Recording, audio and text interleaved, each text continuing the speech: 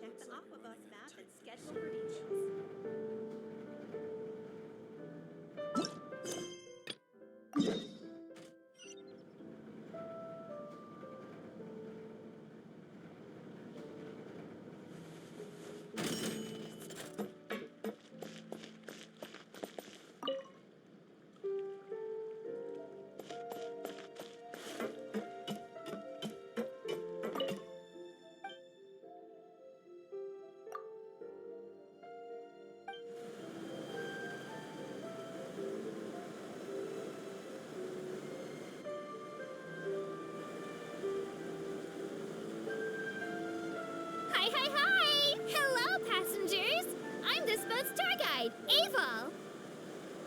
Aquabus Tour Guide of the Year! Also, 10-time winner of Mauritius's Phantom Annual Attendance Award, Marisi Village Cultural Brand Ambassador, Rising Star of the Vasari Passage Business Promotion Partner Program. I'm not telling you all this to show off. I just want to make sure you listen to my commentary. Getting a quick lowdown on Fontaine will make sure you can have fun here, eat well, and buy all the things you want. If you like my commentary, please show your appreciation by coming back to the Clementine line. In the past, I've had passengers ride the Aquabus again and again, just to hear more of my commentary.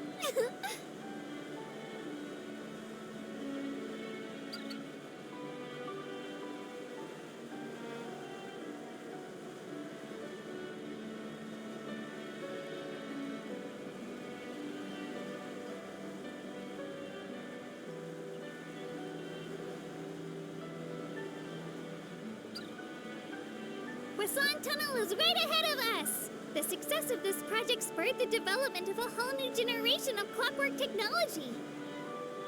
Having said that, the Fontaine Research Institute is rich and powerful and has access to all the energy they could ever need. By comparison, the clockwork mecha that were later made available to ordinary folks aren't nearly as powerful.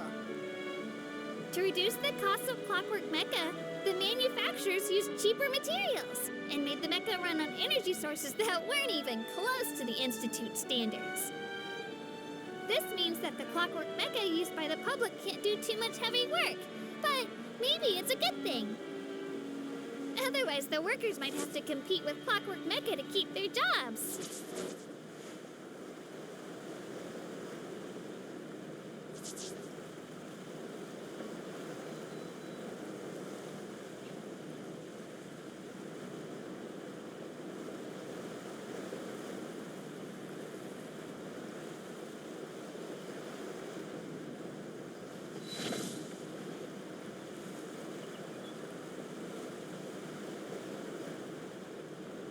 Poisson Tunnel gets its name from the nearby town of Poisson.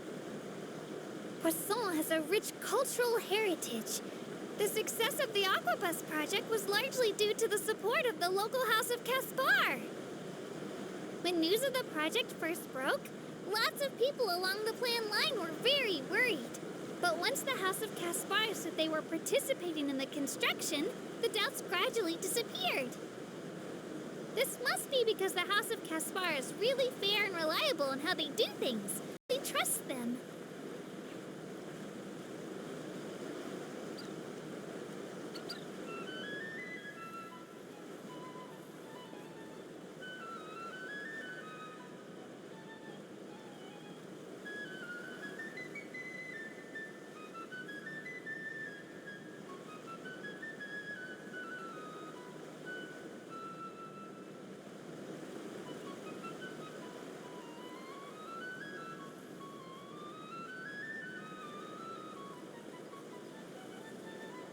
Okay, I guess we finally made it through the tunnel.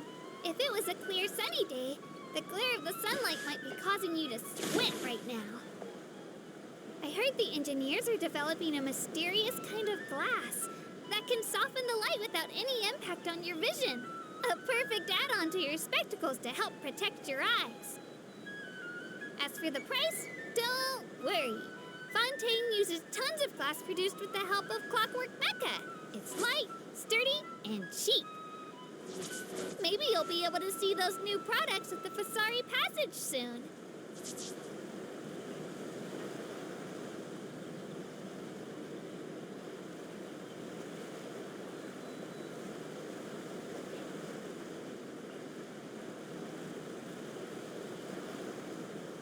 What could the children be up to? Never mind. Let them do as they please.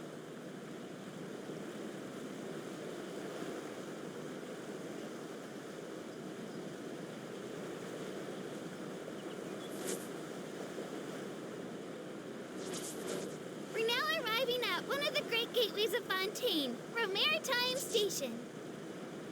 If any passengers just want to tour the port below, we'll see each other soon. If you're planning to leave on a ship, then I hope you'll come back to Fontaine to enjoy yourself again someday. Oh, and also, during your stay, please seize the opportunity to purchase the Steambird. It's available from any newsy around the port. Or, if you have the time, you can go to the Court of Fontaine and buy even more copies. This is very important.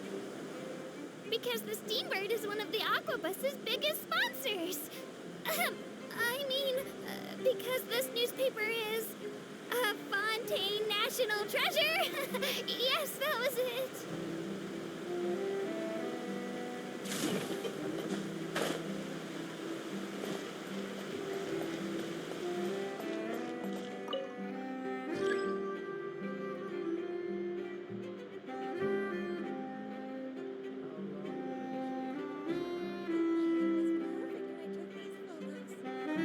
Something you wish to report? Go on. You have my undivided attention.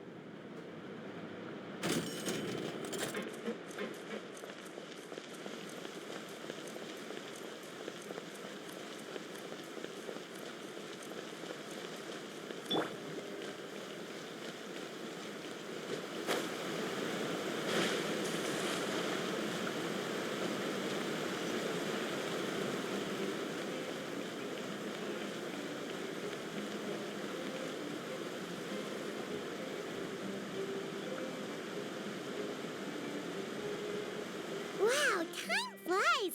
Just like that, it's time for us to embark on the next phase of our journey! We need to head to Natland next. Neverlight called it a nation of dragons, but that description doesn't give us much to go off of. Exactly! Even when Inazuma was completely closed off, we still managed to run into people from there in other nations. Huh. Could it be that there are no humans in Natland? Yes, yes. That look of surprise and excitement is perfect. Hold it right there. Now look at the camera and big smiles on 3. Ready? Okay, just make sure you get Paimon's good side. Wait, hang on a minute. What's with the photo shoot, Charlotte? Well, I heard you two were about to leave for the next part of your journey. After everything you did for Fontaine, the Steambird simply had to follow up on a scoop like that. Oh, I have a feeling we're going to be short on material once you're gone. Oh, so you knew we were leaving. We don't need a big send-off. That's not really our thing. Yeah, that's definitely not your style, but we got to thinking. And, well, a little change never hurt anyone, right? We? All those obstacles we overcame side by side. Feels like it was just yesterday. Don't be a stranger now, partner. If you encounter any troubles along your journey, you need only let us know, no matter the distance between us. Partings are inevitable, of course, but distance makes the heart grow fonder, right? One thing will never change, though. We'll always have the memories we made together during this time. Whoa, you're all here! That we will. I'm looking forward to hearing about your future adventures, so make sure to stop by and tell us about them sometime. Well, in light of your impending departure, shall we take a photo together? Ooh, great idea! We even have a professional photographer with us. Charlotte, would you do us the honor? Leave it to me. Just give me a moment to set the camera up.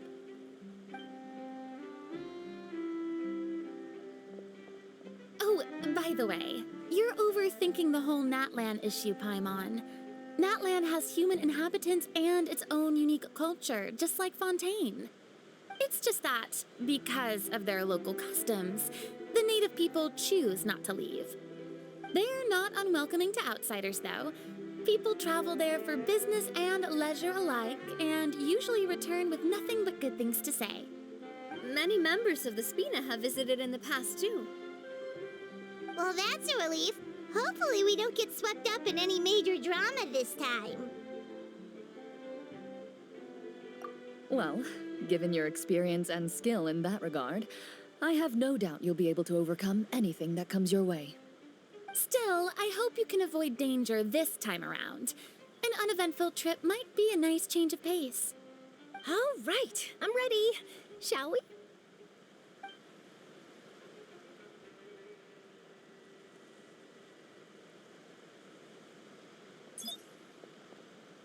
Well then, traveler. Bon voyage!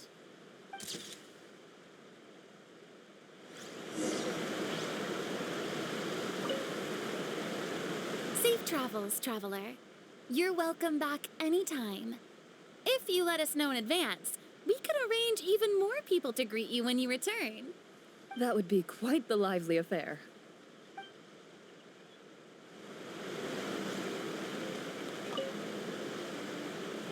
I heard there's a place in Natland that produces precious stones.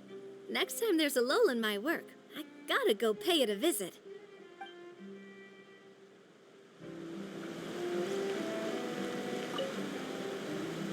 One picture to publish and one to keep for myself.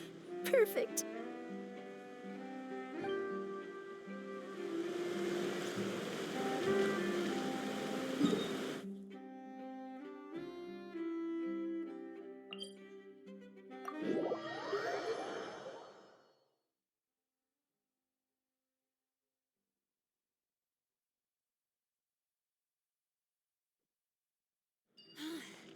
What a wild and desolate sight. Allow me to grant you the blessing of water. Yep.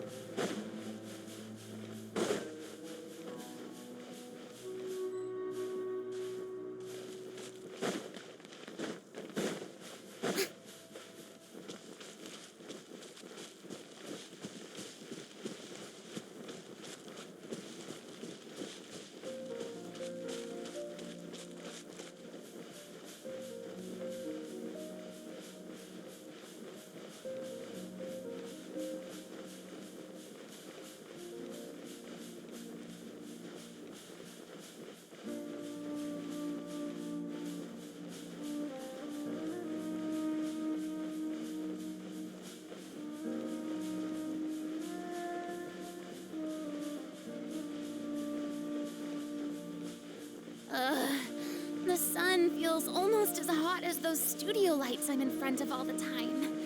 Good thing there can only be one sun.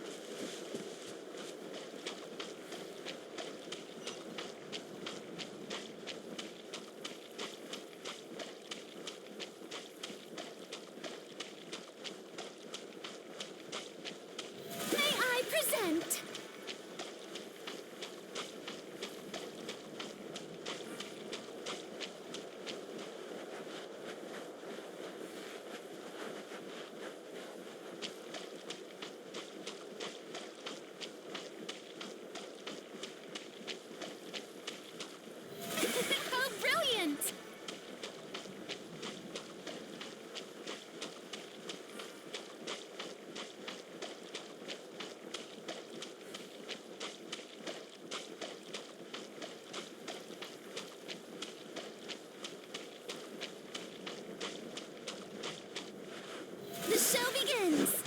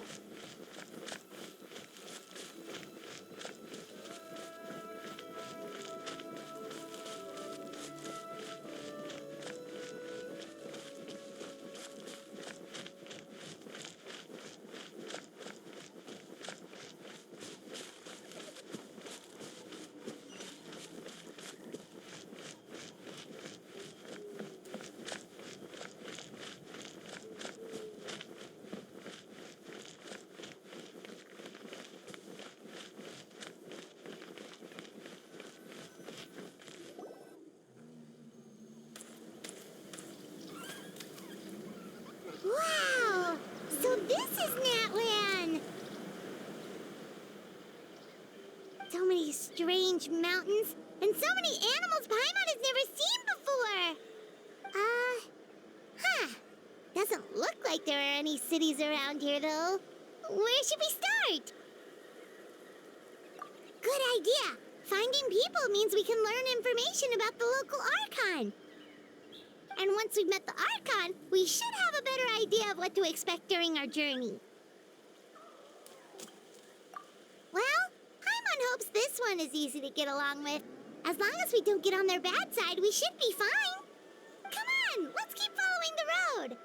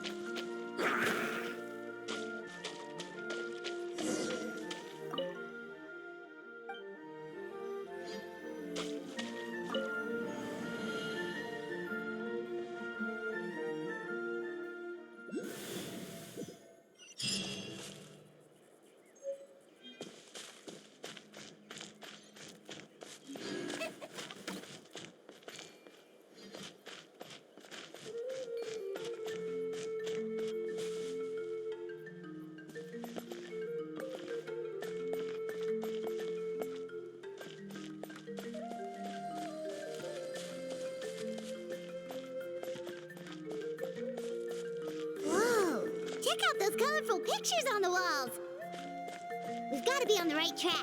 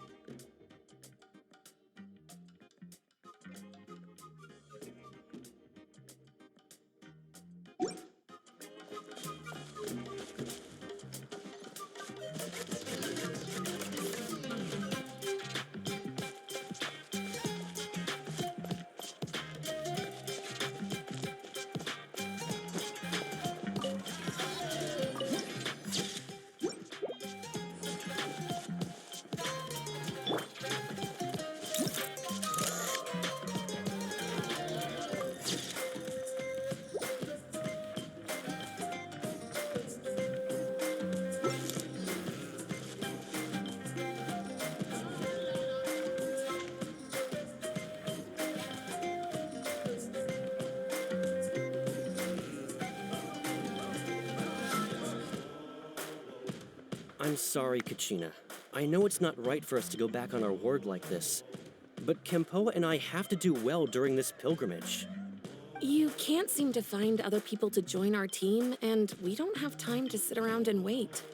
But if you two leave, I'll be the only one left. We really are sorry, but you still have plenty of chances. You're young, and you bear an ancient name on top of that. We're just ordinary tribal warriors with years of battle under our belt and no glory to show for it. Not to mention the physical toll of all that fighting.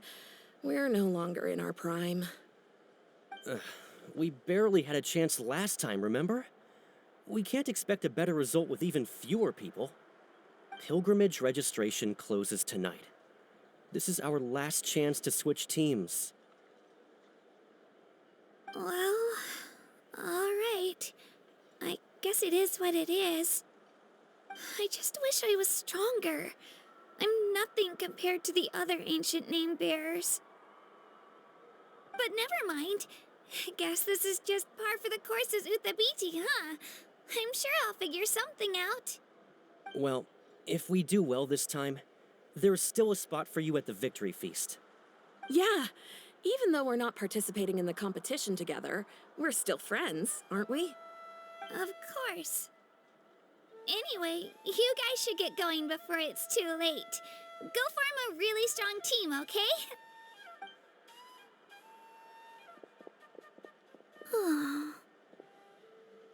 Guess I'll have to wait until the next pilgrimage. Looks like that little girl over there was just abandoned. Wonder what happened. Oh, she looks so sad, too.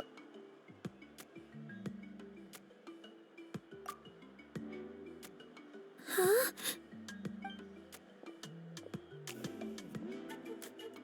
Oh, gosh, I'm fine. Don't worry about me.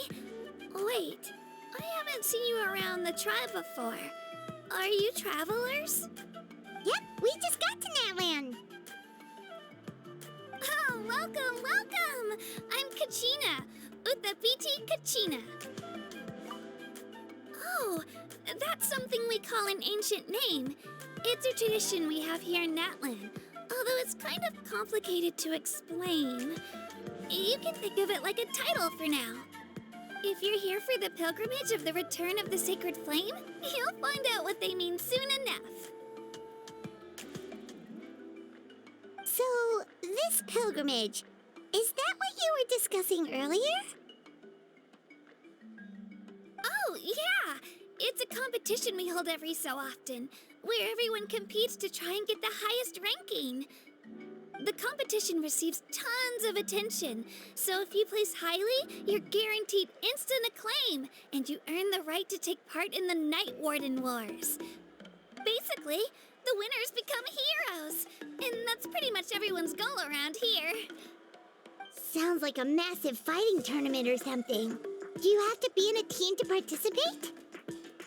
Well, due to the sheer number of participants, the pilgrimage is actually divided into 2 phases. Phase 1 is a team competition. Usually, an ancient name bearer serves as the team captain and leads their team in various battles around Natlan, with the goal of capturing Sacred Flame. Oh, and an ancient name bearer is just someone with one of those titles I mentioned earlier. Someone like me. Once the team competition is over, the participants from the winning teams qualify to take part in individual one-on-one matches. Yeah, the scale seems pretty huge. Wait a minute. If ancient name bearers lead the teams, that means you must be a team captain. Sure am. Although, I don't exactly have any team members anymore. The key to winning is in the strength of the team captain. That's what everyone says. But, the difference in strength between bearers can practically be night and day. So, their decision does make sense. I'd feel the same way if I were in their shoes. All ancient name bearers have to take part. It's our duty. So if no one wants to be on my team, then I'll just go it alone. At worst, I'm looking at a few extra scrapes and scratches. I'm not great at fighting, but I always manage to get back on my feet in no time. Psst, Traveler. Based on the direction of this conversation, Paimon thinks it might be time for us to do our thing. Yep. Time for the next phase of our journey to start for real. What are you guys talking about?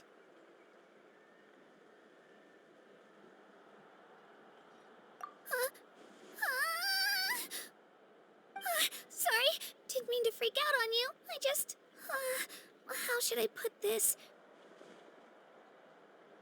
I really appreciate the offer. That's so unbelievably generous of you. But only people from Natlan are allowed to take part in the pilgrimage. Oh, Paimon thought we could just join your team and fight our way to the top and then become heroes. It's all right. Really.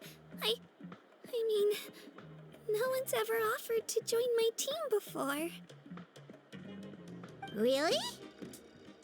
We're all usually on good terms, but whenever pilgrimage registration rolls around, it feels like everyone starts avoiding me. They don't make eye contact or bring up the pilgrimage. It's like they're afraid I'll ask them to join my team. I probably don't even need to explain the reason. I'm too weak. It's pretty obvious there's nothing to gain from being on my team. That really doesn't matter to you? Oh, don't you worry. The Traveler's strong enough for the 3 of us. Gods, dragons, giant narwhals. She can give them all a run for their Mora. Oh, I get it. You were able to overlook my lack of strength because you're confident in your own skills.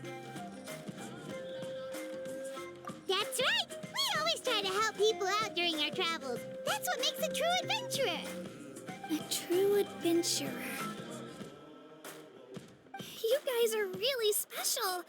You know you're strong, but you don't take yourselves too seriously. That's exactly the kind of person I want to become. You're planning on staying in Natlan for a little while, right? Mind if I try to learn from you while you're here? Learn from us? Yeah, you know, like a disciple or a sidekick.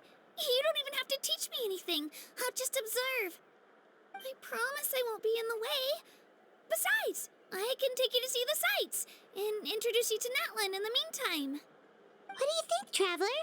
Seems like she really looks up to you. Oh, right! Didn't those people from earlier say the registration period was about to end? You don't need to focus on finding new teammates? Don't worry about it. I wouldn't be able to manage it this close to the deadline anyway. I lose all the time. I'm used to it. Everyone around me is used to it. So it's fine. No one expects anything out of me. But if I manage to learn a thing or two from you, I might just pull off a win next time. Thank you! Who would have thought I'd get the chance to meet such impressive adventurers? Today must be my lucky day. Well, come with me, you two. I'll show you where I grew up and introduce you to our tribe, the Children of Echoes. Hello, I'm Kachina, a member of the Children of Echoes. I adore green fruits and would love to become more strong, even though I'm still not much of a fighter. I should probably save all that for later, right? Then, are you hoping to go somewhere? I'm pretty familiar with these parts, so I can show you the way.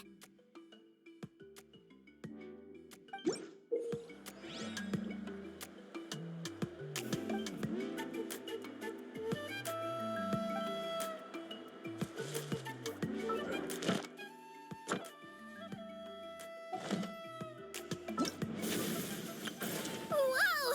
I can join the team?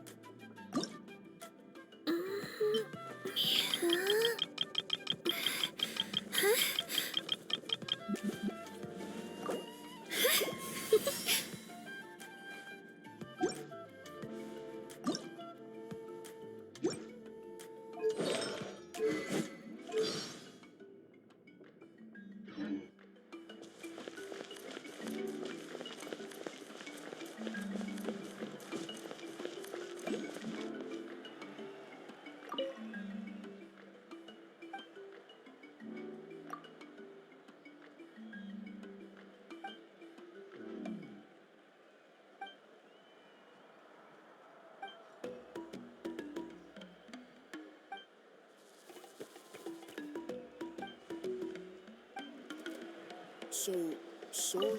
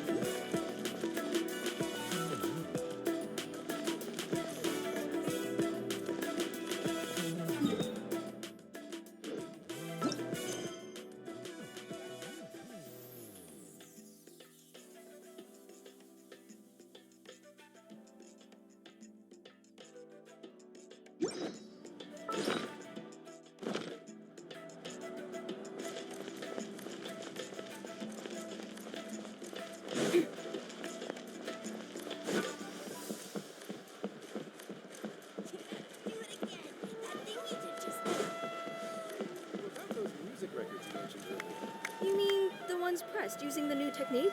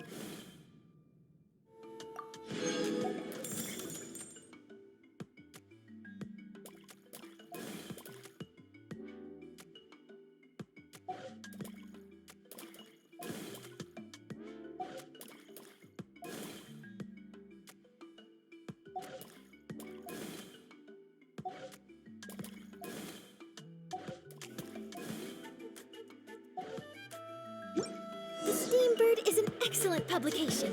They have many outstanding journalists, and the editor-in-chief is always open to new ideas. But most importantly, they pay their writers on time.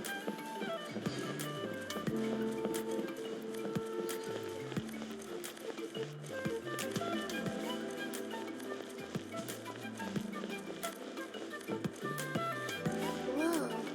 That thing over there looks super intimidating. You sure it's not gonna fall off? Don't worry. Our tribe works closely with stone. That's one of our symbols, actually. It's not going anywhere, I promise you.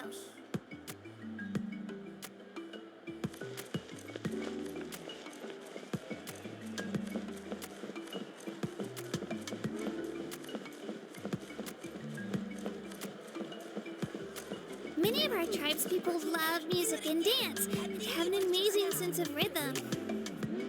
In the past, Outlanders have come here just to study our culture and exchange views. My parents wanted me to learn dance, but I wanted to become a warrior instead.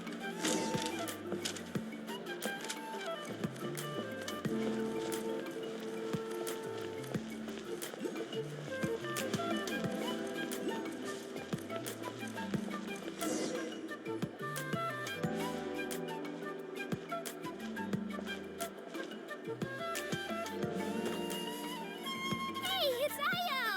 Come on, over here!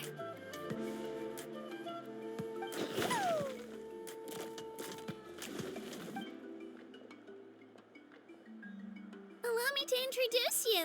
This is Io, my Saurian companion, and also an important member of my family.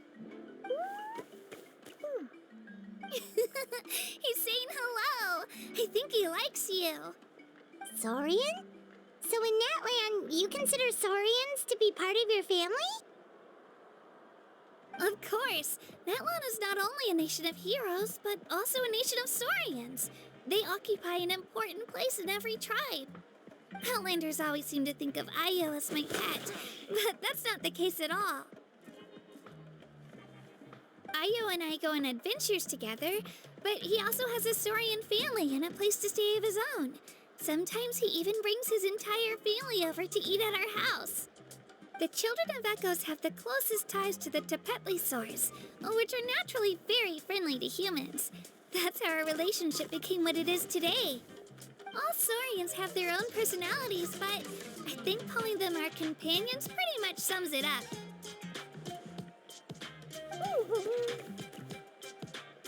See? Io agrees with me. Oh! You're here too! No way! You have a Saurian companion too! Oh, what a sweet little thing!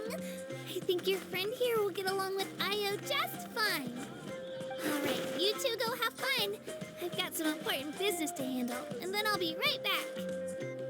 No mischief, okay? And you better not go leading your new friend astray, or I'm telling your parents.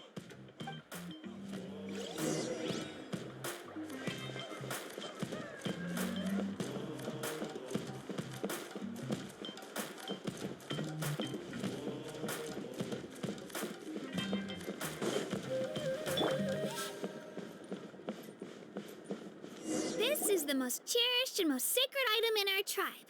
It symbolizes the Wayab that protects us and grants us blessings. Wayab? Is that a god of some sort?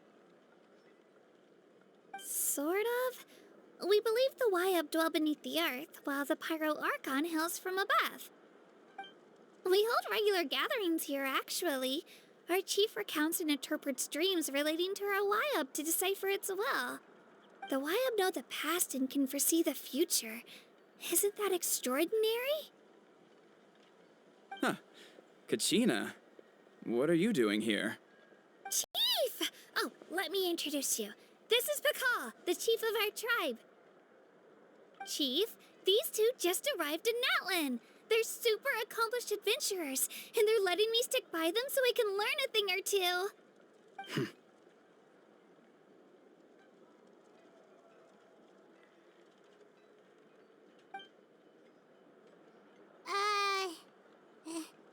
Hello? Kachina is a child of our tribe.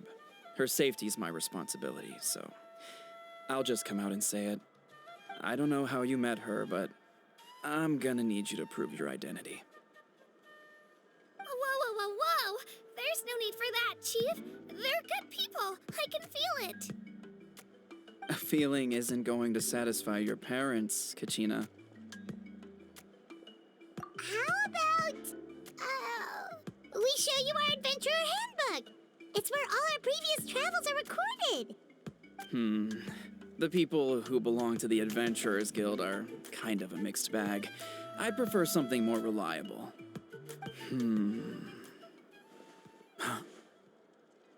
You're the Traveler, and you're Paimon, her familiar.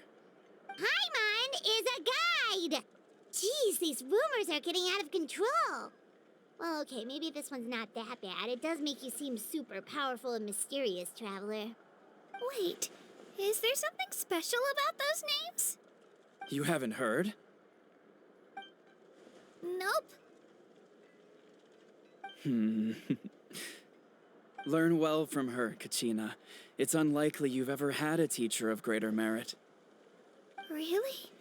To earn that kind of praise from the Chief, you guys must be even stronger than I thought. Apologies for not trusting your word. Oh, don't worry about it. You were just doing your duty. Well, Kachina's still young, so you can never be too careful. As for you, Kachina, isn't registration about to close? Why haven't you headed out yet? Don't worry, Chief. I told my teammates to go ahead. I'll catch up with them in a bit. I may not be much of a fighter, but I am quick on my feet.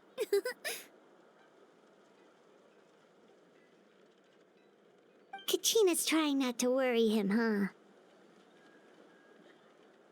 I see. Well, I hope I wasn't interrupting anything just now. If I did, just tell me where you left off, and I might be able to help with the explanations. Let me think.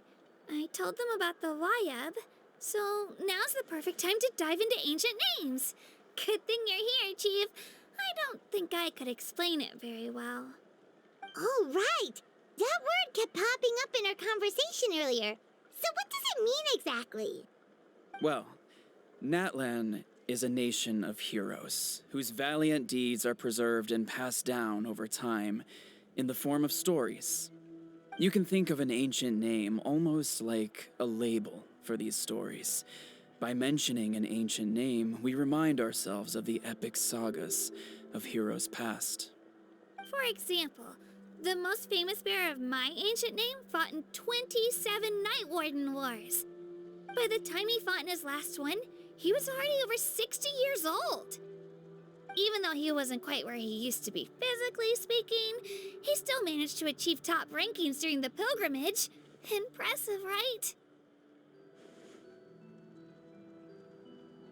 Ancient names allow us to preserve the stories of the past, but they're also much more than that. Think of an ancient name almost like an heirloom passed down from generation to generation. Do you have your stone on you, Kachina? Of course. Here, take a look. Whoa, that black stone looks so mysterious. It's like there's something shiny inside it.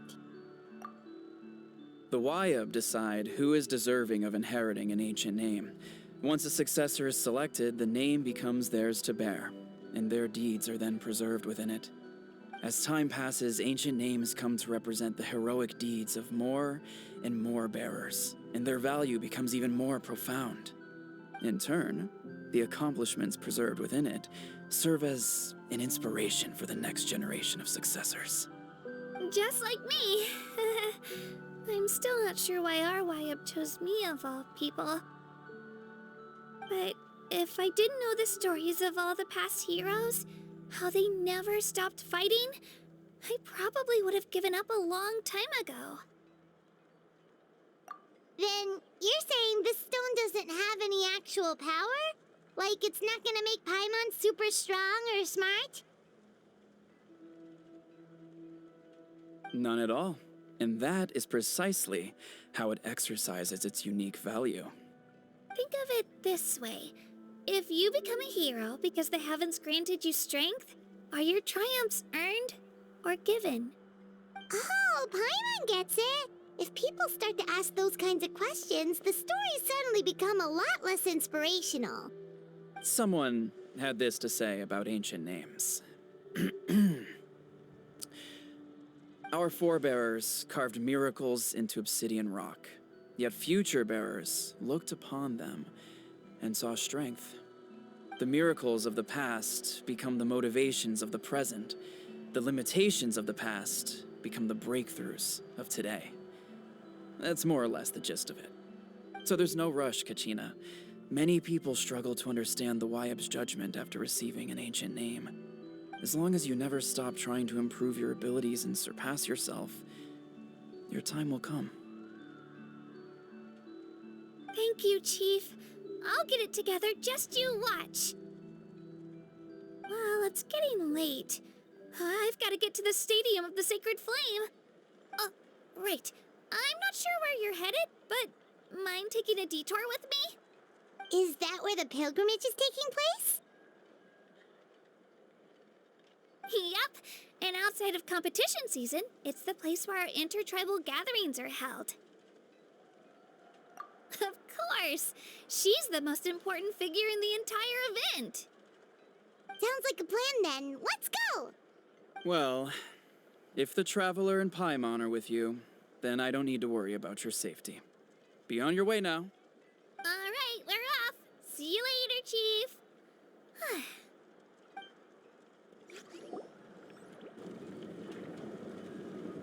I got so carried away just now, I didn't consider what would happen if our destinations were different. Luckily, that's not the case. Or, well, I guess we just have to meet up after the tournament. You sure it's okay you didn't tell the chief about your team? Chief Pakal's a really nice guy. If he knew the truth, he might even ask to join me. But he's not as young as he used to be, and he's got some old injuries that still bother him. He's not cut out for any more attempts. He'll find out what really happened when he sees me compete. I'm sure I'll get an earful for lying, but this is for the best. Yeah, your teammates left you high and dry and you made sure they didn't feel guilty about it. It's not their fault, really. The pilgrimage is extremely important to the people of Natlan. We all grow up listening to stories about the heroes of the past and dream of becoming warriors with the strength to defend our nation. Not out of a selfish desire for glory, but to lend our strength to a greater cause. Anyway, don't worry about it for now. Once you witness the spectacle for yourself, maybe it'll all start to make more sense. It'll also be a great opportunity to experience our culture and history. Alright, time to leave our settlement. Let's head that way. Our last stop, the Statue of the Seven, is also in that direction. Let's go!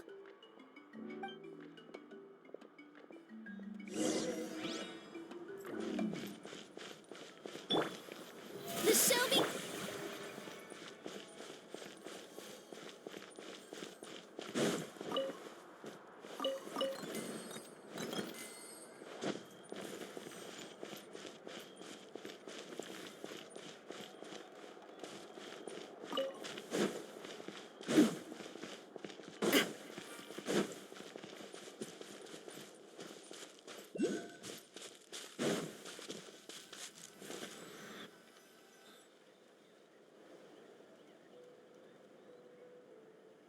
The statue is so pretty.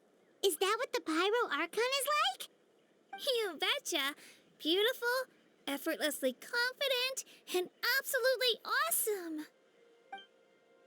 Oh, since we're here, you might as well go get your shiny new elemental powers, Traveler.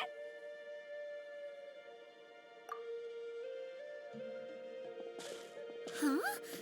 You can get elemental power from the Statue of the Seven? Oh, just you watch, Kachina.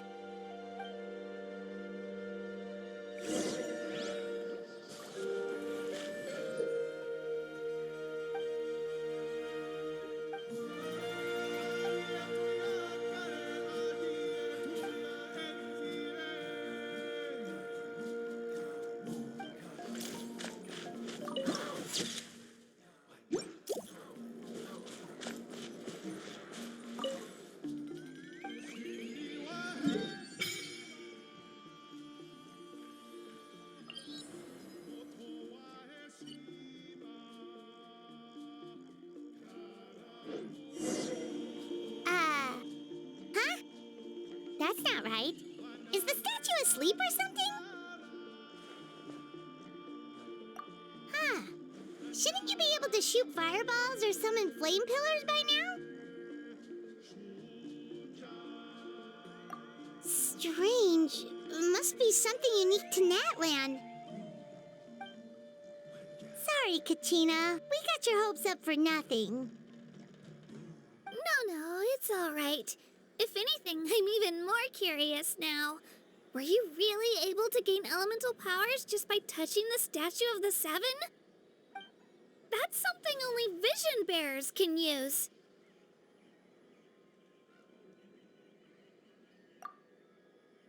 Could you show me? Only if you want to, I mean. No pressure. Take it away, traveler.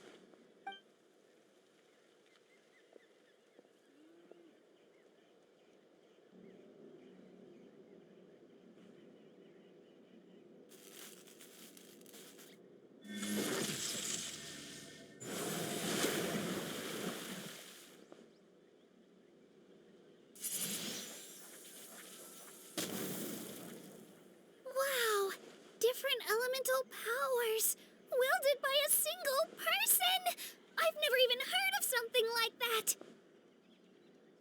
Let me give it a try!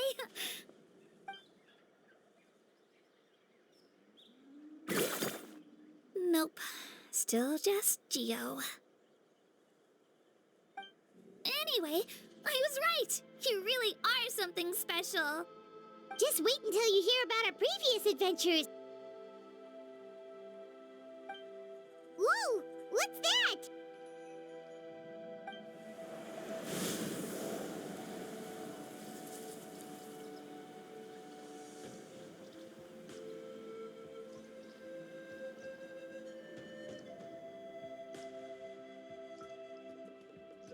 Oh, that's a cuckoo soar. They fly high and fast, and they're always full of energy. Right? It's been ages since that day we first saw Dvalin. We've come so far. Oh, before I forget, we've got a pretty long trek ahead of us, so here, take this. They look like shiny little gems, don't they?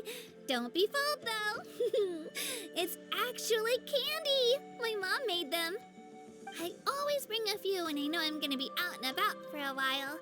A little boost of sugar can really come in handy in a pinch. Woo! Paimon loves candy. Thanks. My pleasure, my pleasure. I've got all sorts of bits and bobs on me. I'm sure they'll come in handy at some point.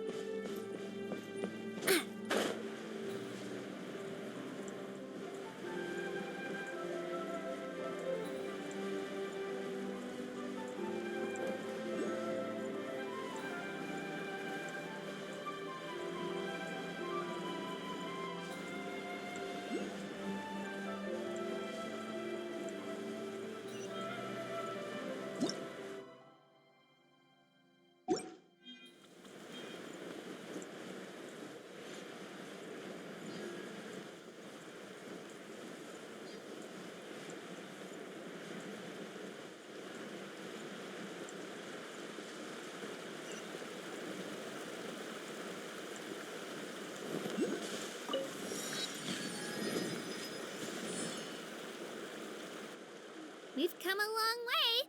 How does a break sound? Great idea! All this sightseeing is making Paimon hungry. Oh, are you all out of candy? I've got some more if you want. I've also got bread, drinks, fried rice, roasted apples. Whoa, you're practically a walking cafeteria! I just like bringing a lot of stuff with me. As my mom always says, it pays to be prepared. They only come in handy every so often. But hey, better late than never, right? Huh? Is everything okay, Traveler? Seems like you've got something on your mind. Yeah, that was so weird. It has to mean something, don't you think? Actually, you know what? It could be because our Archon is different from the rest. Different how? Well, I heard that other nations' Archons live a long time and belong to a class of extremely powerful beings known as gods. And that's not the case in Natland? Not at all. Every Pyro Archon in Natland was an ordinary person before taking on the role. Huh? A human serving as an Archon? Is that even possible?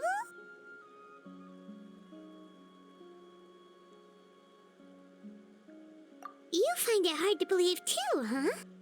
So that's not normal then? I guess I've just gotten used to how things are here in Natland. Well, based on what we've seen, that's not usually how it works. It can't be that easy for a human to become an Archon, right? Pretty sure the Pyro Archon's the only one who can answer that. I do know this, though. Even after becoming the Pyro Archon, the person in the position still grows old and requires rest. The statue of the Seven may look a lot like our current Archon, but that has to be a coincidence. Countless people have held that title over the years. Oh, I should also mention, the pilgrimage is actually how we select the Pyro Archon. Anyone can claim the title, you just have to prove your strength. So the contest is all about how strong you are. That's right. We believe performance in battle is the most comprehensive test for a future Archon. Plus, when someone emerges victorious, it's hard to argue with the results. Our current Archon achieved an overwhelming victory. The result was obvious from the beginning. Don't just take my word for it, though. Even the tribe elders said they've never seen an Archon with such strength before. But it's just as Chief Pakal said. Today's limits are tomorrow's breakthroughs. Our future Archons will go from strength to strength. Okay, Paimon's gonna ignore the whole human becoming an Archon thing for now. It's just, if she's really that strong, do you think that's a good thing or a bad thing for us? If we think back to what happened in Inazuma...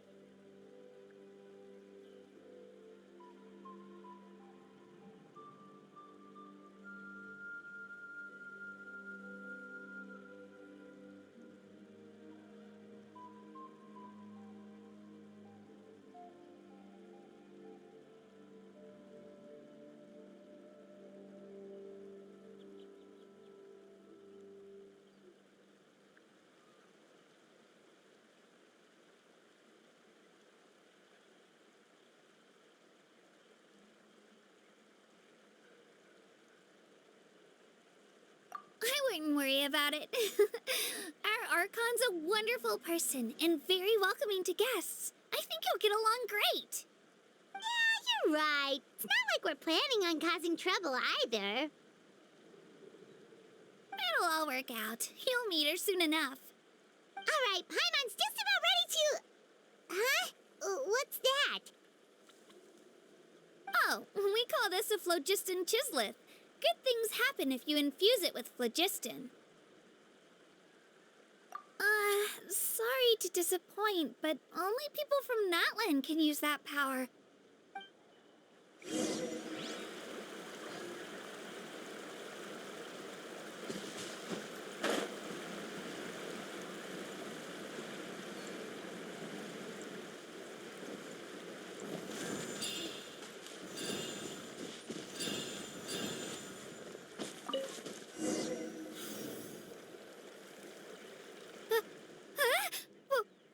Wait! You can use it too? How?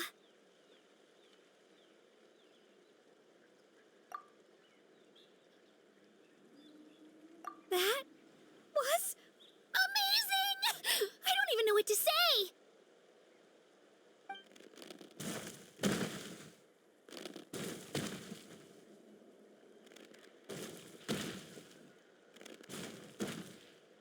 Wait, look behind you. Something's coming. What do we do? Is something after us? Should we get ready to fight? We're fine. This here is Toto. Hiya, Toto. It's me, Kachina.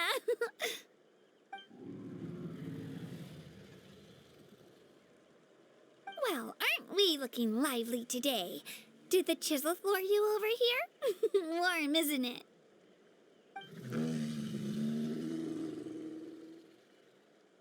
Oh, so it was just a friendly saurian.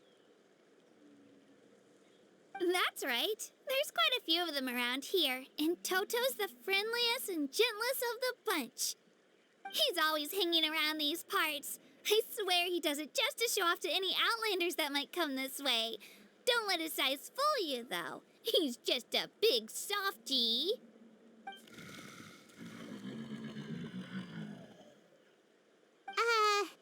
What does the crouching mean? That's an invitation. He's offering us a ride. Paimon's not so sure about this. It's kind of scary, don't you think? He's huge. Oh, good point. You guys have fun with that then. Paimon will just float alongside.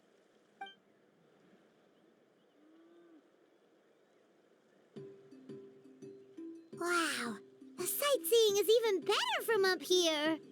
The higher the vantage point, the better the view. Are you and Toto close, Kachina? Yep. When I was little, my parents and I went to the Stadium of the Sacred Flame to buy a bunch of different fruits, but the cart we were using to transport them flipped over on our way back. Toto wasn't even half his current size back then, but I still burst into tears when I saw him approach. I was afraid he was going to eat all the berries and sunsettias and leave none left for me. In the end, though, he didn't eat a single one, and even chased off a few other saurians looking to snatch a few for themselves. After that, he used his big head to help get our cart right side up again. I've been bringing him fruit ever since. Oh, and I was the one that named him Toto, actually. With the sheer amount of food he can eat, he pretty much grew like a weed. Before I knew it, he was already this big.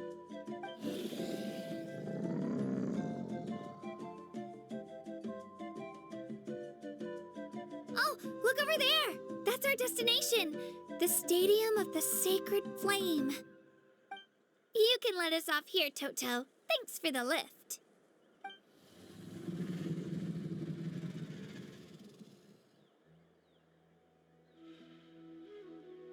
It's an easy walk from here, so I say we head the rest of the way on foot. It'd be quite the trek for Toto otherwise. That's true, especially considering his size. Well, see you later, Toto!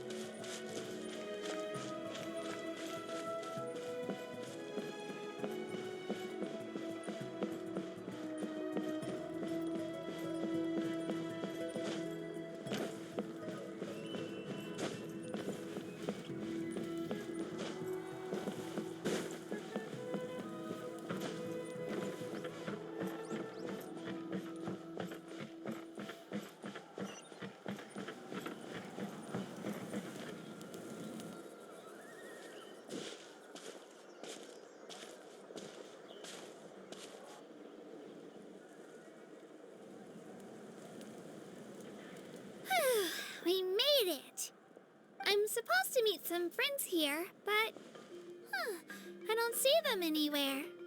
Maybe they're not here yet. Open your eyes, Slowpoke! Ugh, we've been here this entire time. I've already lost track of how long you've kept us waiting. Listen here, you. It's not just Kanish and Moalani's time you're wasting, but mine, too! Mine! What the heck? That's a strange-looking Saurian. Or, wait, is it even a Saurian? Take it down a notch, all right? You don't even know some of these people. Just because Kachina's too nice to get mad at you doesn't give you an excuse to be rude to her. And what are you gonna do about it? You think you're the boss of... Hey! Oh, what do you think you're doing? All right, I've put him in a timeout for now. Sorry about that. Aw, you didn't have to do that. My house just doesn't have much of a filter, that's all. I don't mind. He got what he deserved. Let's just hope the lesson sticks this time. Mualani, there you are. Looks like you made some new friends. And here I was worried you ran into trouble on your way here. Hello! Paimon's Paimon!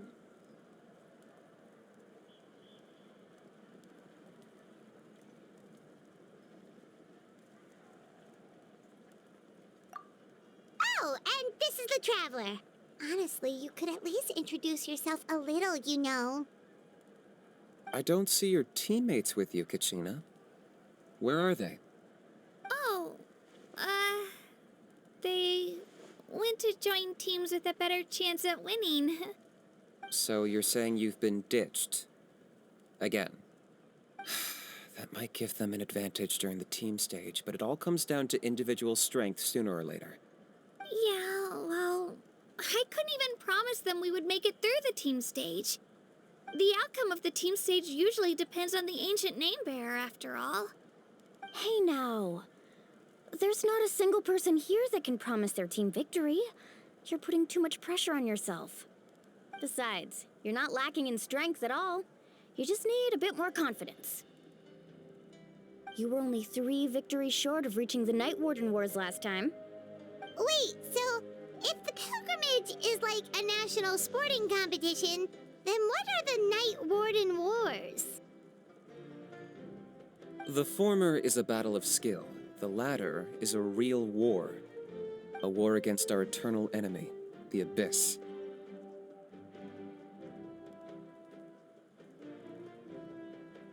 So they're here too. Well, wait a second. You're saying the prize for winning the pilgrimage is the chance to go to war?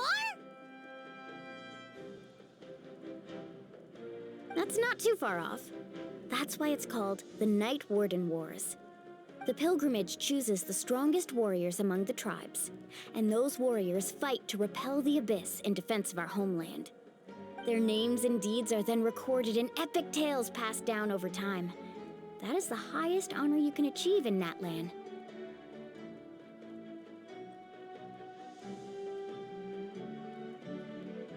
Yes, but that's the nature of war. Danger comes with the territory. Resisting the Abyss is our duty. But we're not alone in this fight.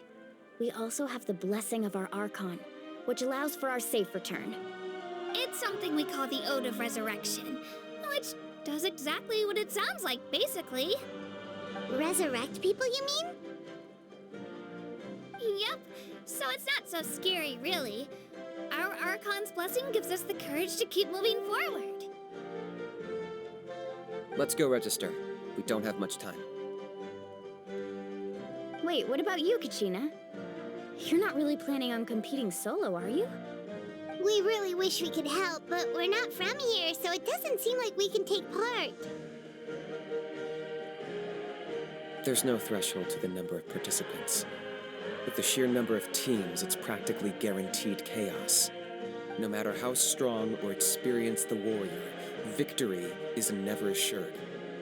In a situation like that, it's always better to have someone to watch your back. Oh, how about this? When we register, why don't we ask if these two can have special permission to participate? Odds are the answer will be no, so if that doesn't work, well, I only have a few teammates this time. If someone else could take them, then... You're not asking me to lead your team, are you? Look at you, mind reader. So, what do you say? With how strong you are, it would practically be an upgrade for my teammates. Fine by me, but doesn't that leave you and Kachina as a team of 2? There's a world of difference between that and flying solo. Besides, we're a formidable duo. I bet our new friends here will agree that 2's always better than 1, right? Oh, you mean us?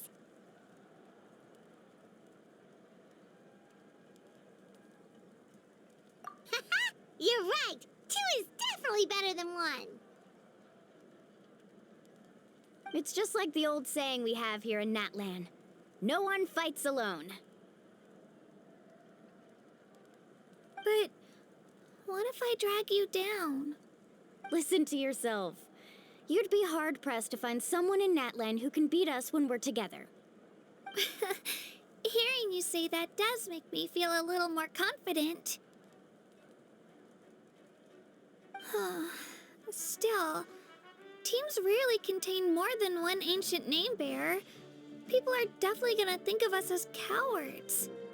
The rules don't forbid it, so who cares what they think? It's not like they left us any other option. Well, I'll leave you to break the news to your soon-to-be former teammates. I'm not good at stuff like that. Oh, I know. They deserve to hear it from me anyway. Just give me a second, you guys. We can go sign up together once I'm done.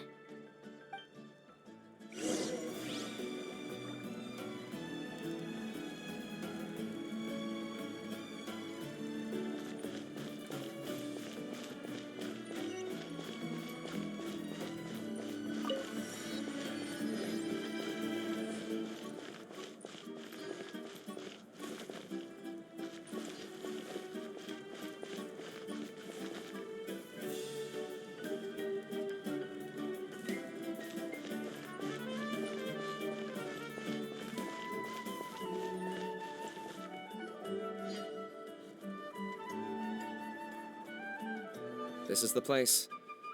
Let's wait for Mualani here. Did you see the flags at the front gate when we entered? Oh, yeah. There were flags, weren't there? Those are our tribal flags. One for each of the 6 tribes that make up Natlan, including the Children of Echoes. Why the sudden tour guide routine? I said I'd introduce them to Natlan, and we've got nothing better to do, so I might as well deliver on the promise. Fair enough. Well, I'm from the Scions of the Canopy. We live high in the mountains and have the closest ties to the Yumkasaurs. My friend Mualani belongs to the people of the Springs, a seaside tribe. The scenery over there is beautiful, and you can find some really tasty fish. That just leaves the Flower Feather Clan, the Masters of the Nightwind, and the Collective of Plenty. If we get a chance after the pilgrimage, I'll be sure to show you around. Well, if we're talking tribes, allow me to stand in for our chief and welcome you on behalf of the people of the Springs. Mualani, you're back! We were just talking about you. Everything's settled on my end. My teammates took it unbelievably well, actually. Your reputation is really something else, Kanich. They probably just didn't see any drawbacks to your proposition. We're saying the same thing here. You, my friend, are a formidable competitor, and they recognize that. Anyway, thanks for waiting, you guys. Let's go register. Hello there. Here to register for the pilgrimage? That's right. I wanted to ask, though. These 2 travelers are very interested in the competition. Any chance they could take part? I'm sorry, but only people from Natlan are eligible to participate. You couldn't make an exception just this once? This traveler is a renowned adventurer. She's more than skilled enough to participate, and I'm sure the audience would be interested in seeing what she can do. It's not that simple, Miss Mualani. Even a single exception sets a dangerous precedent for countless interested parties in the future. The purpose of the pilgrimage is not only to select strong warriors, but also to collect contending fire from the battles. This is the fire that fuels the sacred flame. Natlan is only safe from the invasion of the Abyss while the sacred flame burns eternal.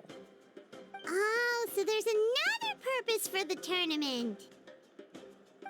That was the initial purpose, actually. Every participant, whether they win or lose, contributes to the defense of our nation. That's what makes it such an honor to take part. Exactly right, Mr. Kanich. Contending fire can only be produced in battles between people of Natlan. Outlander participation would inhibit the production of this fire, which could in turn jeopardize the sacred flame. Oh, so it all comes down to the contending fire.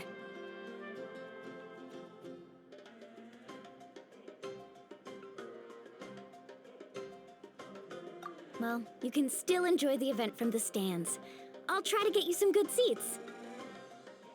That would be great! Tourists like us are better suited to being spectators anyway.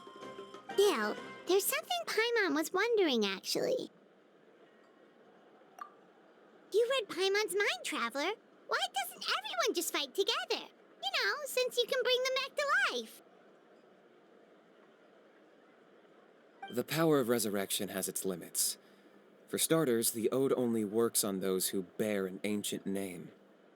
That's also why ordinary people who emerge victorious in the pilgrimage aren't sent to fight the Abyss. It's for their own protection. Although, they're still afforded the same honor as those who triumph over the Abyss in battle.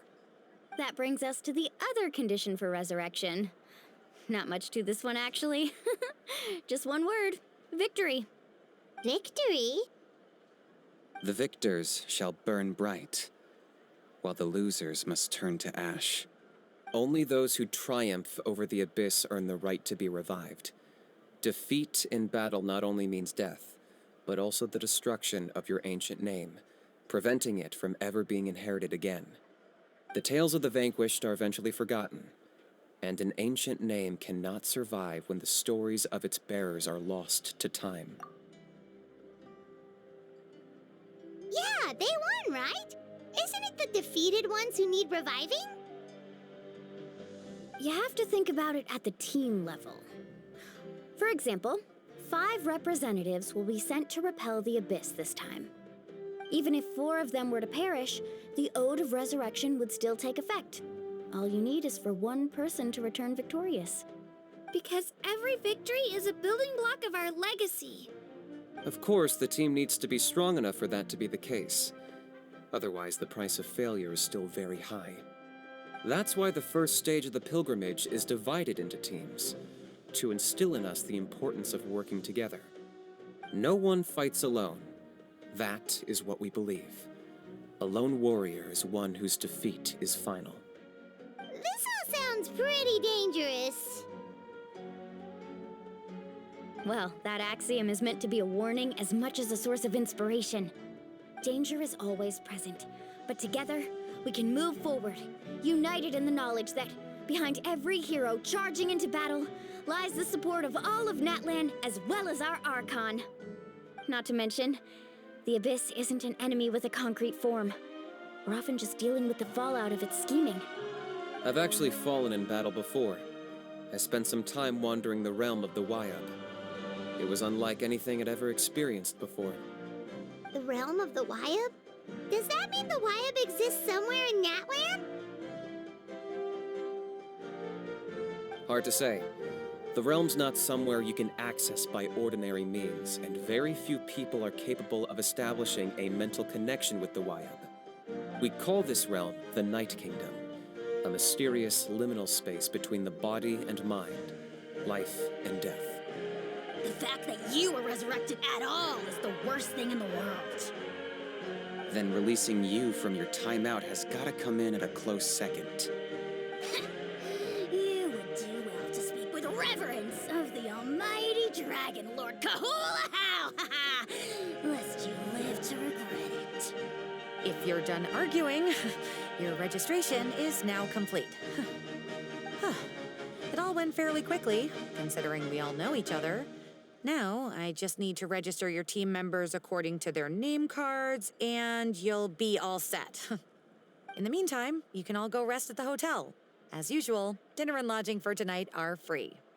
Nice. Oh yeah, I forgot to mention. All food and entertainment before tomorrow's matches are on the house, courtesy of our Archon.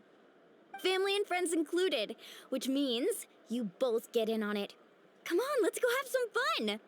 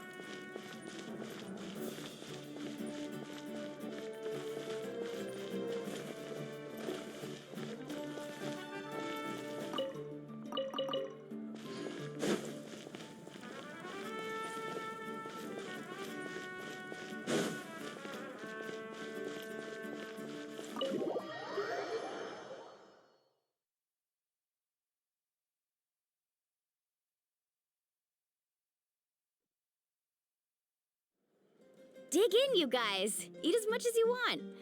These dishes are all local specialties.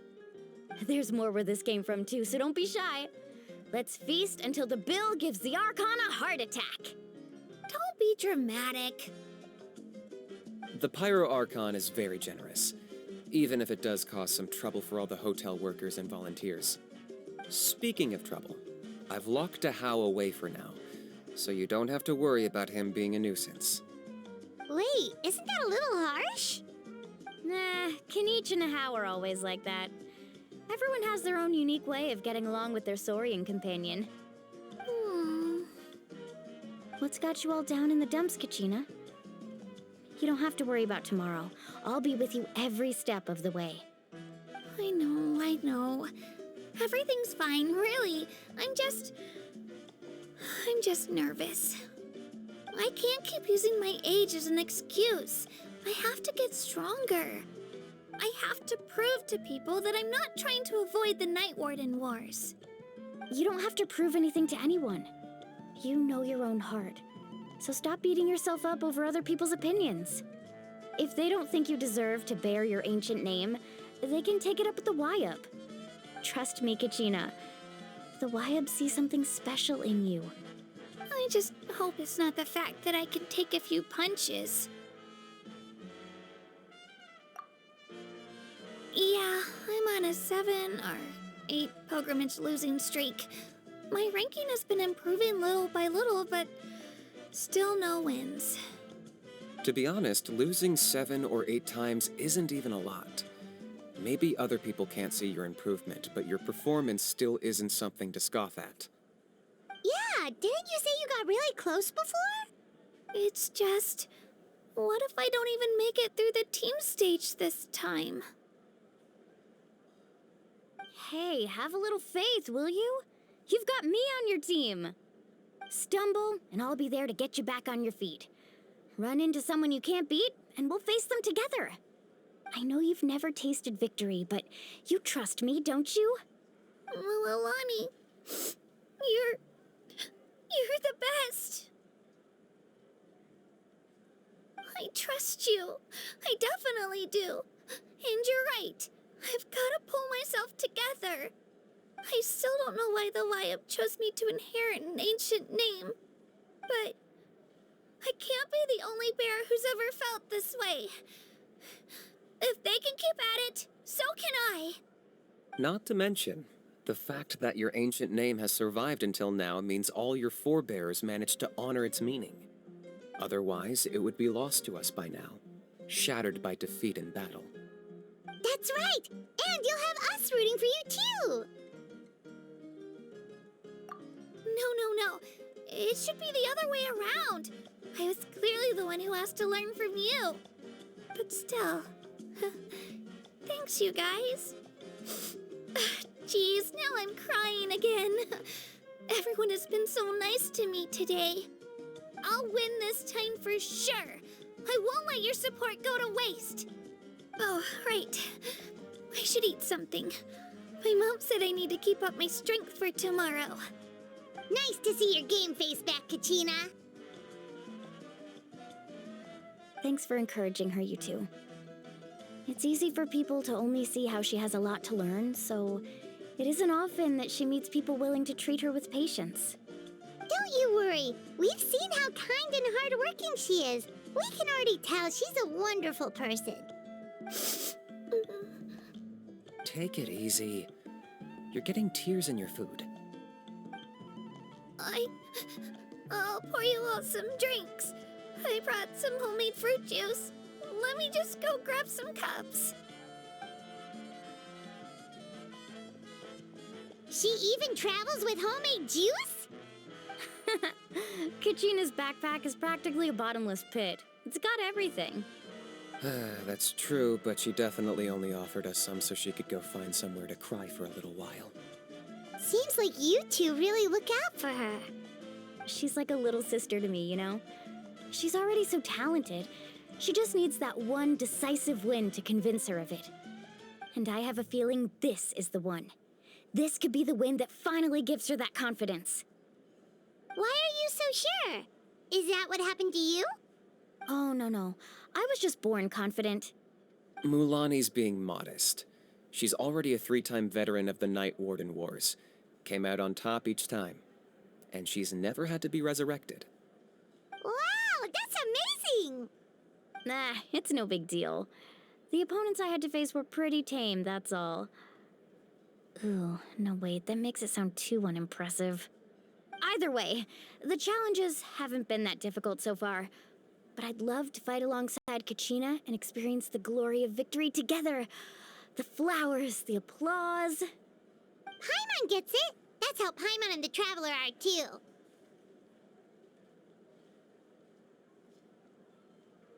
Hey, a little more confidence, please? Paimon's always there to cheer you on. Drinks are here. Better try them while they're still fresh. Feeling better now, Kachina? Me?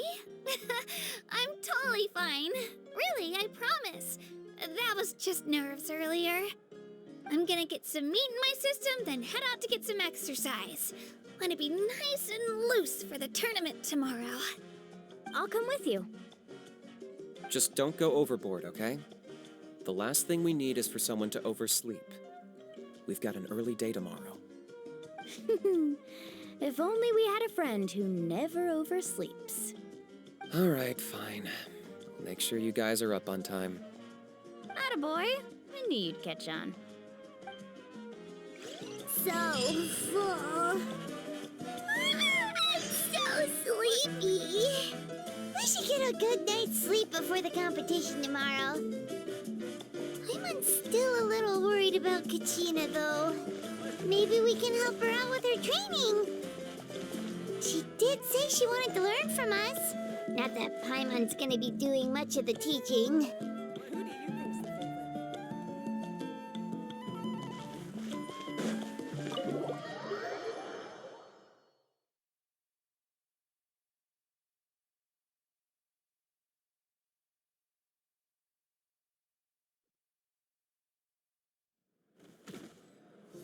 So nervous.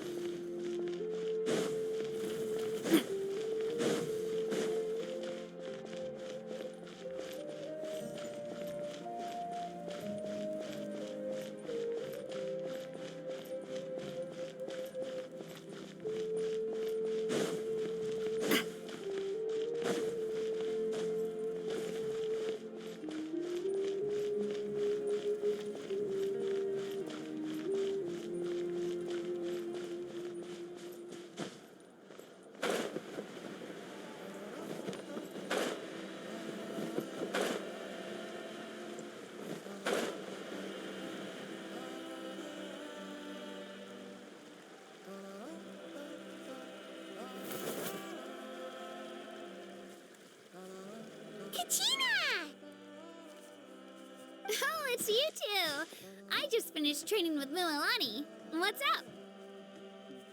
Well, you worked so hard to introduce us to Natlan, we wanted to return the favor.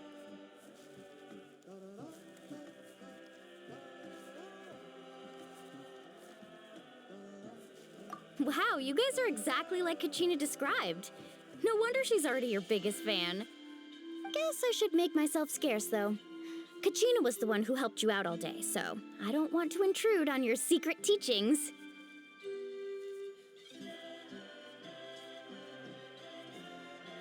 Huh? What do you mean? Observation? Yeah, the person who hits the hardest isn't always the one who wins. Oh, I think I get it. You're saying fight smarter, not harder. Having the strength to win is just as important as knowing the right strategy. Atta girl, Kachina! Exploit your opponent's weaknesses while maximizing your own strengths, and you're sure to find opportunities to turn the tides in your favor. You're right. I just need to focus. When I get nervous, I forget to assess the situation and end up rushing in without a plan. Mind sticking around a little longer, Mililani? I want to try out some new moves. Sure. Thanks for taking the time to teach me, you two. I won't let you down. Just give it your best shot.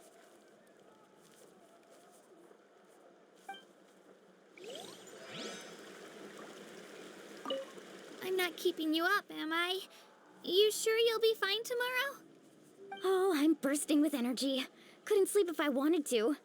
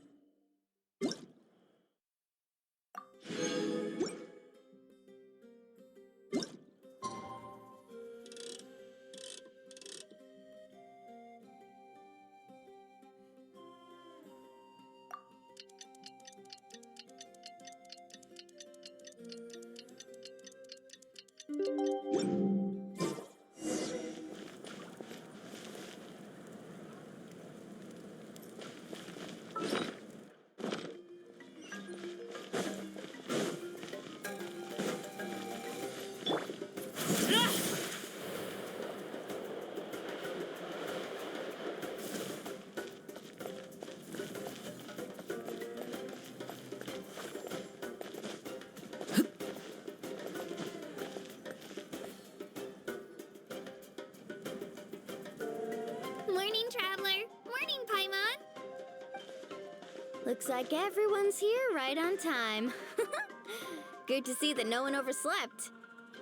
Says the one who only made it because I was there to get you. How? Not so loud. You're gonna give me a headache. Well, if you don't do well today, we know who to blame now, don't we? See how your friends talk to me, Kanich? I help you wake them up, make sure everyone's on time, and do I get a thank you, a how? No! I get told off! Mualani's right, though. Hopeless. Every last one of you. All right, moving on. How did you sleep last night, Kachina? I had some nerves at first, but my bed was great. I fell asleep the minute my head hit the pillow. That's good to hear. Maybe you handle stress better than you know. The competition's about to start. Did everyone eat something? A little. Didn't want to overdo it. Oh no! We were so busy focusing on the tournament we forgot to buy something! I thought that might happen. Here, I brought you some. No thanks necessary. I'll treat you to something even better once... Attention, everyone! The tournament is about to begin. All contestants proceed to the venue. I repeat, all contestants proceed to the venue. Well, I'd say more, but that's our cue. The opening ceremony is what kicks everything off. You should be able to see Kachina and me from the stands. We're counting on you to cheer us on. don't you worry. Paimon's gonna cheer so loud, you'll hear it across the stadium. Thanks, you two. I'll be sure to keep an ear out. Well, we should get going. See you later. Okay, bye-bye.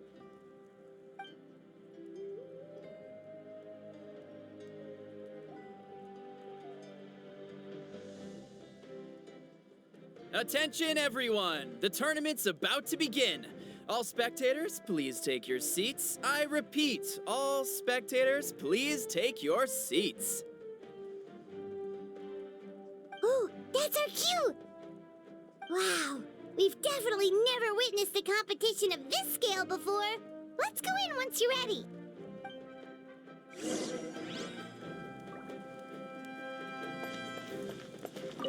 Entering the Stadium of the Sacred Flame, you won't be able to leave the arena once the tournament begins.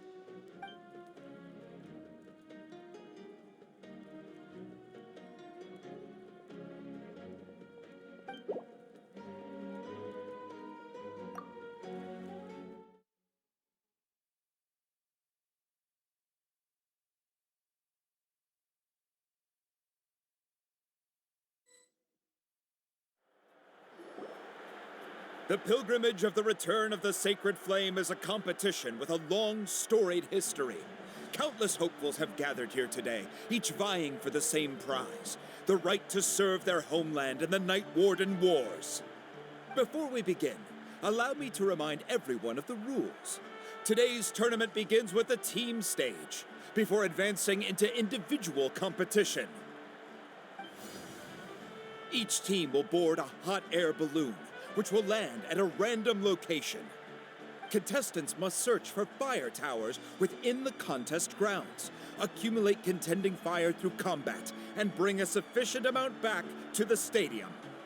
Defeat in combat, departure from the contest grounds, and running out of time all lead to elimination. Only the strongest teams will be able to withstand the onslaught of battle and return to the arena, blazing fire in hand. Only those who emerge triumphant in the team stage earn the right to take part in the individual battles. The outcome of these one-on-one matches not only affects the contestants' individual scores, but also determines their next opponent. After many rounds of battle, the contestants with the top 5 rankings will get the chance to take part in the Night Warden Wars. Now, let us welcome our Archon as she delivers the opening address.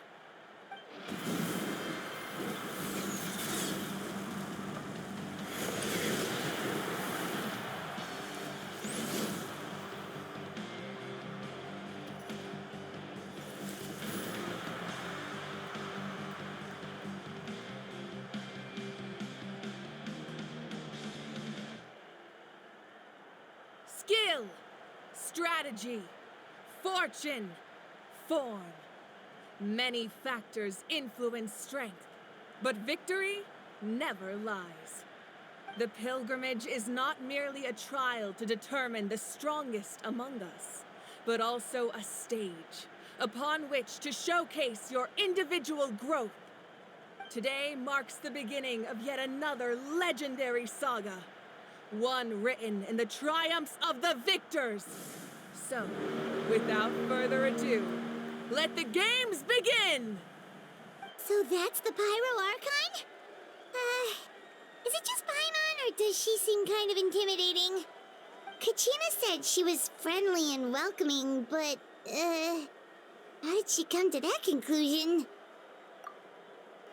Didn't Kachina say she was just an ordinary person before becoming the Archon? Sure doesn't seem like it. She doesn't seem ordinary at all. Oh, look! It's Kachina and the others!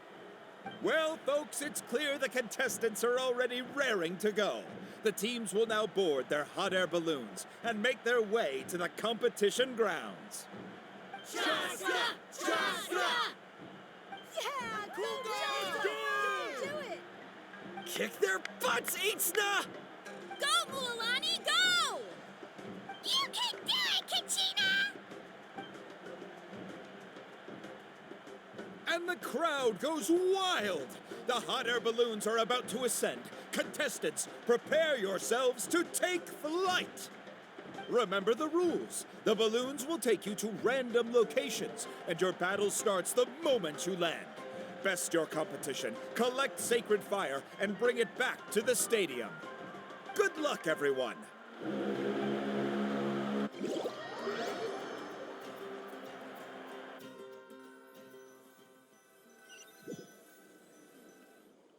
Guess this is where we're starting. Let me see. It seems pretty quiet around here. Looks like we get to ease ourselves into combat today. Let's head that way. We don't need to worry about avoiding other teams. Anyone that crosses our path can kiss their chances goodbye. Okay, I'll follow your lead. Just remember, don't hesitate. The team matches are all about keeping the energy up. So let's do it! And with that, the pilgrimage is now underway. Time for the contestants to give it their all.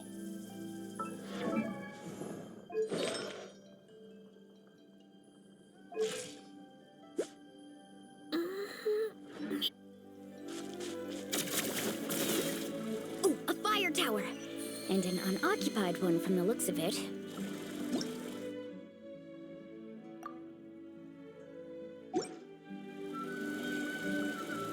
Be on the lookout for an ambush. Careful, we've got company! Let's hope you put up a good fight. Looks like we've got ourselves an easy start. Perfect timing. We've got to fight to generate contending fire in the first place. So let's go. Winner takes all, loser gets lost. Time rises! Let's round him up! Out of the way or get blown away! Let her rip!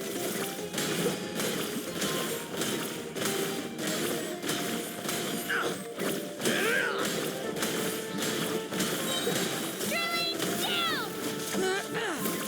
That was quick. Amazing! That was An epic flame! We won! We're just getting started. Grab the fire and let's head to the next spot. Currently in the lead, we have Chaska, one of the contestants from the Flower Feather clan, really leaving her competitors in the dust. Amaru has taken out 6 contestants in a row! What a legendary competitor! But can his hot streak continue?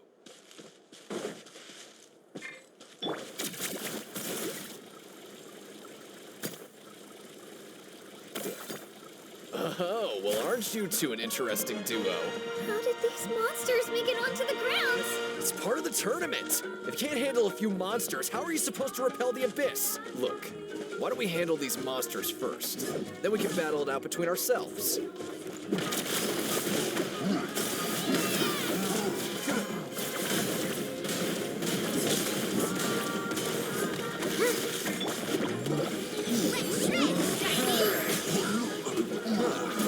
Skills aren't half bad. I think I've got a good grasp on what to do. Sorry, but not everyone can make it to the end. Your run ends here! Nicely done, Kachina! We actually beat a legend! Come on, don't just stand there. Let's grab the fire and go. We have a new team pulling ahead. Mualani and Kachina have already eliminated several favorites for the win.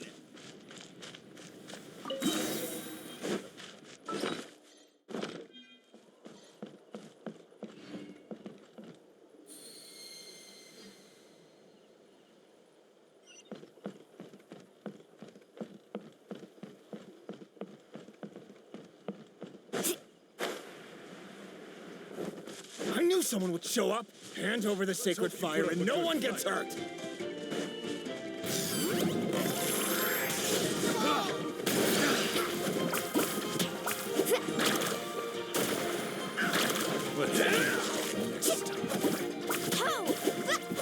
Out of the way or get blown away!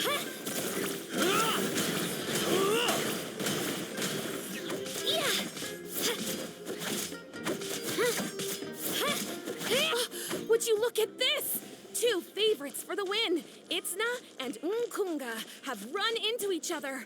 Looks like it's gonna be an early goodbye for one of these formidable competitors.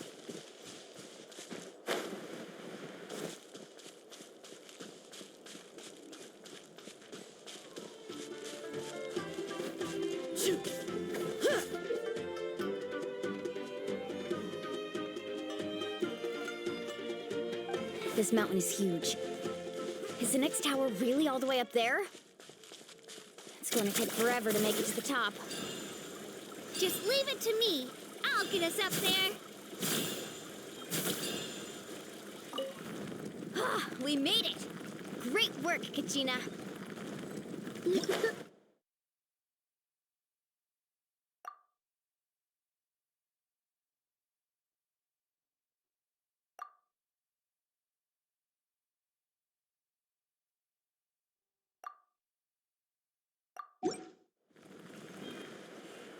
An empty fire tower.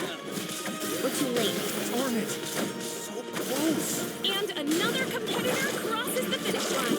Beyond Sun and the Collective of Plenty certainly living up to some lofty expectations.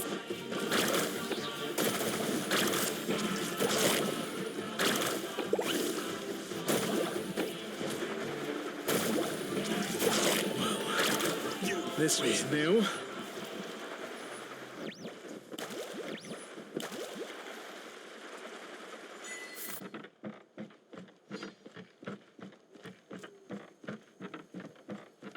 Kachina, is that you?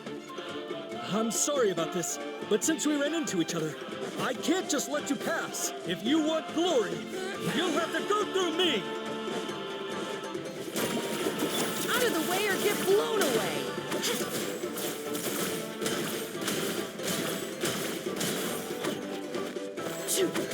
Carving waves! Check this out! Blown away!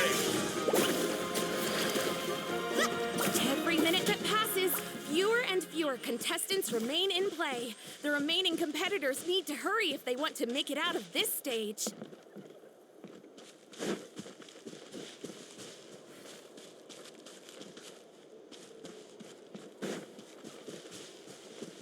Hold it right there. That fire is mine. In your dreams, I think someone needs a reality check, and I'm more than happy to oblige. Oh, they're going at it. What's our play, Mualani? Isn't it obvious? To send them all packing, of course.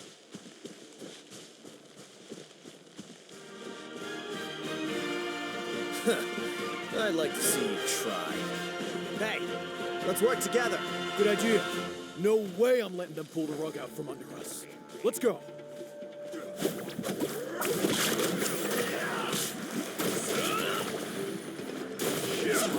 Need a surfboard? Right here. Clear the area! Catch another wave! Off we go. This was new.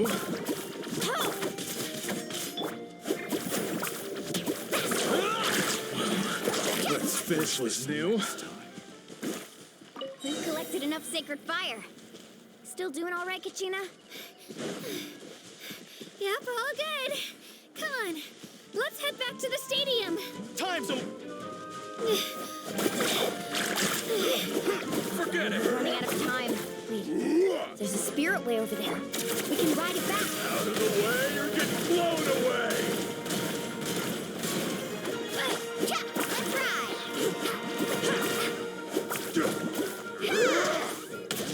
Out of the way or get blown away!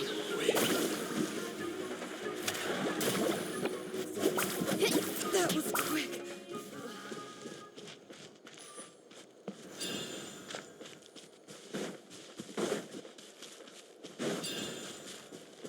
Need a surfboard?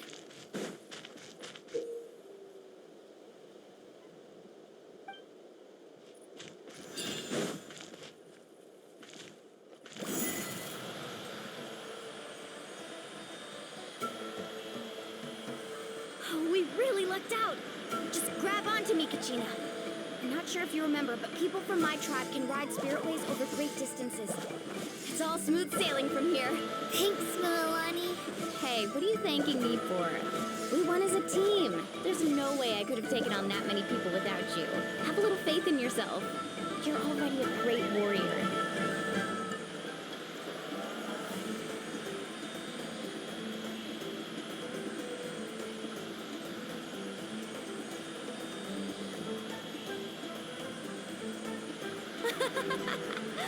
Oh, those were some steep curves.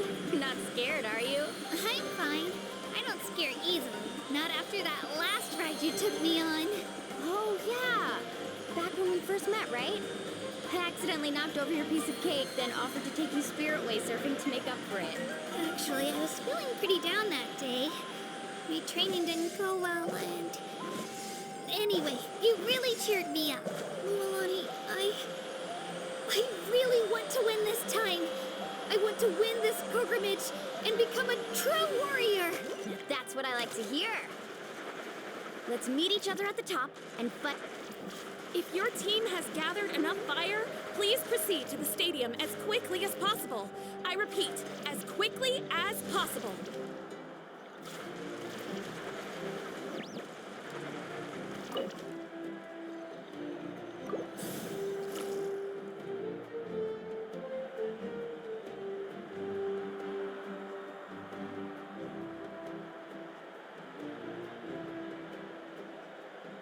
Congratulations, Milani. Congratulations, Kachina. You've successfully cleared the team stage. Amazing! Congratulations! Congratulations! Keep it up, Milani! Kachina! Milani! Kachina! Milani! Kachina! Milani! You two can take a short break while the team stage comes to a close. We'll draw names to determine the individual matchups in a moment. After that, we'll proceed to the next stage of the competition. I wish you both the best. You two are assigned to different lounge areas. If you'll follow me, please, Kachina. Solo battles next. And I was 3 wins short last time. I've got to do better. Just calm down, Kachina. You're in good form. You can do this. Hold it right there. This is the contestants' lounge. Unauthorized access is prohibited. We're contestants too. Let us through. According to my list, you're not among the individual match contenders, nor are you related to any of the remaining candidates. Well, we'd still be candidates if it was just based on strength. We only lost because 2 other contestants snuck up on us like cowards. If you could just go contact the referee, we'll wait right here for you to... Wait, you two are... Well, look who we have here. Remember us? Your little trick got us disqualified. Since we've crossed paths again, let's settle this once and for all. We'll see who truly deserves to advance to the next stage. Fight us! Right now? Don't mind him, Kachina. Tournament rules place you under no obligation to honor that request. A loss is a loss, and that's final. You! Don't just stand there! Get security over here now! Forget the rules. Isn't the pilgrimage about picking the strongest warriors? She just happened to catch us off guard. It was all luck. Exactly. Now's our chance to duke it out fair and square. Kachina! Who are you? Traveler! Paimon! What are you doing here? We just came to have a chat, and then all of a sudden these guys were threatening you! You're not bullying Kachina on our watch! Thanks, you guys. I don't know your names, but if you really want to face me, I'll allow it. It has to wait until after the tournament, though. I need to focus on the upcoming matches. I don't want to let my parents down, or any of the friends who helped me get this far. That's enough, you two. Being caught off guard is not an excuse. You think you can cry foul play when you face the abyss? If this behavior persists, you may find yourselves barred from future competition. Whatever. Let's go.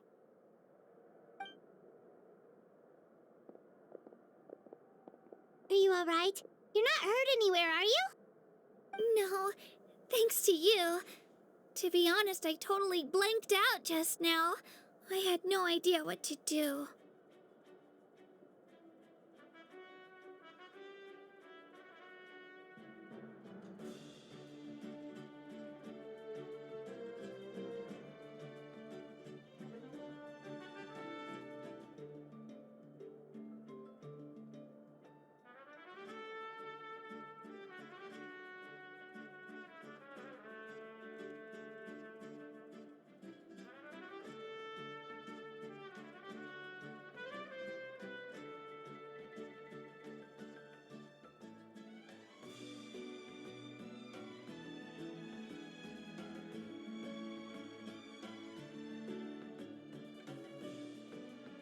Right.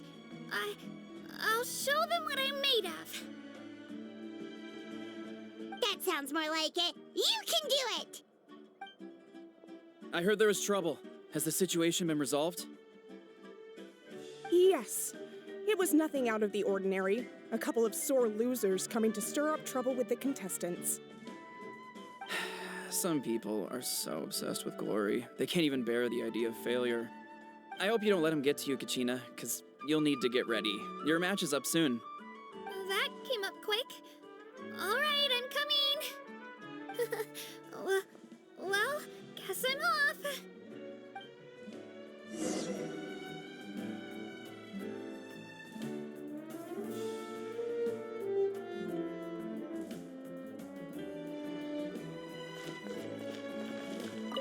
Have faith in yourself, Kachina, and don't get too tense.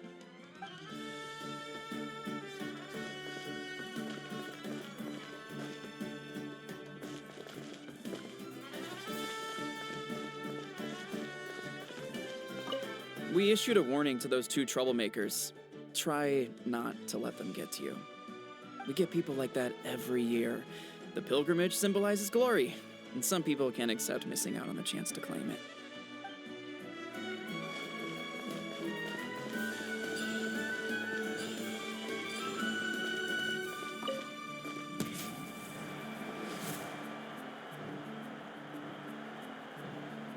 You must be Kachina. You know, people told me I got lucky in the draw, but I beg to differ.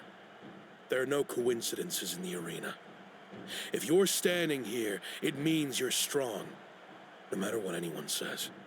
So, I'm looking forward to seeing what you're made of. The team stage ended before I had my fill of battle. I hope you don't disappoint. Well, anything you want to say in return? I won't lose to you. Not when so many people are supporting me and cheering for me, and I really want to earn a spot in the Night Warden Wars. All right, our contestants have each said their piece. To your places, everyone. And begin!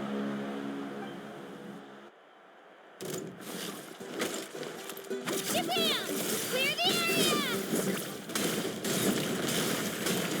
Come on, you can do better!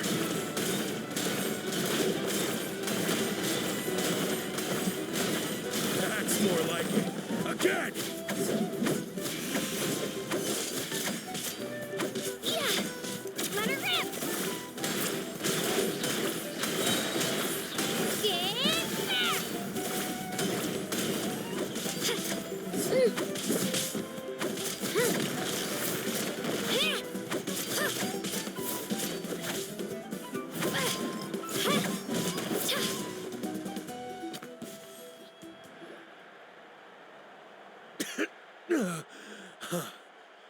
I actually lost. Knew I had an eye for the good ones. Guess that means I was right about you all along. Congratulations to Kachina for taking the win. Let's give her a round of applause, everyone. Now, diving into the other matchups. That's one down! Woohoo!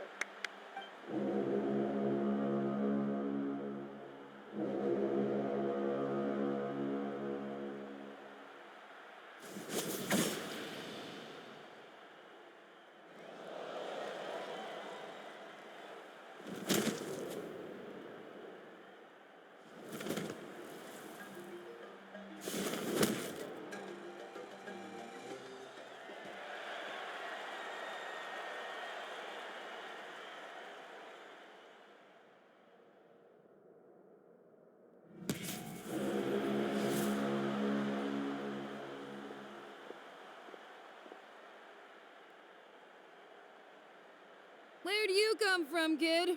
Think you've got what it takes to go to war?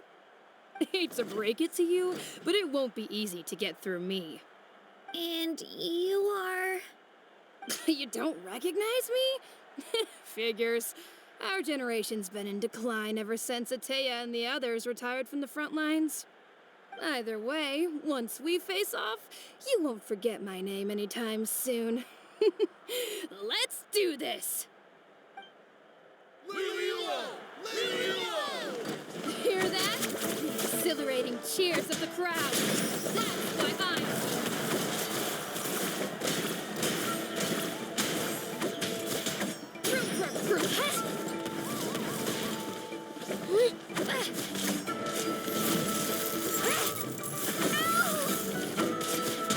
Room for improvement. Mr. Chan, here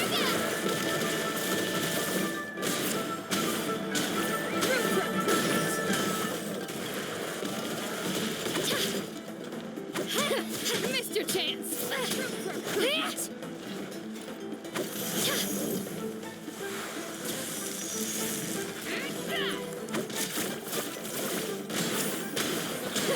Mr. Chance! Drilling down! Looks like it's time to get serious!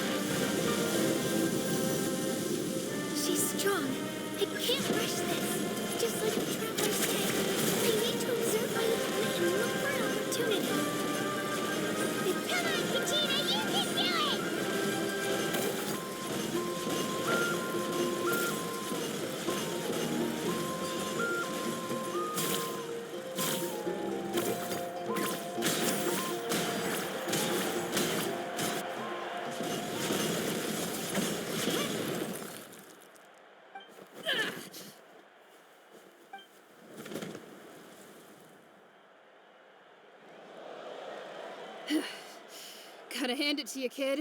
You really impressed me. I take back what I said before our match. You've got what it takes, Kachina. Youngsters like you, you'll forge your own miracles. And it's Kachina for the win! We'll now head into a short break as our contestants prepare for the final round of competition.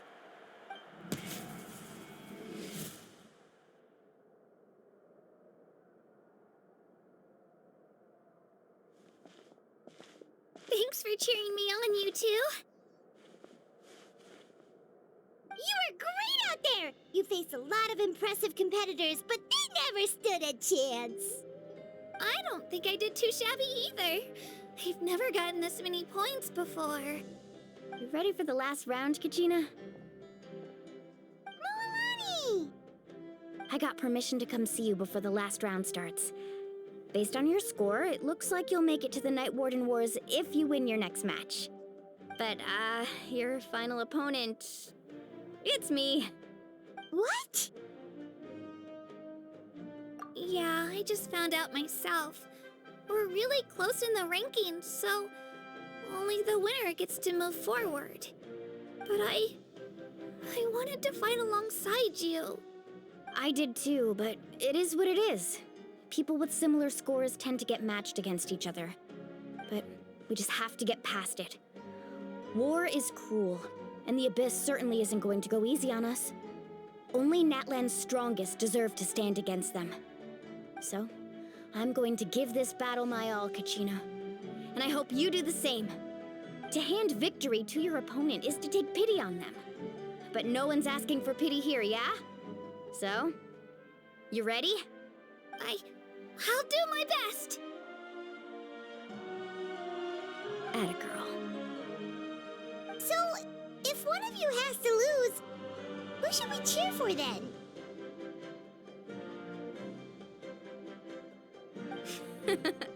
You mean one of us is destined to win? It's something worth celebrating either way. I'll be happy no matter who wins.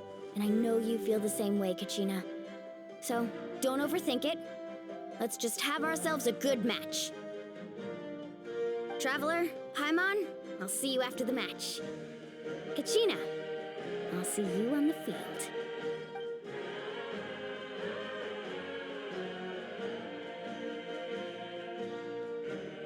I've been training so long for this, and Mualani's helped so much. I'm going to show her that it didn't go to waste. Thanks for believing in me.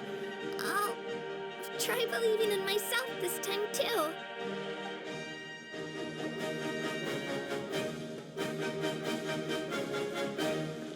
Cheerleaders 1 and 2 are here for you, no matter what!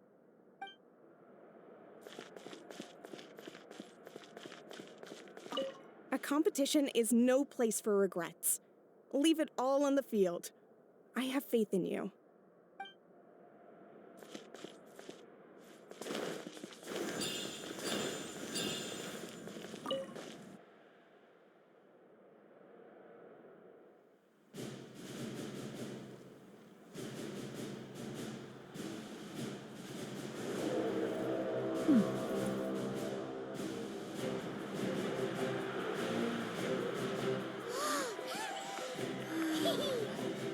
We've arrived at the final phase. The winner of this match will take the final spot among the victors.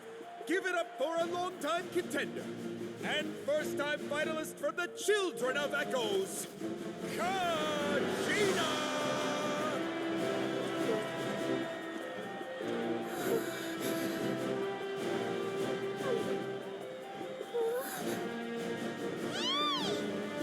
You got this, Kachina! And her opponent from the people of the Springs, a young prodigy and Night Warden Wars veteran, Mualani! This face-off between old friends promises to be an explosive showdown. May the best warrior win! You've come so far. Still nervous? Why does it have to be you? Still, I'm glad in a way. Even if I lose, I won't have any regrets. Come on! Kachina, this is no time to be modest. I know you want this more than me. And it's about time you start sounding like it, okay? I want to win. Mualani, this one's mine!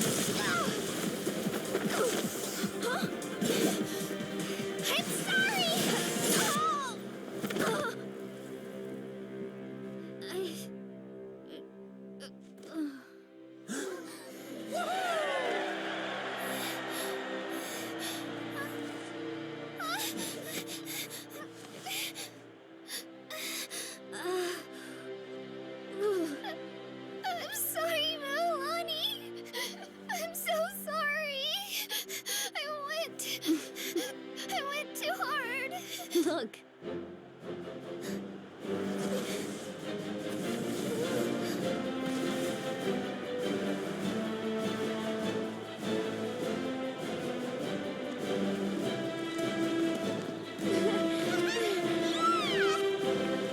The winner is, from the Children of Echoes, Conchita!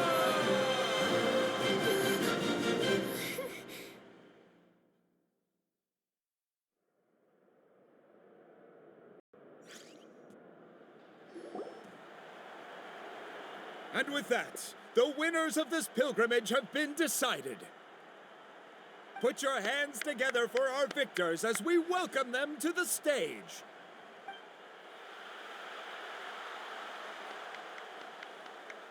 With her 6th consecutive win, Cheska of the Flower Feather Clan. She managed to turn the tides all by herself. Ian-san of the Collective of Plenty.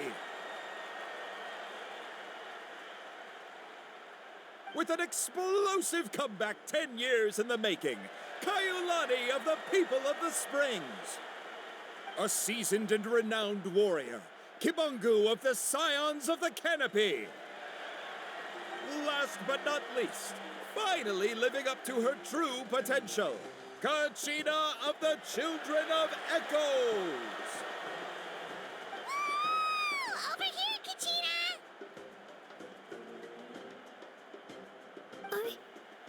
I made it. Feels like a dream. This is no dream. Your strength is what got you here. We'll be going to war together. It's an honor to fight alongside you, Kachina. No matter how many pilgrimages I witness, I'm always overwhelmed with pride in this moment. Pride for you, my brave warriors. You give me faith that our innumerable sacrifices are not in vain, that the future of Natlan shall burn with the brilliance of a blazing fire. Brave warriors, the following is an order, and also a personal request. Go forth and crush the abyss! Seize victory and glory for Natlan! As you command. As you command.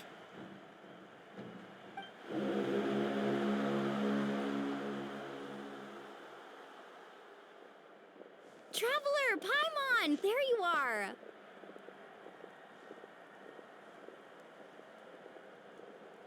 I wanted to thank you for supporting Kachina back there. She really has grown into a formidable competitor. She deserved that win. Not that it feels good to lose, but I'm happy for her. It's definitely bittersweet, though. Hey, wanna go for a walk? Kachina and the others will be busy fighting the Abyss, so why don't I show you around Natlan for a while? Sure. What do you say, Traveler? Something on your mind?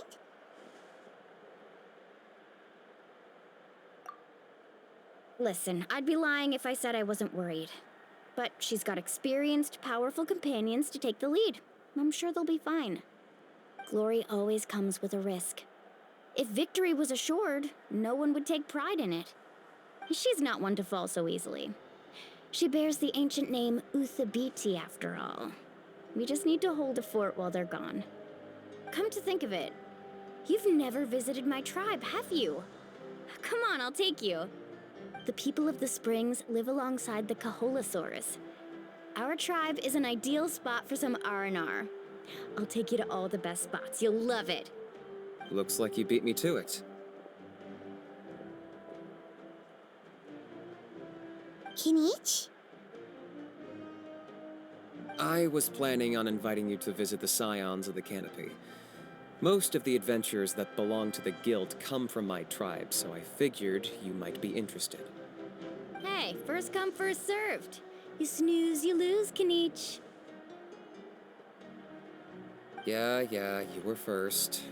Still, Traveler, Paimon, feel free to stop by if you ever have time. You're always welcome. Yeah, thanks for inviting us. All right, let's pack up and head out.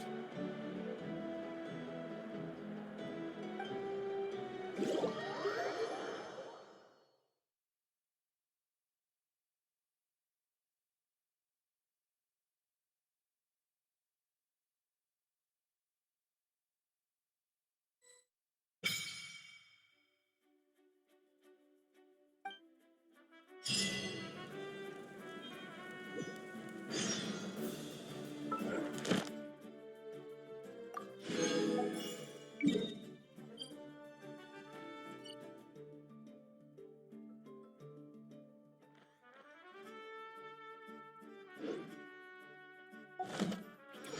whether these hidden truths are significant, what they mean, or what the ramifications are. I just want to bring them into the light of day. To put it in adventurer terms, I guess for me, it's all about the thrill of the chase and not the treasure at the end. I've also met a lot of people along the way. All my Fontaine friends, Urfrasi, who believes I was born to be a journalist, and people like you who join me in the search for the truth. Without everyone's help, I'd probably still be that nosy kid who runs around furiously snapping photos like a lunatic. Anywho, it's not often that I get to be the interviewee, but this has been a real pleasure.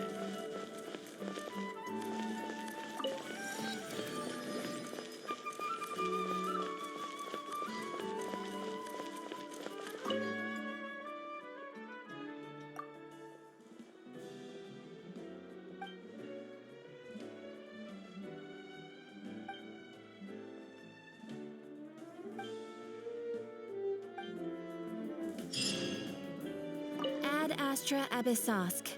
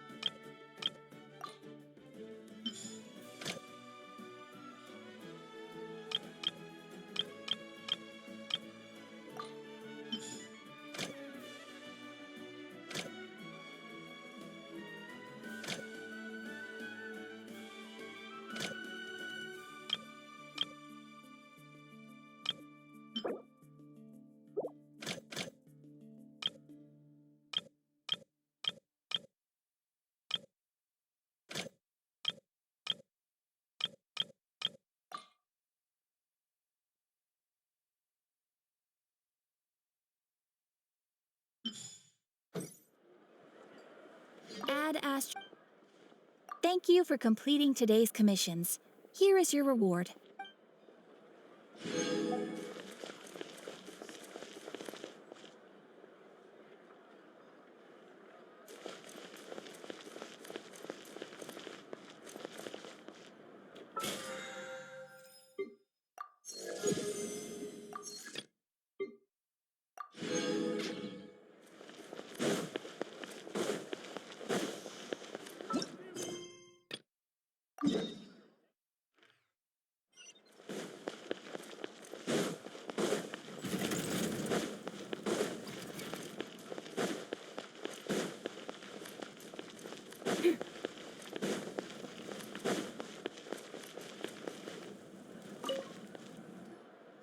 What are your plans, Kniech?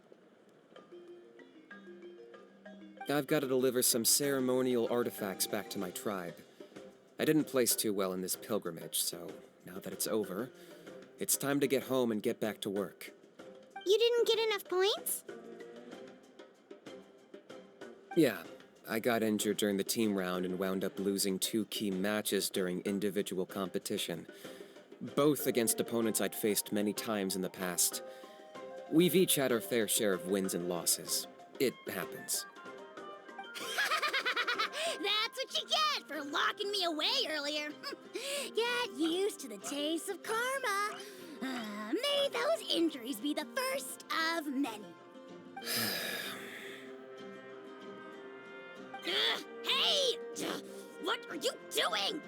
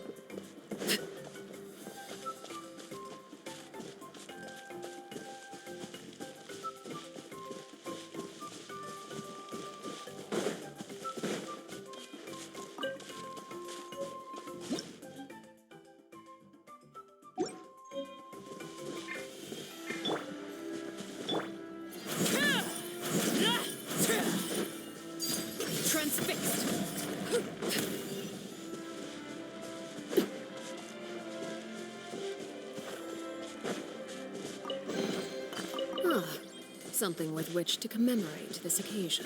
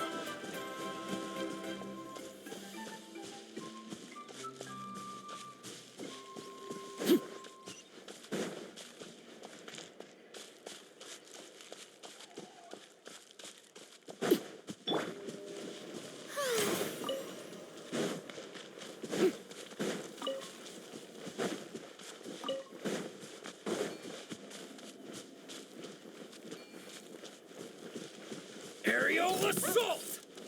Gotcha!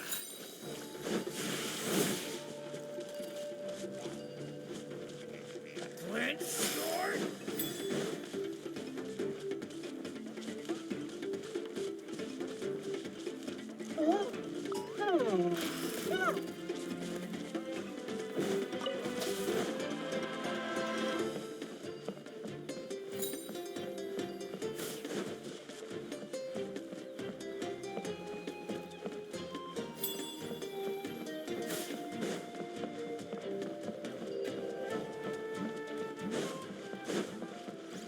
Watch this for good time.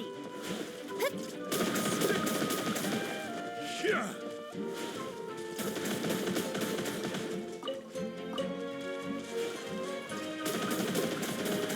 Stick around.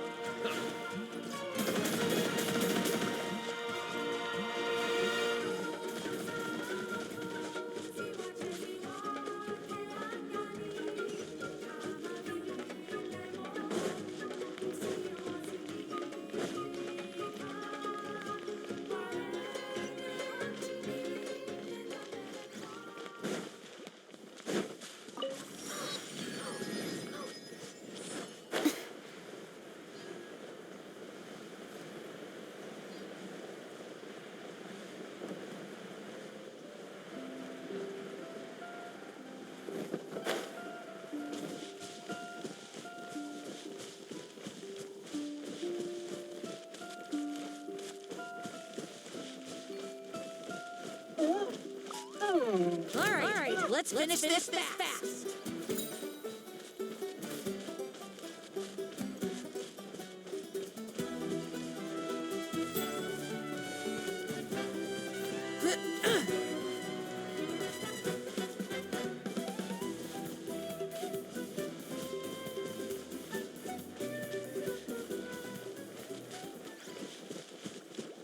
Let's hope you put up a good fight. Yeah.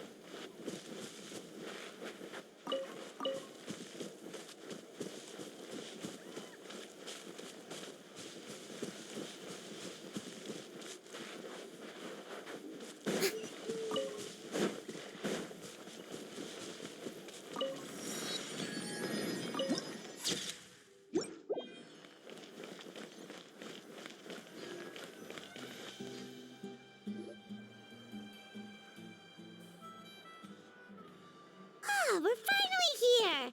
So this is your home, Mualani? Paimon can't wait to have a look around.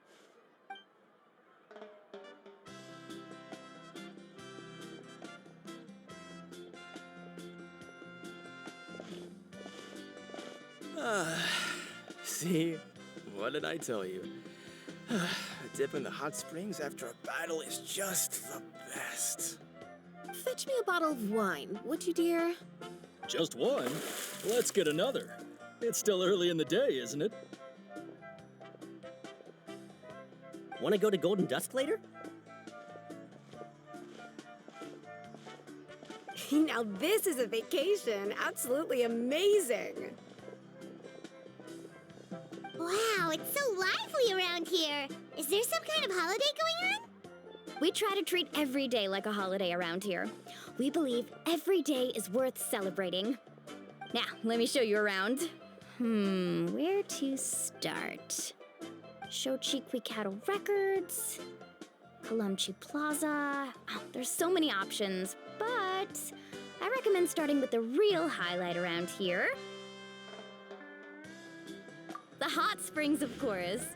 Natural hot springs have tons of health benefits. Go for a nice long soak and you're guaranteed a good night's sleep. Wait, you want us to bathe? Here? Oh, don't be shy. Come on, I'll take you to get changed. Mualani! Huh? Oh, Auntie Atea! Please, I've told you that just Atea is fine. Do I look that old to you? Were you taking these two to the hot springs? That's right. Oh, let me introduce you. This is the Traveler, and the small one next to her is Paimon. They only just arrived in Natlan, so I'm taking them around to experience our customs. Hi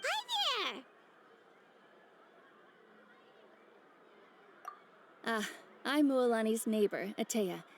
By the way, Mualani, I heard you lost to Kachina during the pilgrimage. Is that true? Yeah, I was this close to winning. Oh, definitely not the result I wanted, but still not too surprising. Kachina's always been strong. Anyway, it's all in the past. I'm gonna take these two for a dip in the hot springs. Talk to you later. Oh, wait. You'll need swimsuits first. I'm sure I can find you something lying around the shop. I'll go look.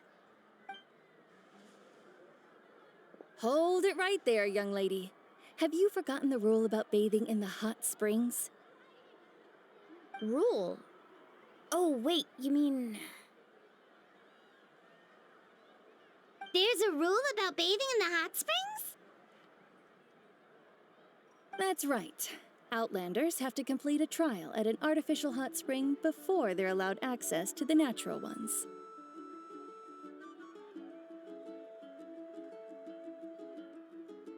It's not nearly as scary as it sounds. Basically, natural hot springs have higher temperatures that not everyone can withstand. A few travelers have gotten scalded by the water in the past, so now we have an unwritten rule. All Outlanders need to adapt to the lower temperature artificial springs first. But seriously, Auntie Atea, do we have to be so strict? These two are formidable adventurers. I know they can handle it. Famous last words. The hot springs are not to be underestimated. You can never be too careful. Besides, the environment's been unstable lately. Could be a sign that the abyss is about to attack. Oh, that sounds dangerous. You know, Paimon's really not all that formidable, so careful is good. Exactly. There will be no excessive risk-taking on my watch. Mualani, take them to the artificial spring first. Okay. That's more like it. And don't try anything funny. I'm heading to the artificial spring in a bit, and if I don't see you there, your days of copping free meals at my place are done. Relax. Oh, by the way, Atea, how have you been feeling lately? Much better. How else would I have the energy to keep an eye on all you rascals? Hey, you over there! How many times have I told you no roughhousing near the hot springs? Oh, shoot! That weird lady's back again! Run! Stop right there! Ugh, you need a stern talking to! She sure has a lot of energy.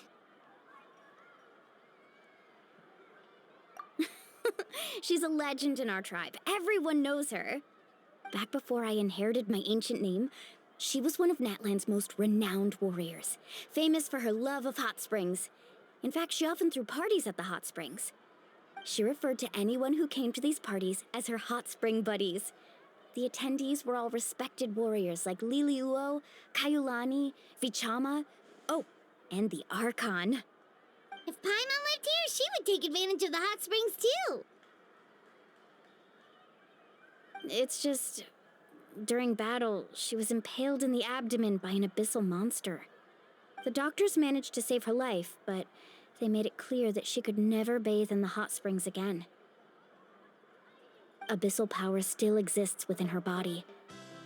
Immersing herself in hot water would accelerate the corrosion of her internal organs and the progression of her illness.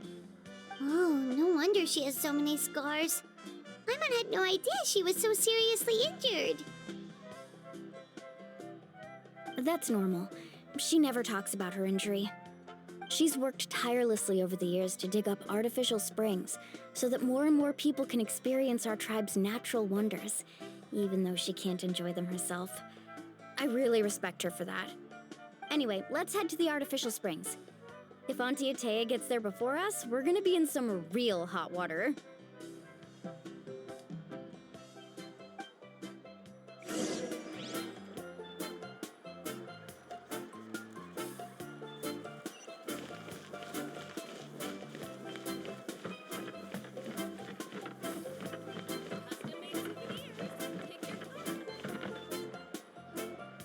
Oh, I see.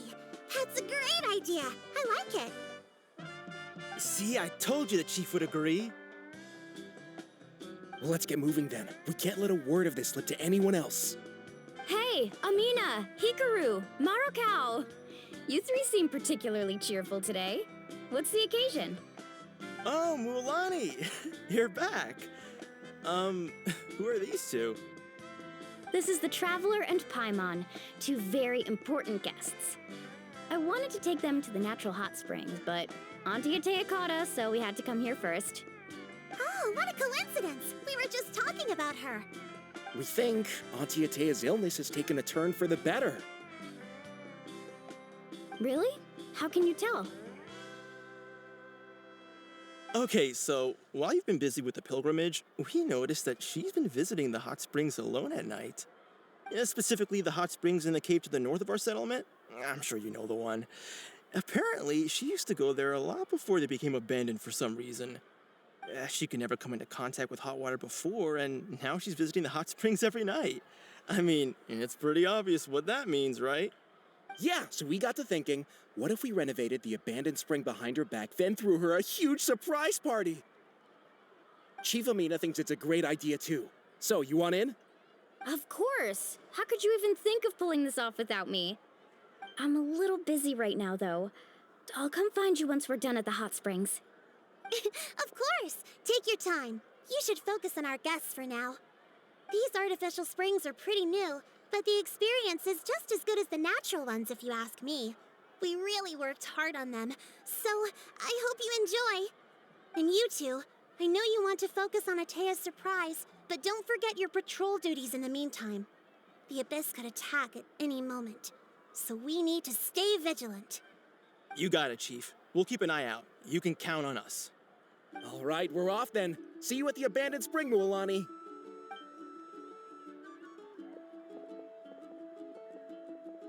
I'm also gonna head out. Have fun!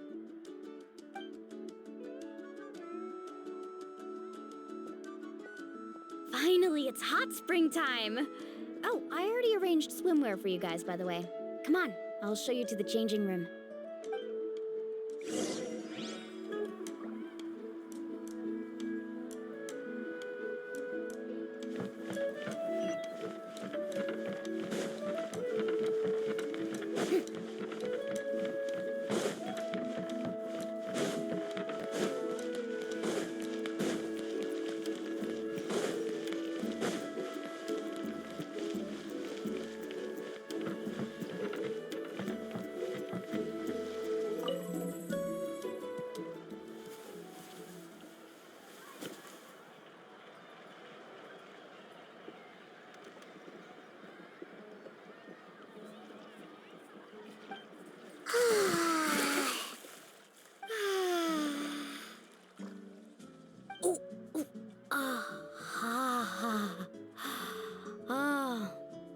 So, what do you think?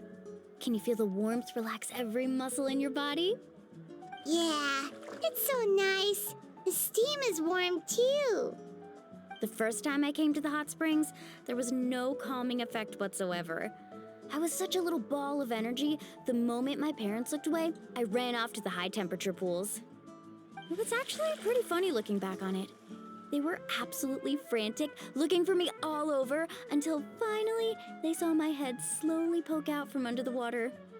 I was too young to remember the whole ordeal, but my parents told me all about it. A natural-born swimmer, my mother called me.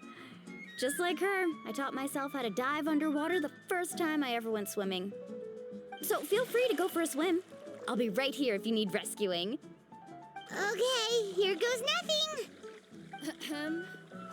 Auntie Atea, you really came to check on us? Of course. And I'm glad you listened. I brought you all some milk and snacks as well. I'll just leave them here. The temperature in the artificial springs isn't too high, so I went with Saurus crackers and grain fruit chips. See how you like them. Oh, thank you! These are great! Well, I did make them myself. Very few young people know how to truly appreciate hot springs, so listen carefully. The temperature of the hot spring not only determines the type of snacks you should choose, but also the amount of time you should spend in the water.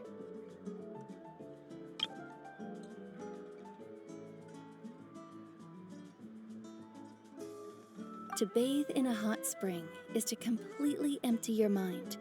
As such, swimming around the pool is incredibly disruptive and impolite, and something you should absolutely not learn from Mualani. Hey! All right, looks like you were able to adapt to the temperature, no problem. You should be able to switch to the natural springs then. Well, I've got to get going. Oh, and make sure you drink your milk. I'm looking at you, Mualani. I still remember how you used to pour it into the water when you were little. That better not happen again, whether I'm here to catch you or not. Okay. Paimon didn't think you were the type to do something like that. I remember thinking I'd totally get away with it too. But turns out milk is pretty easy to spot when you pour it into clear water. Not my best work. Some people get dizzy if they stay in here too long. You guys all right? Paimon's fine, just a bit stuffed.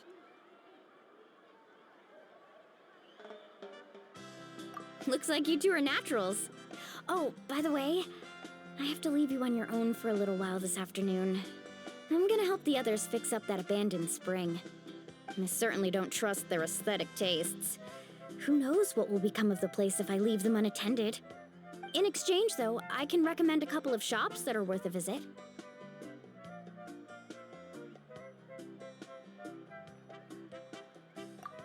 Huh? Yeah, she brought us snacks and taught us about the hot springs. We want to do our part too. Friends are supposed to help each other out. We'd feel bad otherwise. Well then, the more the merrier. All right, we should get going. Let's organize the best hot spring gathering Natland's ever seen.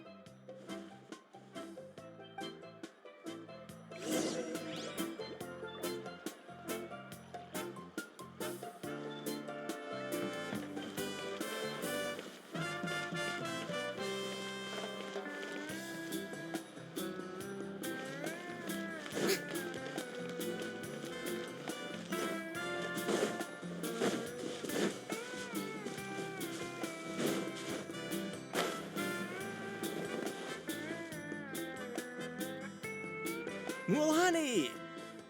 Wait, you brought our guests too? We're here to help. But you're important guests. We can't put you to work.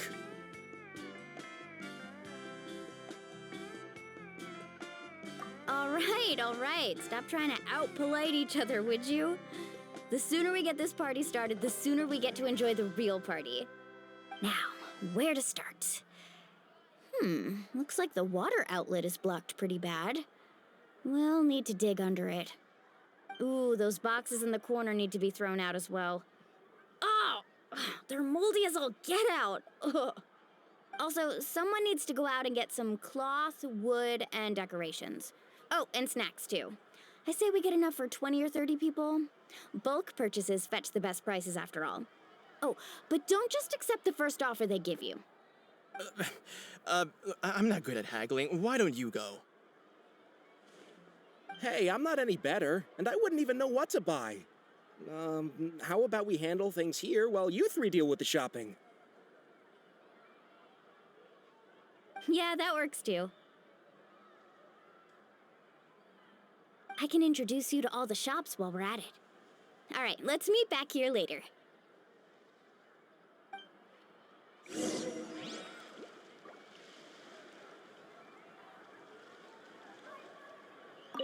To digging then?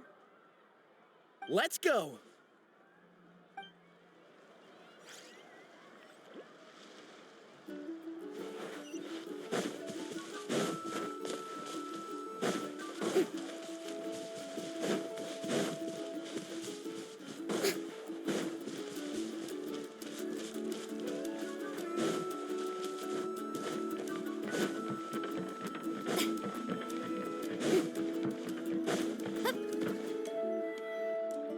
Hey there, Yellowfast.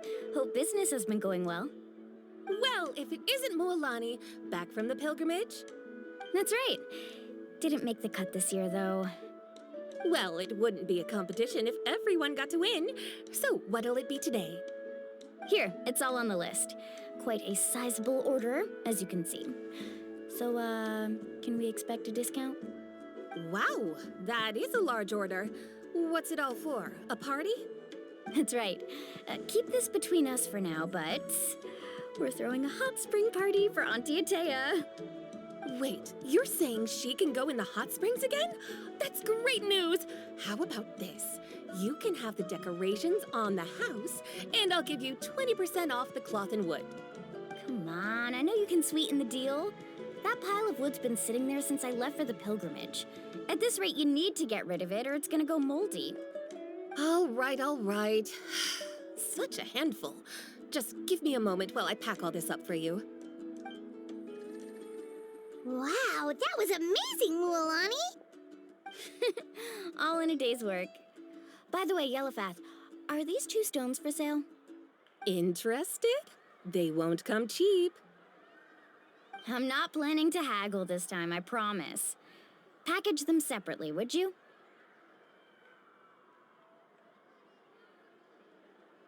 Nope. Kachina likes shiny little trinkets, so whenever I come across something like that, I always buy it for her. I'll hold on to them for now. It'll be a nice little surprise for her when she returns victorious from battle. I'm sure she'll like it. All right, that should be everything. If you could just double check, make sure nothing's missing. Let me see. Huh? What's this crate of juice doing here? That's on the house. 7 years ago, when the Abyss attacked our tribe, Atea saved my brother's life. She never asked for anything in return, but I could never forget what she did for my family that day. So, send her my regards, would you? And have fun! Oh, we will. It's gonna be a party to remember. Thanks a lot, Yellowfast. Well, that's our shopping done. Let's head back.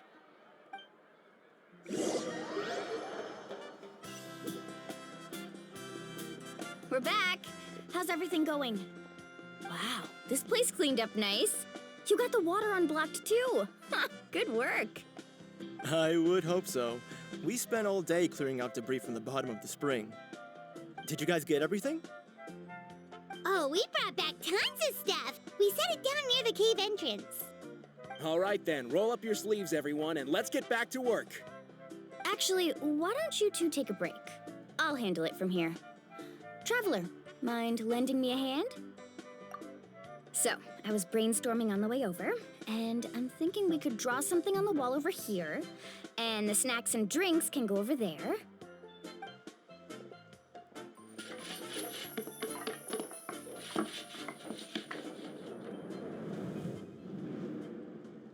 So, what do you think? Not bad, right? It looks amazing! Paimon had no idea you were such a great designer! Well, I'm usually the one in charge of the family store, so I'm pretty good at things like renovation and organization. Not to mention, this was totally a group effort. Still, I didn't expect it to take quite this long. Guess it's too late to invite Auntie Atea over, huh? Yeah, tonight's definitely not gonna work. Chief Amita set up those patrols to guard against the Abyss, and Atea volunteered. So she's on watch tonight. I see. Well, guess the surprise will have to wait until tomorrow. This could actually be a good thing. She can relieve all the exhaustion of keeping watch all night by soaking in the hot spring. Ha! She's gonna love it. Well, let's call it a day then. Traveler, Paimon, you must be tired too. Come on, I'll take you to the inn.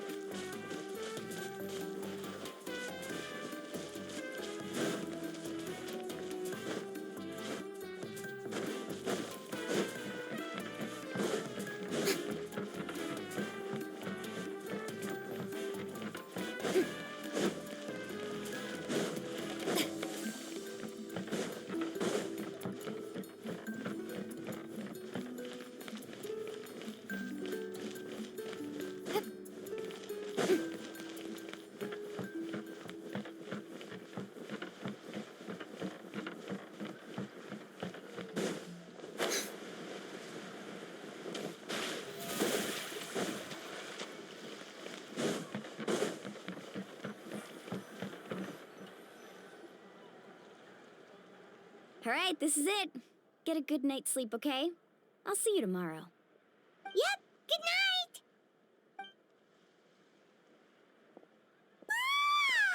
Paimon's exhausted. We really went all over the place today, didn't we? Anyway, we need to be well rested for the party tomorrow, so let's head inside.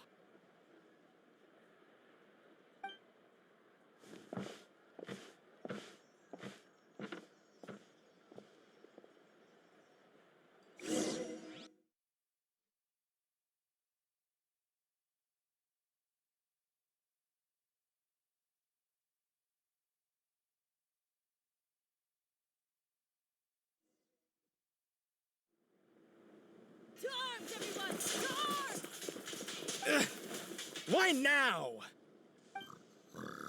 Hi? What's with all the noise? Traveler, Paimon, wake up! Mualani? What's going on? Where did all these monsters come from? It's the Abyss. Our patrols are trying to drive them back as we speak. Come with me.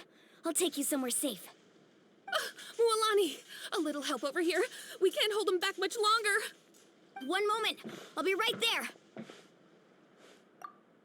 Really? That's perfect. I've been waiting for the chance to fight by your side. Hang in there. We're here to help.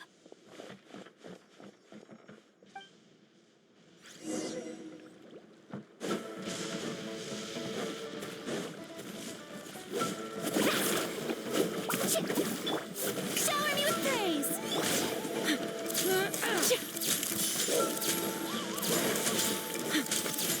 Let's round them up!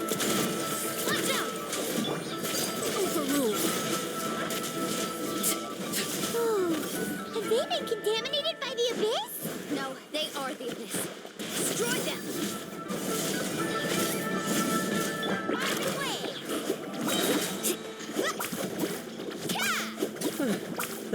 Thank you. I'm all right. Go help the others. We're almost done.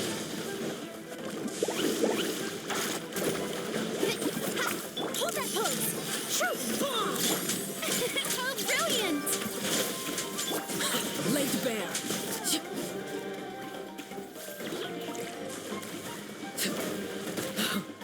Wanted my full attention, did you?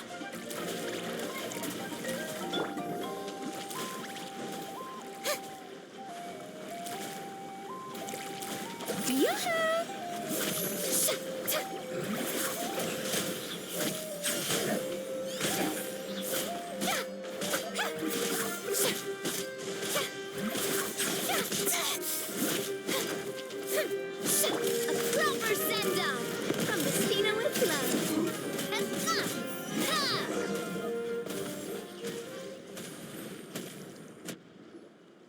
We've cleared out most of the monsters over here. Thanks for your help. It would have taken me ages on my own. Looks like we're still in for a long night, though. We still have no idea where these creatures are coming from. Let's go ask Amina. She'll have a better handle on the situation.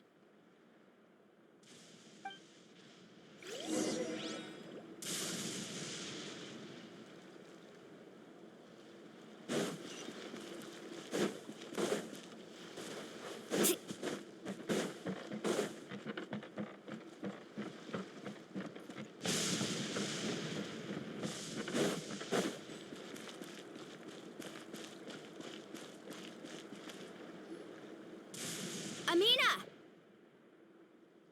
Oh, it's you three. Thank you for helping clear out those monsters. We were prepared for an attack, but we didn't have enough people to prevent them from breaking through our defenses. No casualties so far, though. Where'd they come from this time? The east side. We've pinpointed the position of an abyssal pylon, but we don't have enough manpower to take it down. An abyssal pylon? What's that? A kind of gate created by the Abyss. One that allows monsters from the Night Kingdom to enter the physical world. The only way to end the attack is to destroy the pylon as soon as possible. Otherwise, the endless hordes of monsters will exhaust our defenses. Exactly. That's what I'm most concerned about. Their numbers suggest there might even be multiple pylons in the area. We're searching for them as we speak. All right, we'll go seal off the one to the east. Traveler, Paimon, can I count on your help again? Of course! We can't just sit back and do nothing! On behalf of the people of the Springs, you have my thanks. We're counting on you. Let's go. There's no time to lose. Take care, Amina.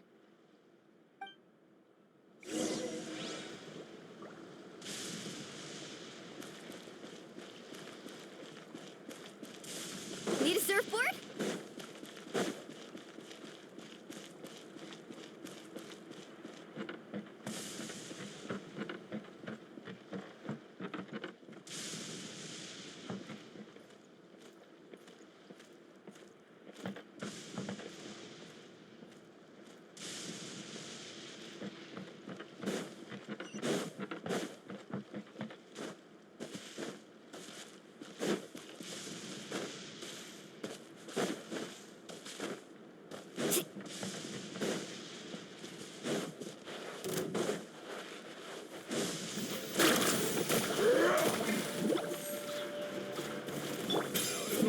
You're getting blown away!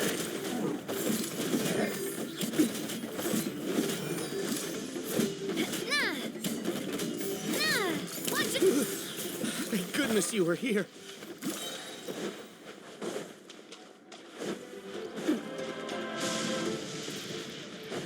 Luolani, is that the pylon? That's it, all right. Come on, let's get rid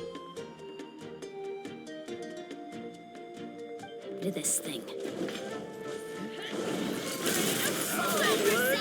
Blown away! Messina with love. Hey there! This is where you transfixed. Smile! Rain of bullets! Breaking news! Let my name echo a song! Rain of bullets! Let's stretch, Darcy! The pylon is over there. Hurry!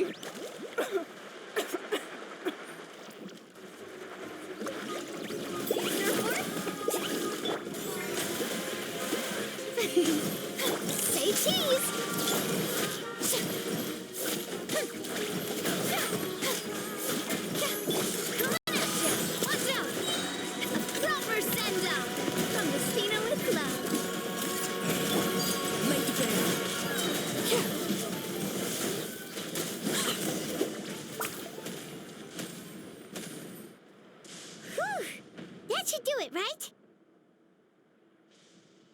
I don't see any more monsters, so looks like we're in the clear. Do these attacks happen a lot? Must be hard on your tribe. Yeah, it makes things hard sometimes, but that's how our ancestors have always lived. Besides, the Abyss doesn't care how difficult our lives are. Fighting back is the only option. Come on, we should head back. Huh? What are you looking at? Is there something over there? You're right. Mualani, look! They're coming from that direction! Wait, that area looks kind of familiar. What? How unlucky can we get? We just finished the renovations. We probably don't have any reinforcements over there, so it's up to us. Let's move! Huh? Seems like the monsters are decreasing in number. Come on, everyone, keep it up!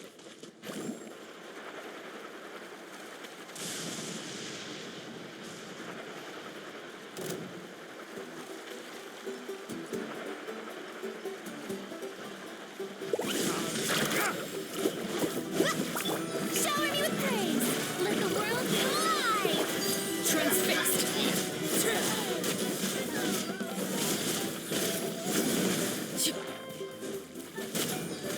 Everlasting as the moon! Hold that pose!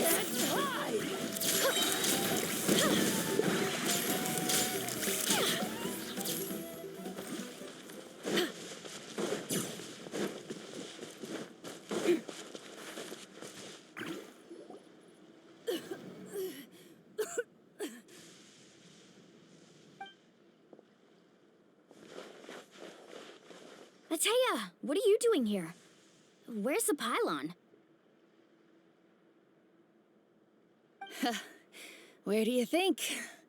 If I'm here, means that thing is long gone. I was in a hurry, so it's not my best work. You should check if all the important stuff is still here. Stop talking for now. That wound looks bad. The abyssal power is corroding your body. Is this the right area? Hello? Anyone there?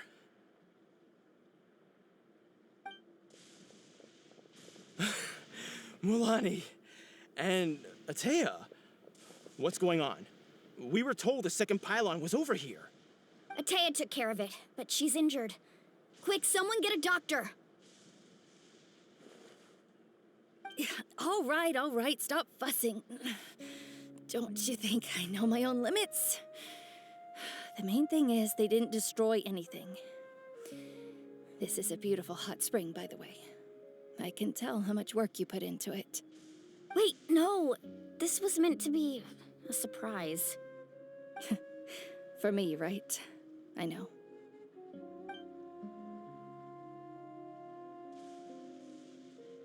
Atea! You think I couldn't tell you were avoiding me on purpose? Not one of you stopped to say hello today. It couldn't be more obvious that you were hiding something. And you, Mualani, were you the one that brought the snacks? How many times have I told you, you have to choose them based on the temperature of the water? Oh, forget about that. The doctor's almost here, and you're gonna get all better. Then we can have a meal together, and I'll help you make whatever you want, okay? You just have to hold on.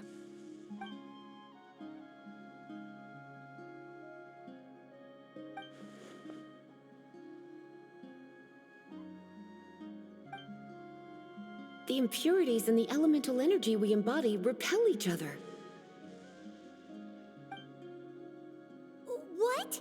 The crystal has been purified? When? The anguish he feels has brought him to tears. I also came across a teardrop crystal. Can you purify it?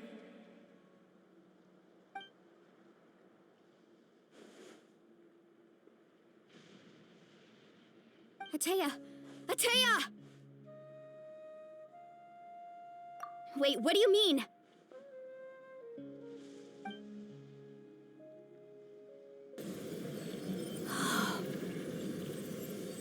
What is this? Some sort of purification? The abyssal power, it's being cleansed away. How can that be? I never knew that was even possible.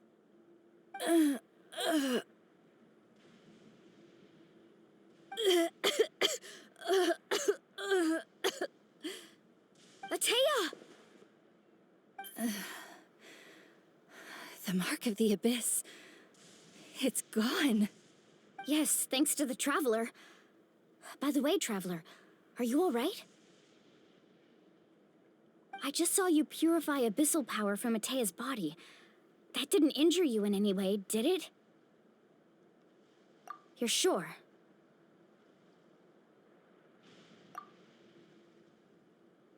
Good. Good. Thank goodness. You scared us all half to death just now.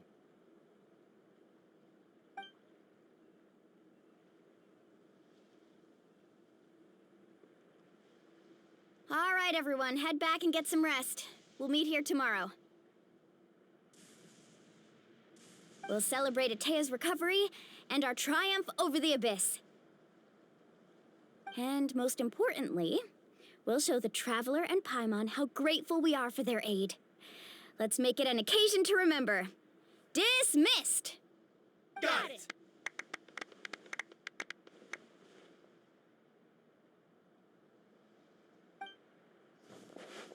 Got any other secret powers I should know about?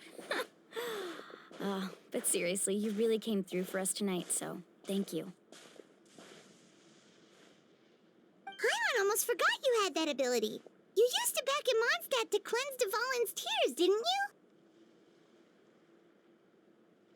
you? That was some quick thinking, Traveler. Huh? You look like something's bothering you. What's wrong?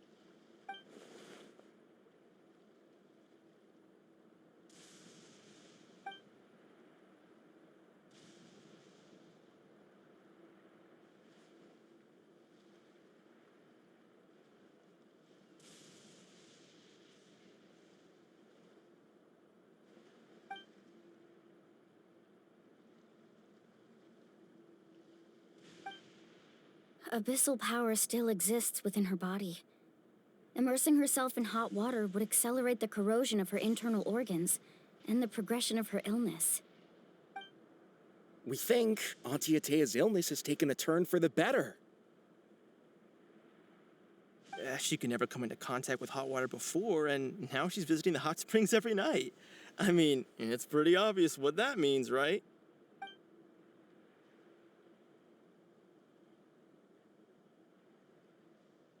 Hello?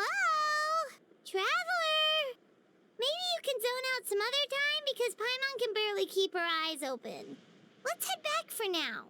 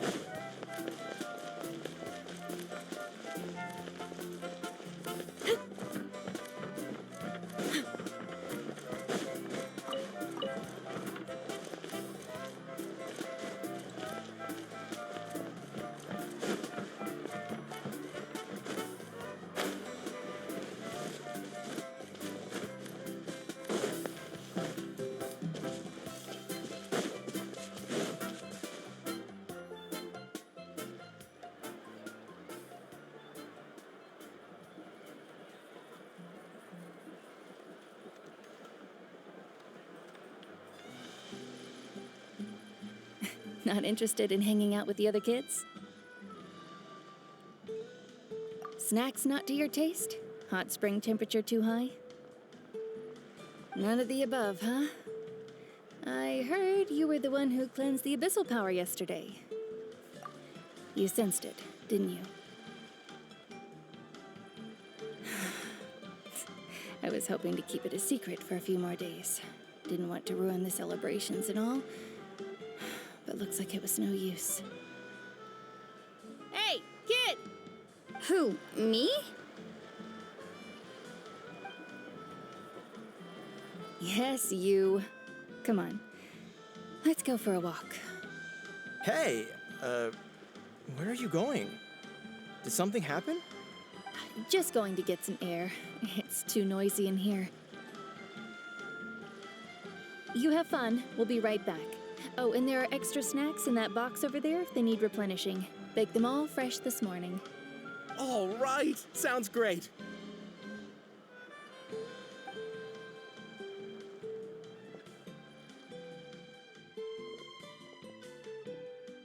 Mualani. Yeah?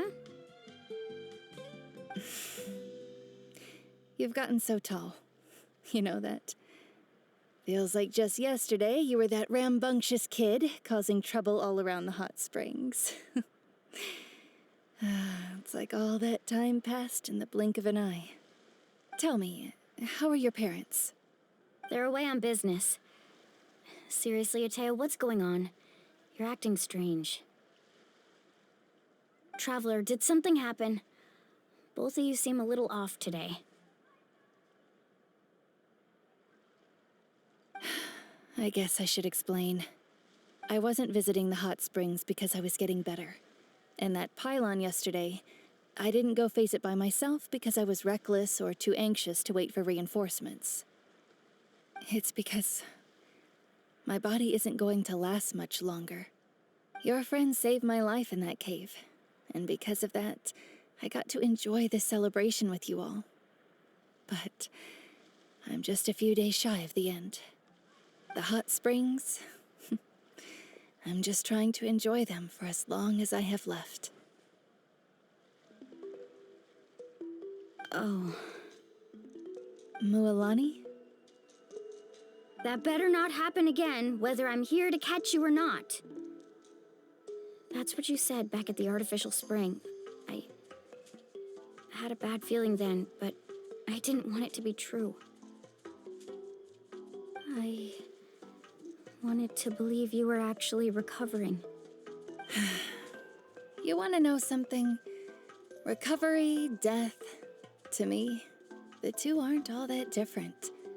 Both are worth celebrating. You've never been resurrected, so you might not understand. But Death and I, we're old pals by now. There's nothing sad about being reunited with an old friend. I lived with regret for a long time. Regret that my illness meant I could no longer take to the front lines, especially as our nation slid deeper into crisis. But yesterday, I was finally able to let go of that regret. Not only because I found the strength to fight the abyss, even at the end of my life, but because I got to see you in action, Mualani. Seeing you out there, it made me realize that I don't need to worry about our tribe or our nation's future. You have the capacity to bring us all together. Even if I was never injured, old age would still take me one day. But I've done what I needed to do. The future is in your hands now. Just remember, whether in life or death, I am always with you. I understand. Seems like you've given this a lot of thought, Atea. Thank you for telling me all this. I'll do everything in my power to protect our tribe, our nation, and live up to the example you set for me. Good.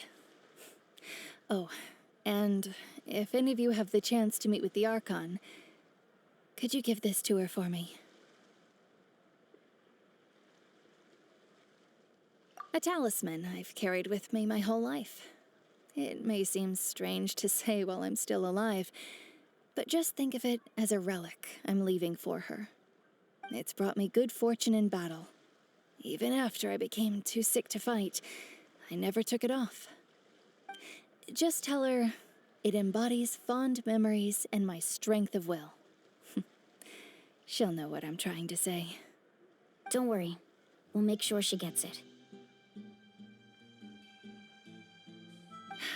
All right. That's all I wanted to say. Let's head back to the party. No use spending what little time I have left being sad.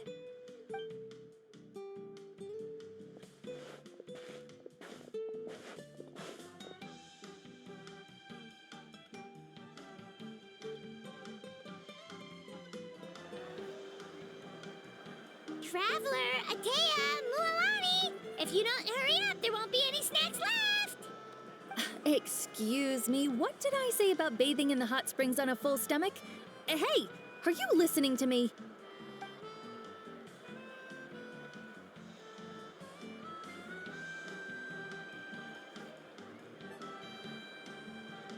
Life is a journey in which there's no turning back. So forge ahead and don't hold back.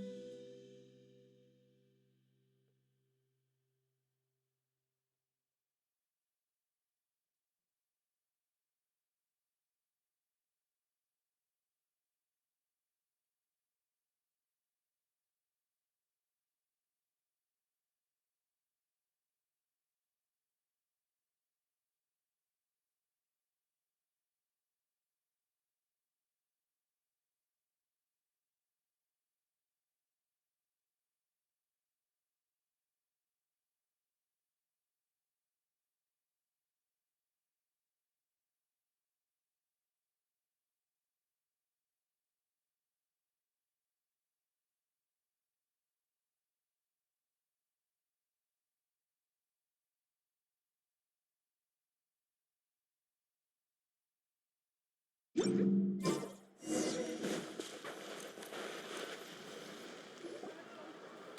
feels like a whole new Paimon after those 2 days in the hot springs. The Abyss kind of threw a wrench in our relaxation, though. Still, spending time here really has felt like a vacation. The Kaholosaurs are so nice and so fun to play with. Their bellies are super bouncy. Oh, and Atea's snacks were so delicious. She gave Paimon some for the road just this morning, actually. Yelling at some kids who got caught throwing stones in the hot springs, so not much has changed since we first met her.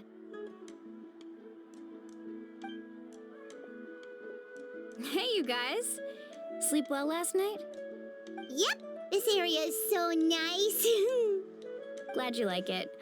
I was thinking of taking you guys out to do some sea fishing. Later tonight, we can eat whatever we catch. Fresh fish is absolutely delicious right off the grill. Hey, Mualani! Yeah? What do you need? The team sent out to fight in the Night Warden Wars has returned. And Kachina? Is she back as well? Kachina fell in battle. But don't worry, the team was victorious, so the rite of resurrection will be held in the stadium soon.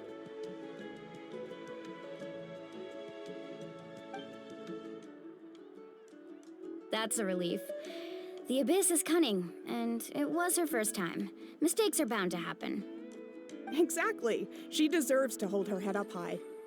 All right, thanks for letting me know. We'll head out in a bit. Jeez, she sounded a little anxious there. Had me thinking it was bad news for a moment. Mualani, you said the Abyss was cunning just now, but it seems like the Abyss just wants to destroy everything. Like, think about all those monsters that attacked your tribe. If there really was some sort of cunning plan, wouldn't it make more sense to send them to attack Kachina and her small team? Not that Paimon wants them to be in any more danger, it's just... Relax, I get it. The Abyss is difficult to understand, that's for sure. At a glance, it certainly seems like the only goal is total destruction. The Abyss isn't a living entity after all, so what capacity for logic or planning could it possibly possess? But through our long history of fighting the Abyss, we've realized things aren't quite so simple. 500 years ago, the Abyss invaded Tevat. You know about that, right?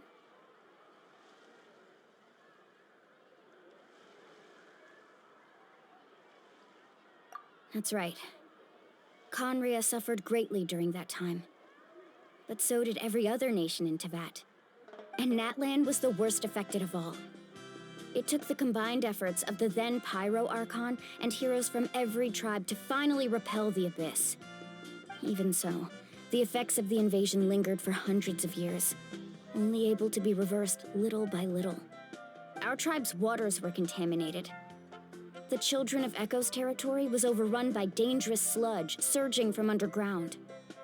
Unrelenting black winds tore across the lands of the Flower Feather clan. It was like each disaster was designed for a specific tribe.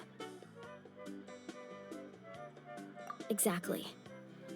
We once thought that the Abyss's desire for destruction was a sort of primal instinct, but its methods are, in truth, marked by intelligence. We now believe the Abyss has invaded the Night Kingdom, and has the capacity to read the memories of this land at any given moment. And that's how it became so dangerous and cunning, almost like it knows you inside and out. Yes, and that's why we've been unable to fully eradicate it, even after all this time. Luckily, the problems left behind by the Abyss have been successfully addressed by the various Pyro Archons we've had over the years. Now every tribe is prospering and things are looking up. I mean, just look at what we managed to do a few days ago. We totally fought them off.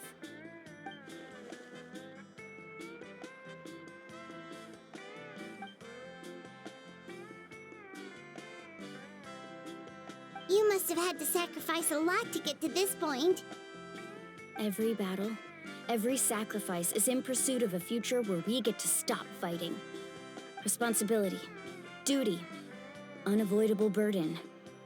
Everyone in Natlan views the war differently. But I believe we will be rid of the Abyss one day. And the efforts of all who fought against them will become a story for the ages. To think that my name could survive in ballads passed down to future generations, it's kind of romantic. Everyone has something that drives them forward, you know?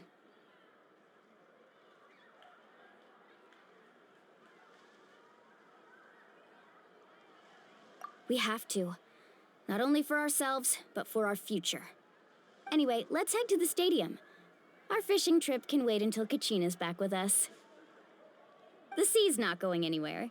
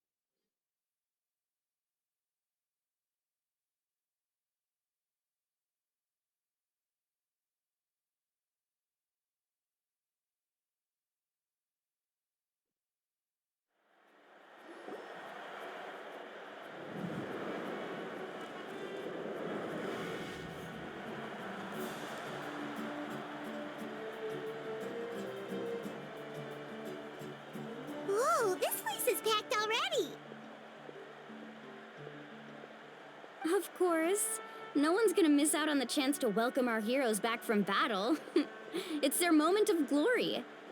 Kachina's gonna be so flustered. She's never had this many eyes on her before.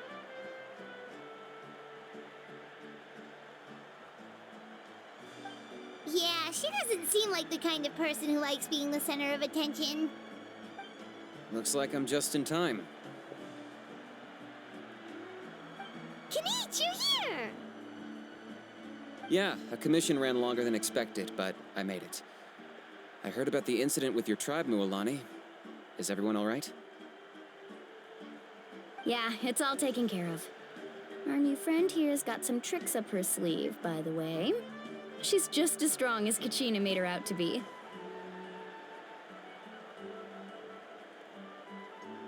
Hey, look! Is it about to start? That's right. Someone will come out and recite a eulogy, and then we'll sing the Ode of Resurrection together.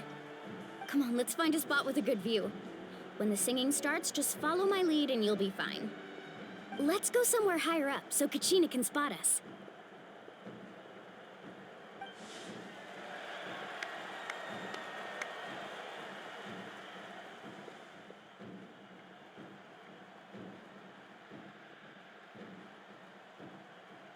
Warriors of Natlan, heed the call of life. We are the inheritors of memory and legend. Those who grew alongside sun and wind. Those who forged our own destiny and future. That is Natlan's fire, the lifeblood of our nation.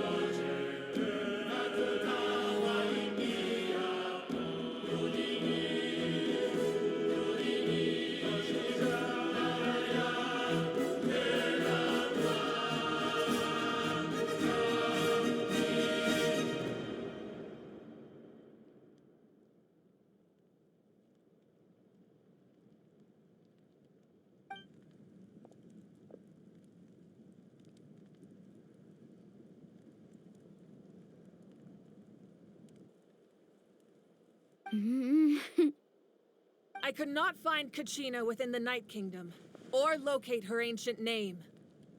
What? What does that even mean? Usually once the ode is complete, the Pyro Archon and resurrected person will emerge from the flames. But something went wrong.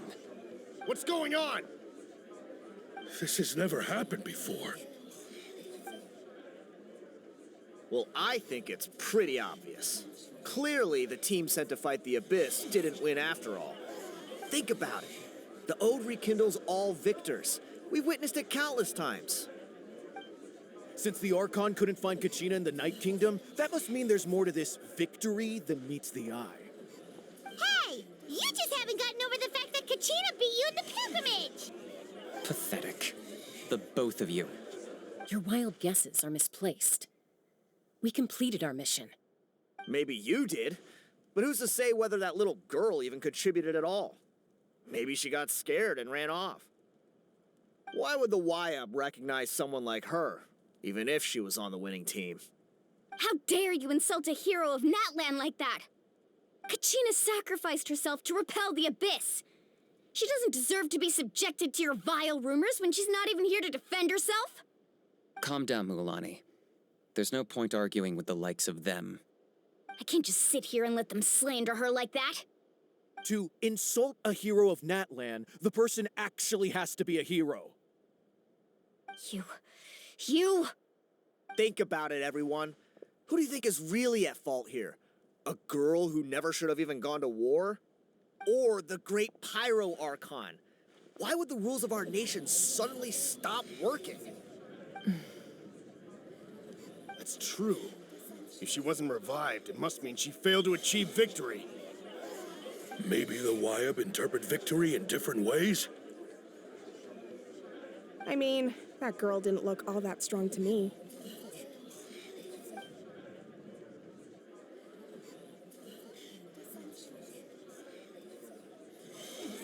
Kachina wouldn't have run! That's not like her at all! No, she's been waiting for this moment for too long.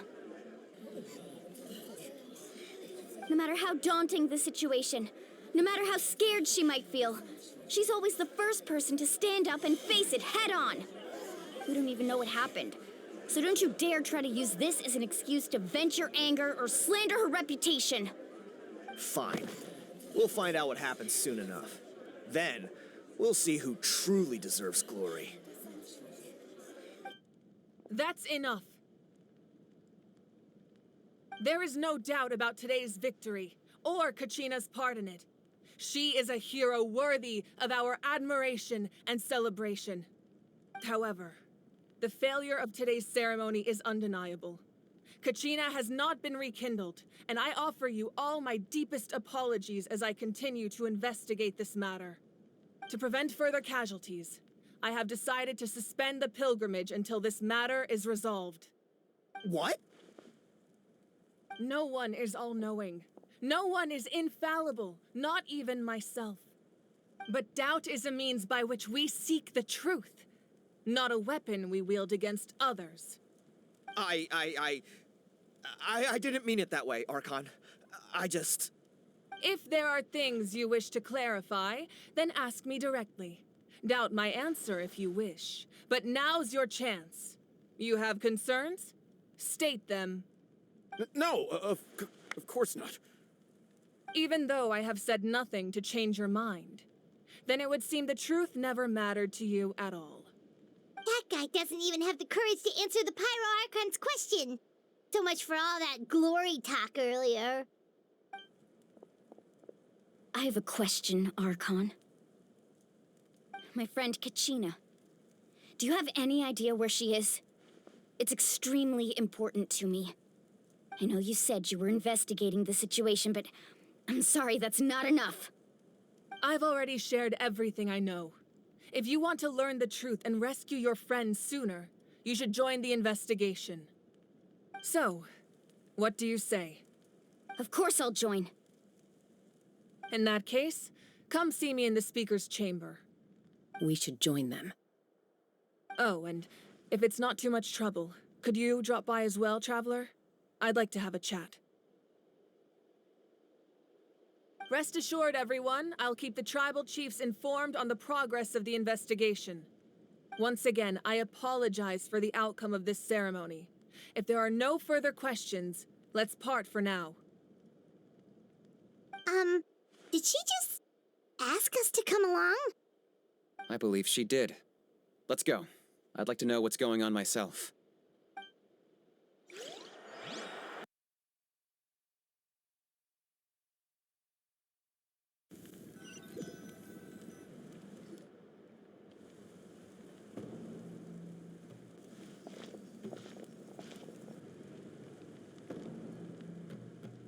The situation is urgent, so I'll get straight to the point.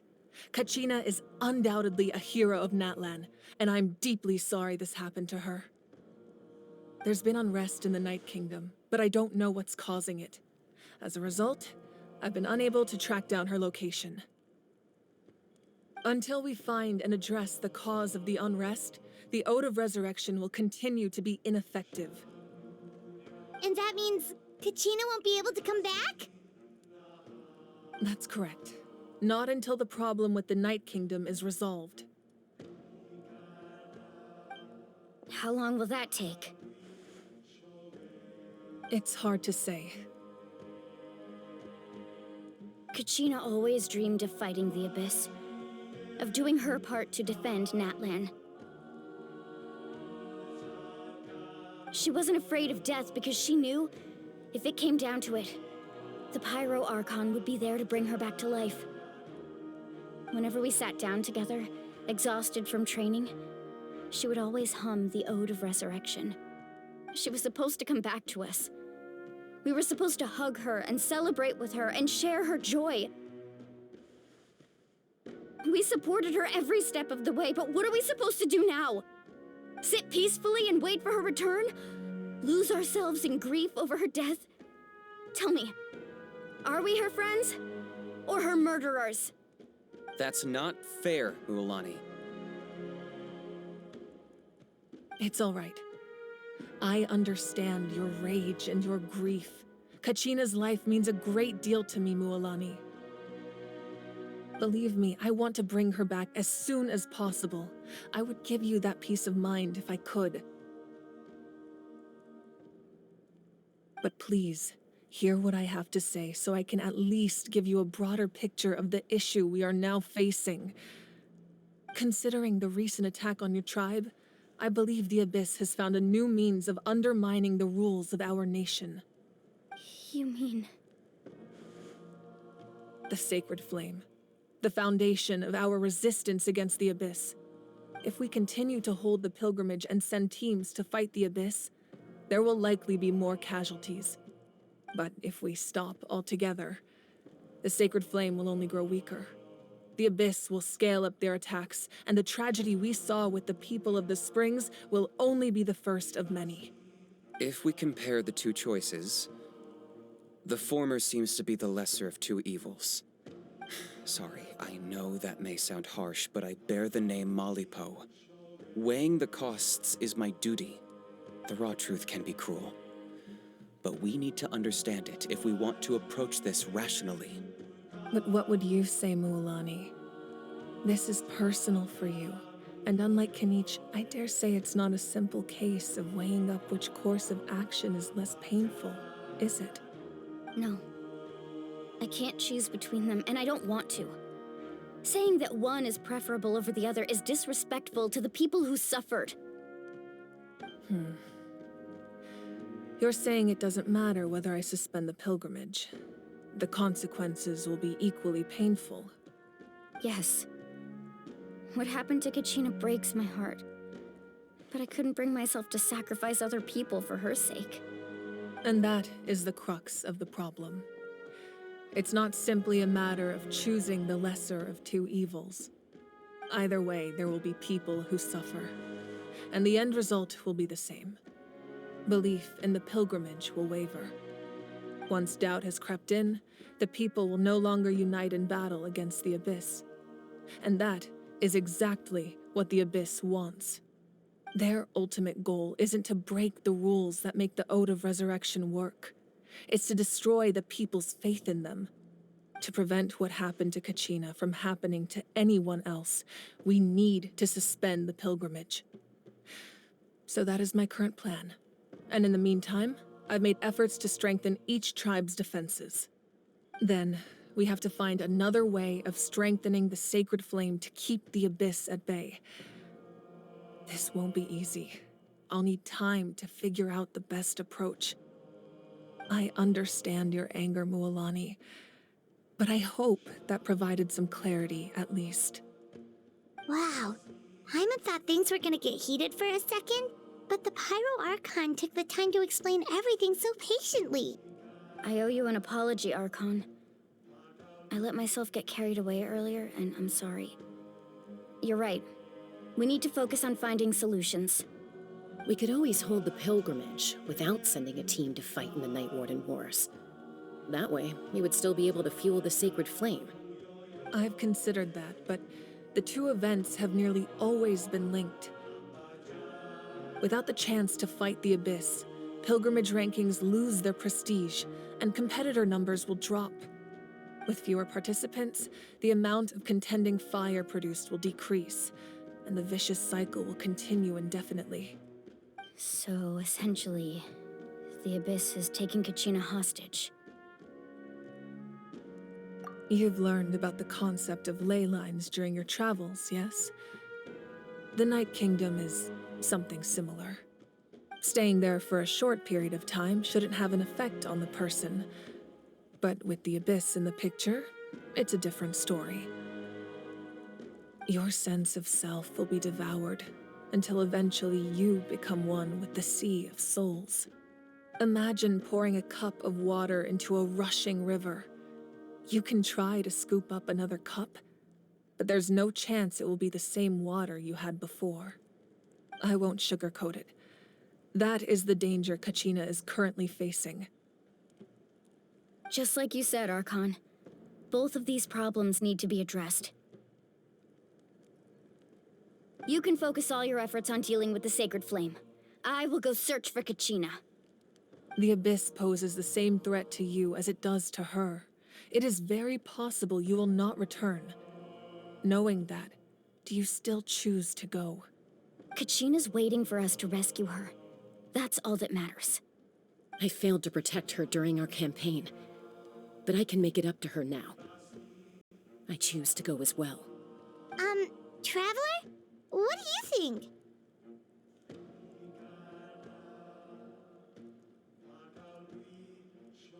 Understood. Then I'll support you in any way I can. The Masters of the Night Wind have a technique that can extract an ancient name from the ley lines. If we can find Kachina's ancient name, I can use the link between them to pinpoint her position within the Night Kingdom. Then comes the hard part. You need to visit the Night Kingdom in person and rescue her. But isn't the Night Kingdom a land of souls? Can we even go there? Under normal circumstances, only the consciousness can enter. But there is a way to go there in person. However, know that the Night Kingdom will attempt to repel you, and the Abyss certainly won't leave you be. That's fine by me. Same here. Fighting the Abyss is nothing new for me.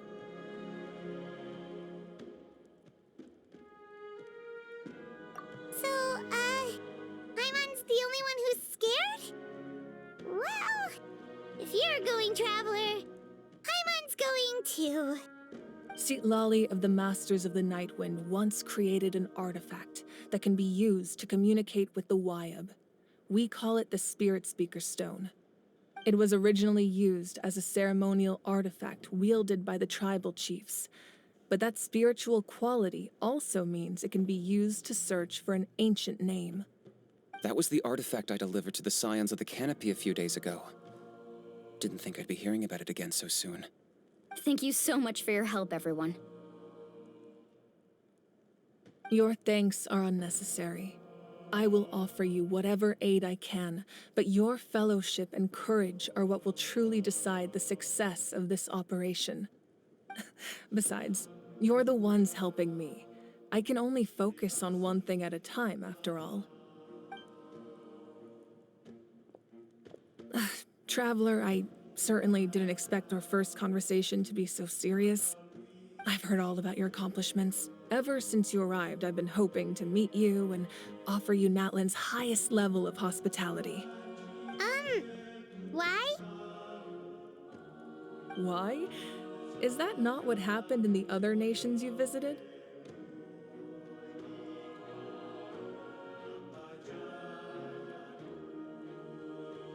Yeah, things were pretty complicated at the start. And, in the middle. But our reputation's solid nowadays. That's more like it. After all, I've heard you're someone who transcends fate.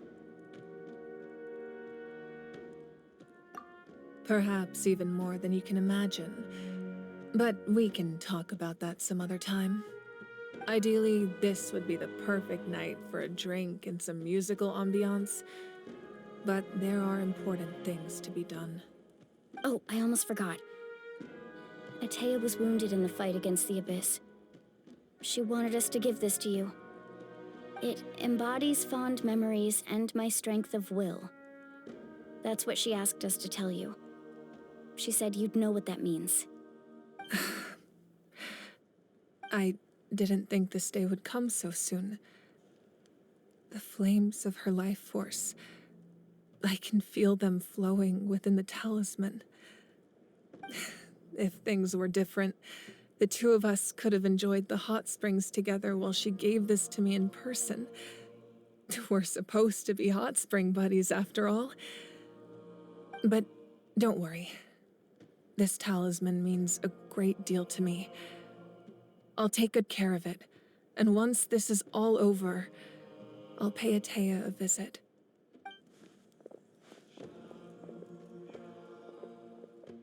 You said you didn't want to jeopardize the production of contending fire. But that's not at all why you decided to suspend the pilgrimage, is it? You're right.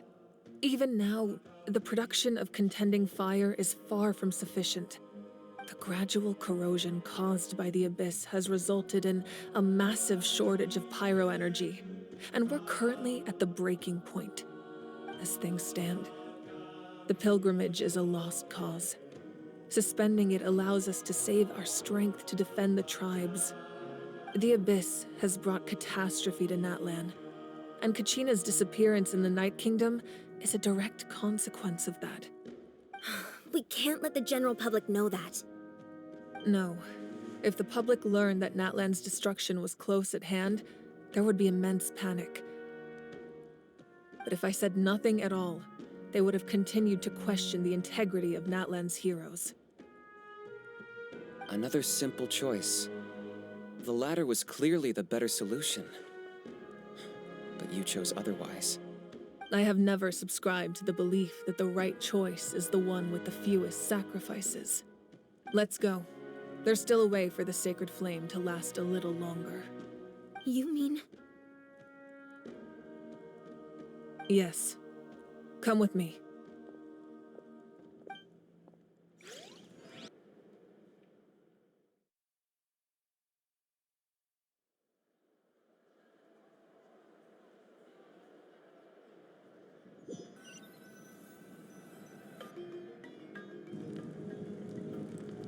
The sacred flame must never go out.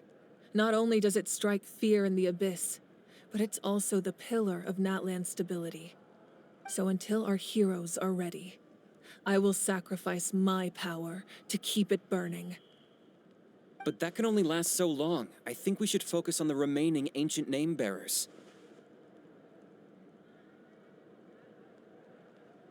Don't let desperation cloud your judgment. Those chosen by the Wyab have already embarked on their destined path. It is for them to decide how that journey ends, not us. All we can do is support them. Even so, for you to make this sacrifice, it's not right. If not me, then who? No other is capable of sustaining the sacred flame. I possess great strength, but I'm not above my people. This is part of my duty.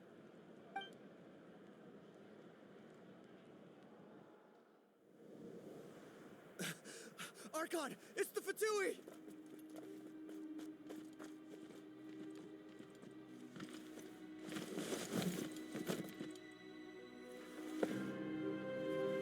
The Archon of Natlan.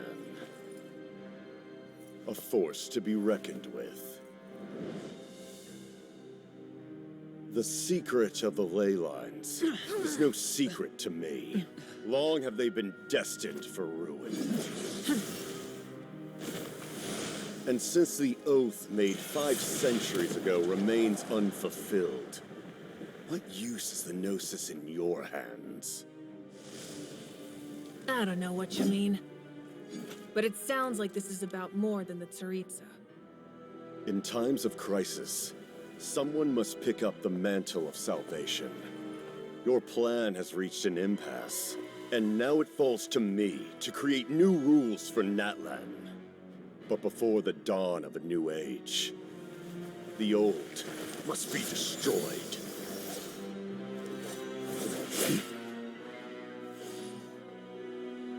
I assume that's the end of your speech? Good.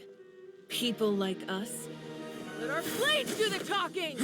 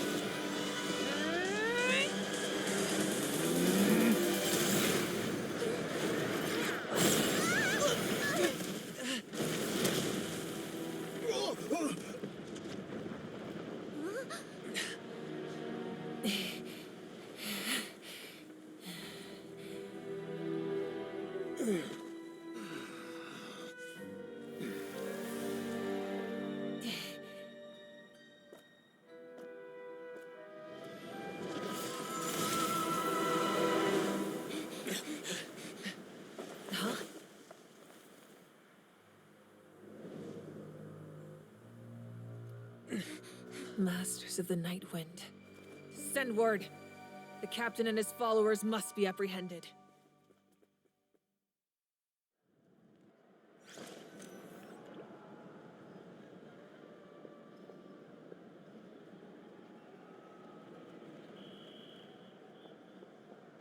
Are you all right, Archon?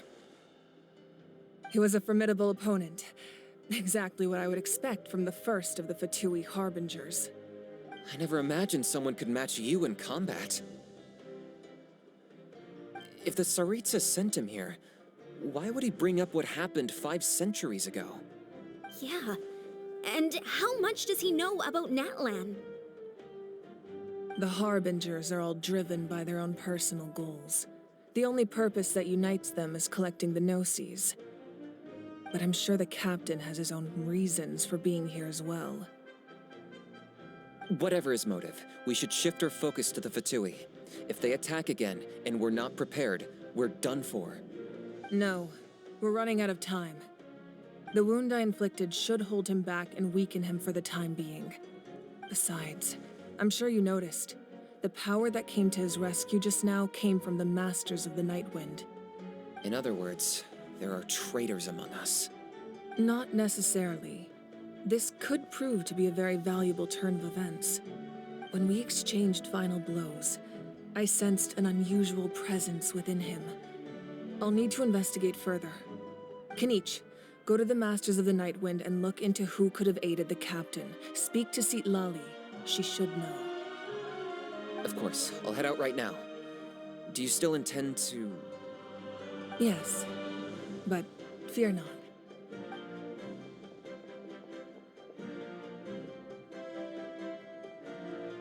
Natlan's strength has never rested solely in its Archon.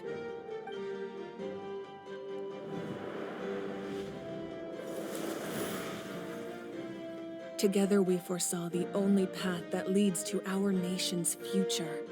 We must trust in that vision now.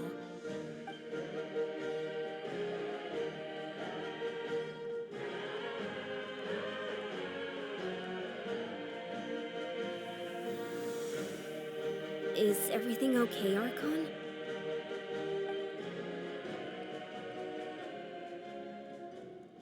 Completely fine. Just lamenting the fact that I never got a picture when I could still turn my hair into flames. Too late now. I just hope the others have a safe journey.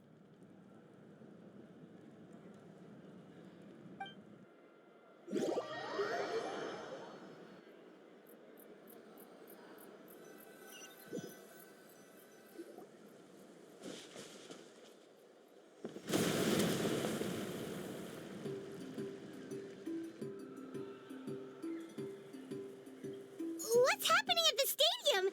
Did something explode? It feels like the Archon unleashed her power. She must be fighting a formidable opponent.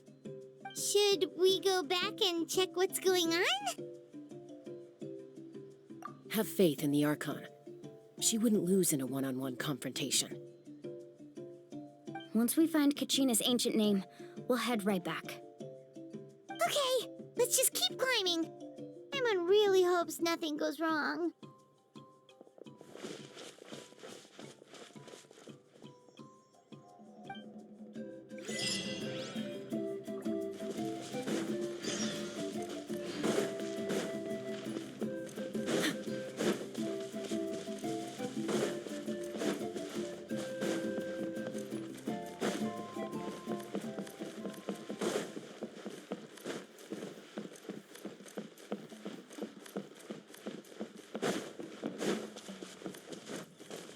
What can you tell us about the Scions of the Canopy?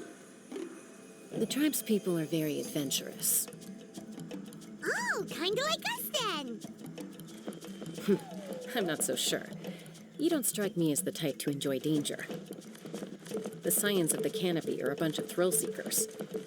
They love extreme sports like rock climbing, rappelling, volcano parkour, or even bungee jumping without a rope while a Yunkasaur stands at the edge and uses its tongue to catch them. Sound like something you'd be interested in? Okay, that does sound different from our usual adventures. Paimon's not doing any of that. She can just cheer you on from the sidelines.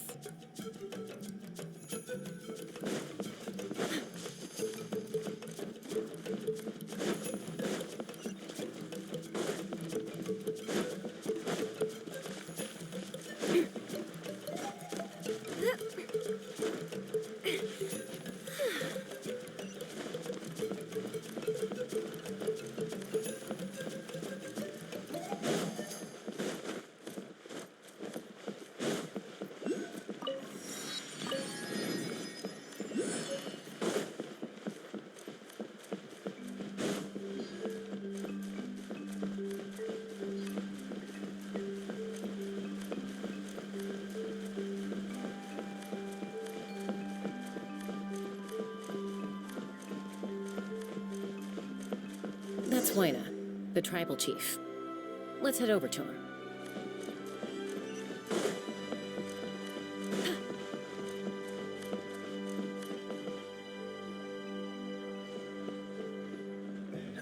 Chaska.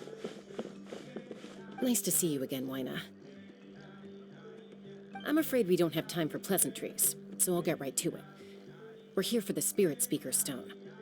Whoa, hold on a second. At least tell me why you need it first. My friend Kachina is trapped within the Night Kingdom. We need the stone to find her ancient name and rescue her. Rescue her? From the Night Kingdom? That's right. I'm sorry, but someone needs to tell you what you don't want to hear. Go in there. A mature warrior would never make such a foolish decision.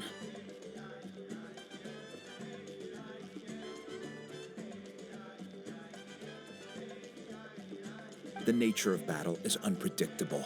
You never know how it's going to end. Losing a friend is tragic, but when that happens, the best thing you can do is focus on how to prevent further casualties. I appreciate what you're trying to say, Chief Wyna. But if the price of maturity is abandoning a friend in need, I'll choose foolishness any day. If Kachina's still holding on, then so will I. I thought you might say that. Is something wrong, Wyna? This doesn't seem like you. Life isn't complete without taking risks. That's always been your mantra. It's nothing. The Night Kingdom is a dangerous place. Can't blame me for checking if you were up to the task. If you're that determined, far be it from me to stop you. Here's the stone. Keep it safe, okay? It's not like we have a spare. Thank you. Ah, seems like you two go way back. But aren't you from the Flower Feather Clan, Chaska? Oh, Chaska's a peacekeeper, so she's famous throughout the tribes. She's always the one people call to resolve conflicts, so we slowly got to know each other that way. Her younger sister Quichi's always hanging around our tribe, too. She's helped us out a lot in the past. Oh, you have a younger sister? Yes, I'll introduce you to her sometime. But let's get back to business. Wyna, how do we use the stone? As you probably know, your intended destination is completely different from the real world. The Night Kingdom is like a river flowing with concepts, and the ancient name you seek is like a tiny fish swimming downstream. In that sense, the stone is like a fishing boat drifting down the river, but the boat alone isn't enough. You need a fisherman experienced enough to steer it in the right direction. We couldn't do that ourselves? With a little practice, I'm sure you could. You have the strength and the talent. If you want to make sure this works, though, I could recommend someone to you. Who? Vichama, a legendary warrior and scout from our tribe. He's got a keen eye and a well-honed intuition. Even his ancient name means to seek. If you're fishing for a name, you're gonna want him on the boat. Vichama? Why does that name sound familiar? He's one of Auntie Atea's hot spring buddies. I've heard stories about him. Where can we find him? Ever since Malco passed, he spends most of his time gazing out at the scenery from the cliff tops. Follow the path that way, and I'm sure you'll find him. Thank you. We'll go look for him there. Good luck. I hope everything goes well.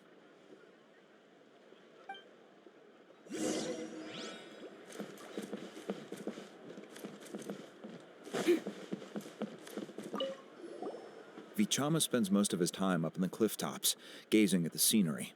You should head over there and have a look.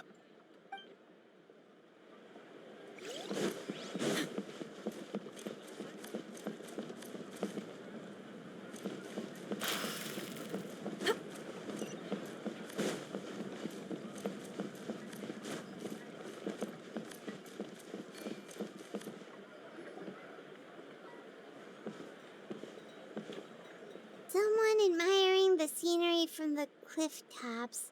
Ah, that must be him! Hello there, are you Vichama? That's me. Did you need something?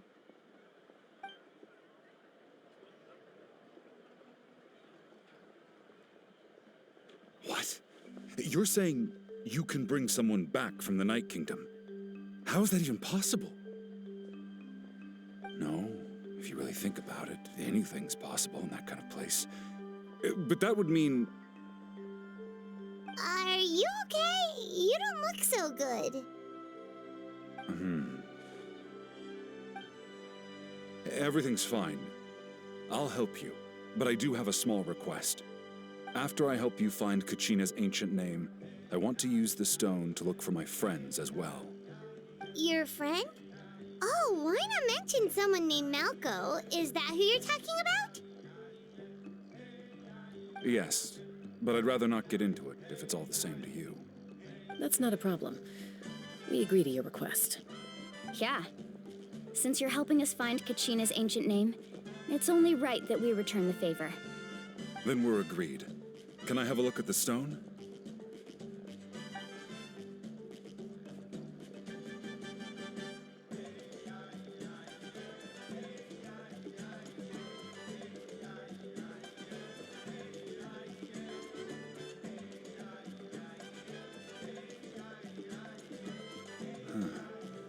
I see.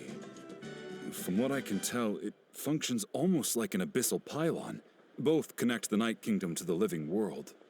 Once the connection is established, the abyss will come surging through the opening like a predator honing in on the scent of blood. So we have to be sure not to use it in a tribal settlement. Wow, you got all that just from looking at it? I just picked up on the basics, really. I still have no idea why it works. You said someone named Lali invented this. They must be a genius. I'll go find an open area and start setting things up. In the meantime, I need you to get 2 things for me. We'll go right away. What do you need?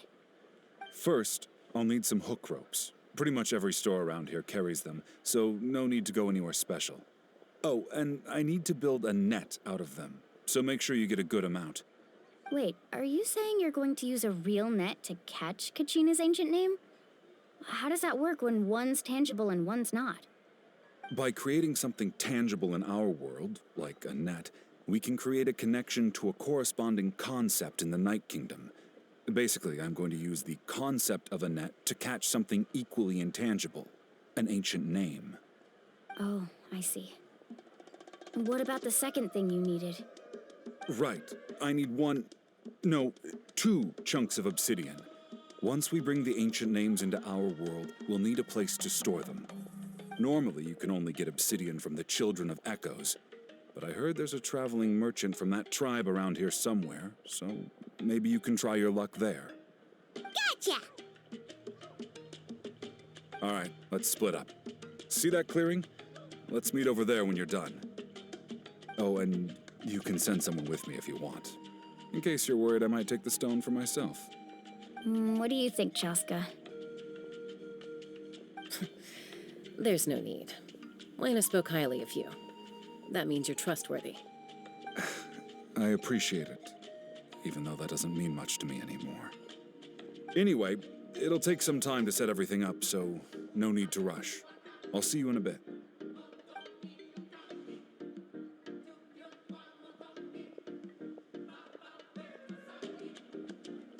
What an odd guy. He seems so defeated, but also really invested in the stone at the same time. I don't have any more insight than you, Paimon. Let's just focus on the preparations for now. Hang on, Kachina. We're coming for you.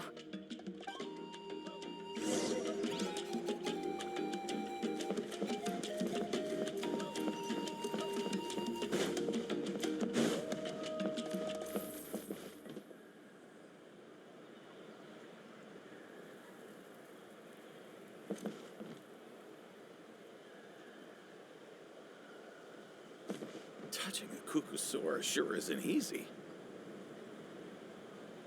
Smile!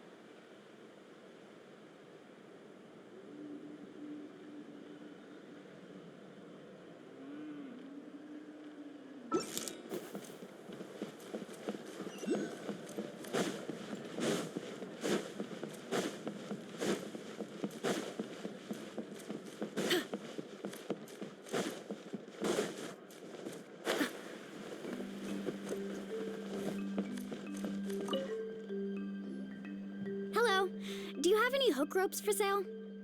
Hook ropes? As in rock climbing equipment? Yes. How much for your whole stock? Oh, the whole thing? Let me see. That would be 30,000 mora in total. Deal? Deal. Wait, really? What, you want me to drive down the price? We just need these as fast as possible. Thanks. Oh, no problem at all. I'll even pass along some information on the house. These ropes are usually used by rock climbing enthusiasts. If you want to learn, Roka's the person you want to ask. All right, that's everything. Here you go. Now we need the obsidian. Let's go talk to the traveling merchant Vichama mentioned.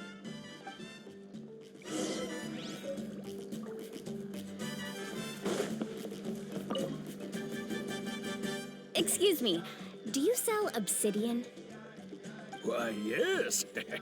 I've got a chunk for sale right over there. Perfect. Is that the only one, though? We actually need two. That might be tough. Tell you what, I'll take a look through these boxes over here, and we'll see what we can find. Thank you so much. We'll wait here.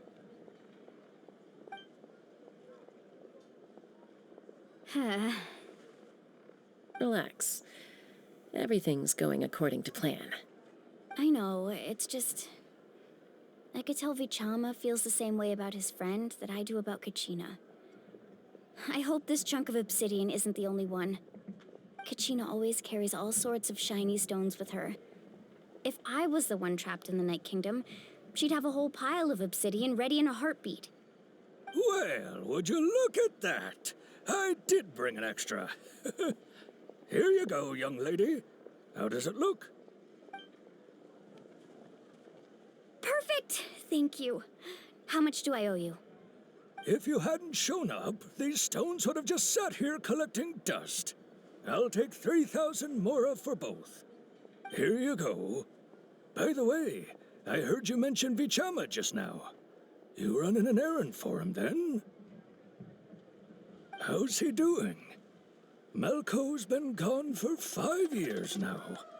It's about time he started to move forward. Do you know what happened between them? I heard about it in passing while I was out drinking one night, but I don't know all the details. Vichama and Malco grew up together, and even made a name for themselves together. Malco was an amazing fighter, capable of knocking out multiple opponents in a single hit, while Vichama excelled at scouting and analyzing the battlefield. The two made an excellent team, and managed to beat back the Abyss several times. 5 years ago, they both emerged triumphant in the pilgrimage, and were placed on the same team to fight the Abyss. But on the eve of battle, the Abyss launched an attack on their tribe, and Vichama suffered an injury to his leg while attempting to rescue someone. Then what happened? The team agreed that he couldn't fight the Abyss in his condition. Vichama didn't argue. He knew going to the front lines with an injured leg would make him a burden in battle. So they raised the issue with the Pyro Archon, and she agreed to let him stay behind. It's just... Malco and the others ended up facing hordes of abyssal monsters in numbers that far exceeded anyone's expectations. The team made an error in judgment, and they fell to the onslaught. Vichama went into a deep depression after that. He blames himself for everything.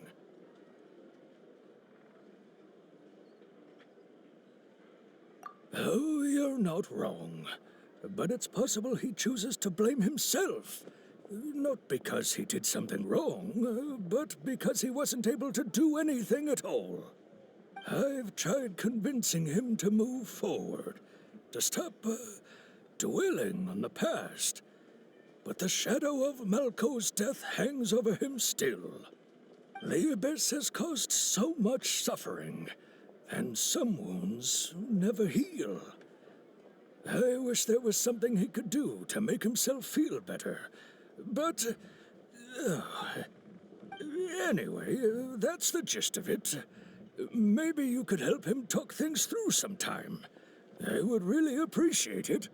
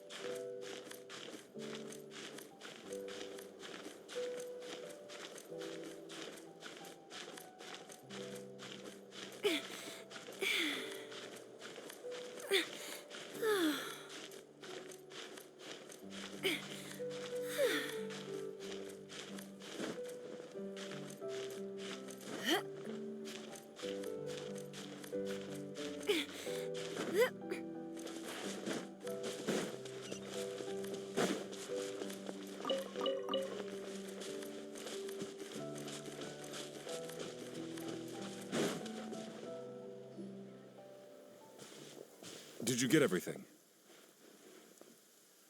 Yep, it's all here.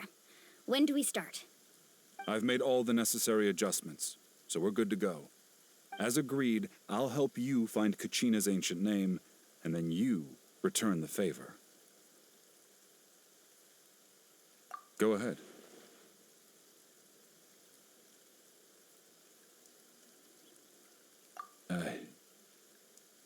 Yes. After Malco fell, I scoured the battlefield to see what happened. It turned out he wasn't bested by some impossibly powerful foe. He was dragged to his grave by the sheer number of enemies. If I had been there, I would have been able to sense the danger. I could have warned them not to advance. I've always blamed myself for what happened. But when you told me about Kachina, I realized there's a chance Malco might also be alive, fighting for survival in the Night Kingdom. But that happened several years ago, right? The Pyro Archon said all life within the Night Kingdom eventually becomes one with the Sea of Souls. There might not be much hope, but I still have to try.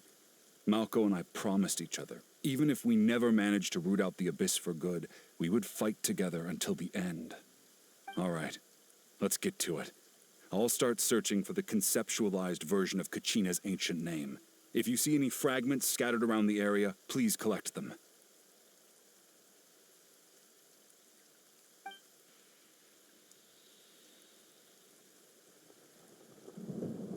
Make sure you prepare yourselves for battle. As I said, the stone will link the mortal realm to the Night Kingdom. The Abyss will likely emerge in response. Look at that golden thing! thing. It must be one of those fragments Vichama mentioned. Let's get closer.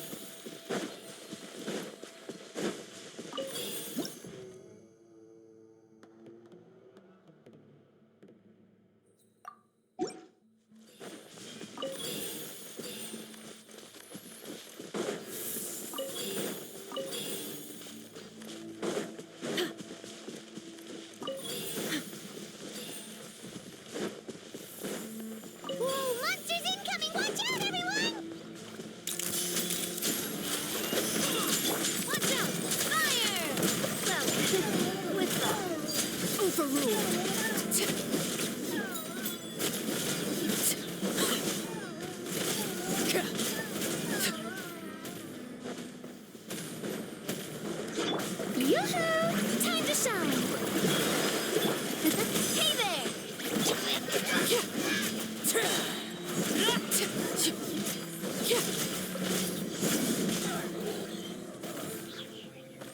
How much longer, Vichama? Not long. We're getting close.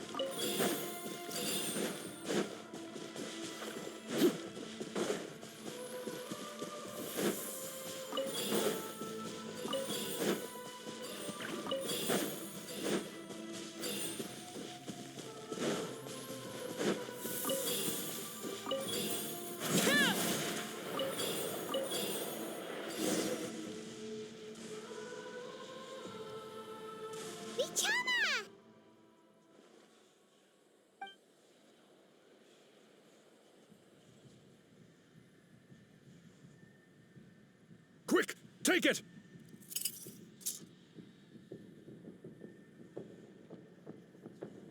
I found Kachina's ancient name. Hang in there, Malko. Just a little longer. Something's not right.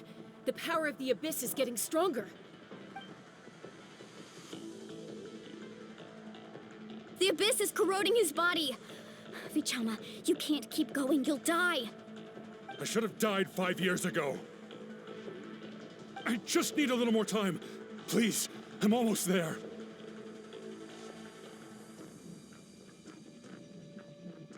Thank you.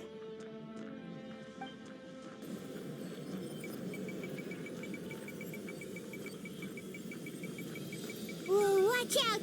The power of the Abyss is strong.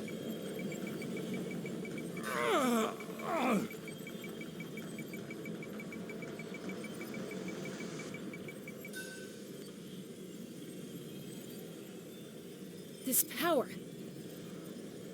Hanging in there? Malko. No! Why can't I find him? Why? We can't wait any longer. Pull him away from the stone, Mualani. I already tried, but the power of the Abyss has him in a chokehold. It's like he's tied to the stone with an invisible rope. In that case, we have no choice. I'm sorry, Sea Lolly. Get back! Chaska, wait!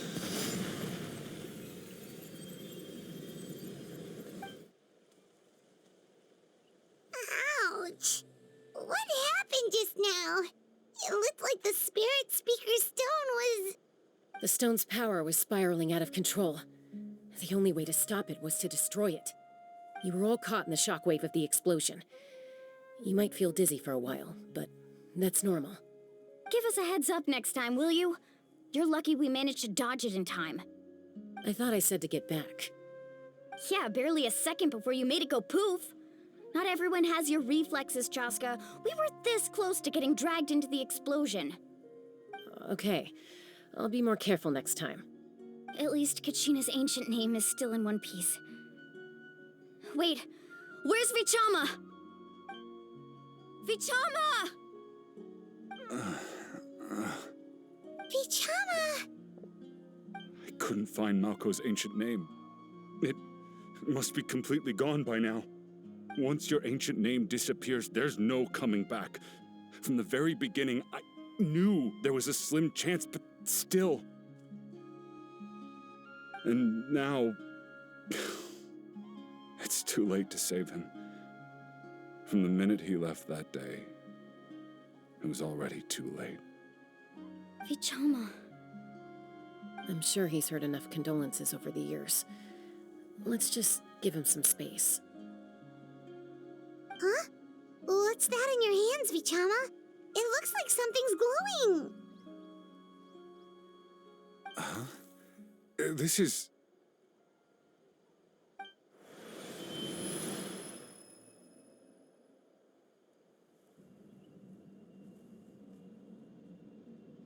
Hey, Malco. Got any strength left? Not enough to swing a sword, but to say a few last words? Sure. Too bad. No one will get to hear them. I never thought I'd actually die on this mission. Not that I'm afraid to die. It's just hard thinking about my mom's face when she hears the news. Guess I have something to be thankful for then. My parents died a long time ago. They won't have to mourn me.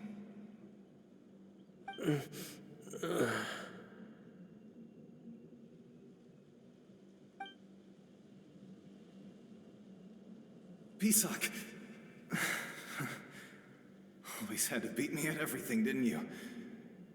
Right to the end, you were never one for goodbyes. Maybe you're right. Maybe no one will get to hear our last words. But just in case... Vichama, I'm so glad you didn't come with us. Don't be sad. Just keep on living. For the both of us.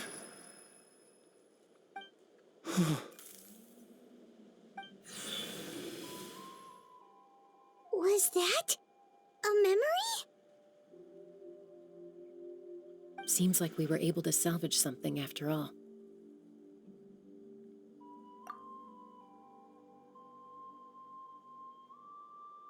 Of course. Seeing him, hearing his voice again, it makes me unbelievably happy. But it also brings with it an even deeper pain. A deeper pain? Why? Malco was always the type to put on a brave face. But in that memory just now, his hands were shaking, and his smile was forced. For all these years, I regretted not being able to fight alongside him to the end. And now I know, at the end of his life, he was thinking the same thing. Vichama. I'm fine. Actually, I heard Chief Wyna wasn't really on board with your plan to go to the Night Kingdom. When you asked for my help, I hesitated too. I knew helping you find your friend's ancient name meant leading you one step closer to danger. But I also understood why you had to try. Everyone has regrets in life, but not everyone gets the chance to make up for them. Once allowed to fester, guilt strips us of our most valuable qualities as warriors. In that sense, we might as well choose the braver path from the very beginning. If I could do it all over again, I would have followed Malco to the front lines no matter what. Even with an injured leg, there were still things I could have done. That way, even if the outcome stayed the same, I still would have fought alongside him to the end. There are critical junctures in life, and if you don't seize the chance to act, there's no going back. That's something I had to learn in hindsight, but you're still at the crossroads of your journey, so I hope you can walk away without regrets. Thank you, Vichama. I feel even more determined now. Kachina will come back to us. I'll make sure of it. I promised I would find her, and I intend to keep that promise. That's good to hear. Strange. My body, it's... Once abyssal corrosion enters the body, a portion will fuse itself to your internal organs. Even though the Traveler possesses powers of purification, The corrosion can never be fully eradicated. Thanks to her, though, you were only briefly exposed. Slowing your breathing and controlling your emotions should help you keep the symptoms in check.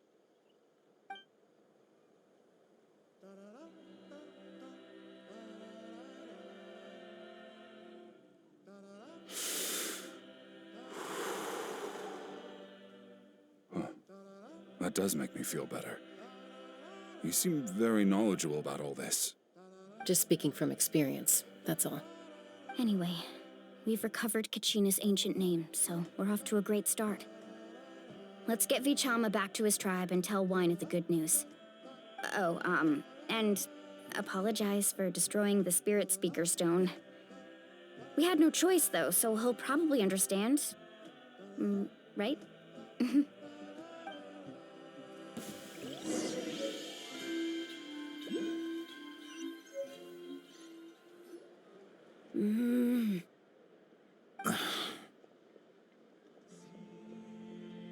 Koichi, are you really gonna just stand there like that?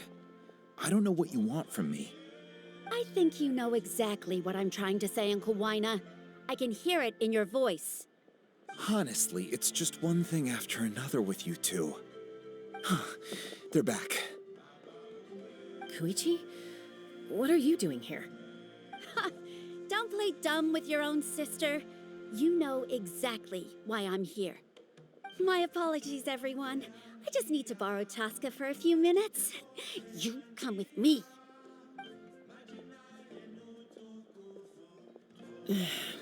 I'll be just a moment. Who was that?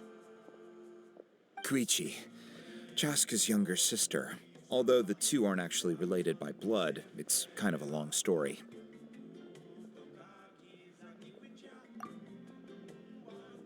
It's not really my story to tell, but I guess it's not a secret. You see, Chaska was actually raised by cuckoo sores. She was afflicted with a rare disease when she was a child, and abandoned in the wild as a result. The Abyss found her out there, all on her own, and tried to devour her. But in the end, all that did was trigger her will to live. That strength of will pushed her to survive. But it also planted a seed of conflict within her. Eventually, she was adopted by the cuckoo source. Wherever they went, she followed, getting into fights right and left. For some reason, Paimon can totally imagine that. Well, when Chaska finally returned to human society, it was Koichi's parents who adopted her. At the time, Chaska still had a habit of getting into fights, so Koichi was always taking her around, apologizing to everyone. Ah, I remember those days. One of those fights was definitely with me. But, you know, kids. You're fighting one minute and your friend's the next. Eventually, she found a way to rein in that desire to fight. And now she's who people call to resolve conflicts. She's known as the Peacemaker. It sounds like she still argues with Koichi, though.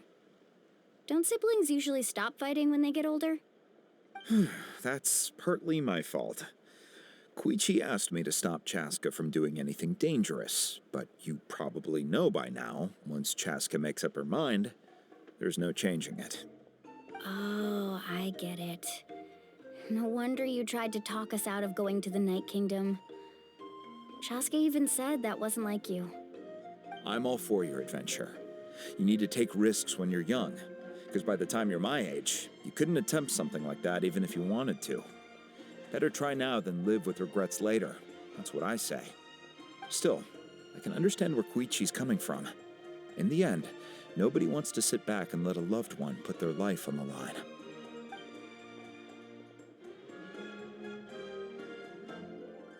All right, it's just the two of us now. You have 1 minute to explain yourself. I don't have anything to say. You don't have to approve, but you should know I only do what's necessary. That attitude is exactly the problem. It's like you don't care. You try to sneak off to the Night Kingdom behind my back and then play it down as if it's just a trip abroad. Well, technically I am going abroad, right? Again with the excuses!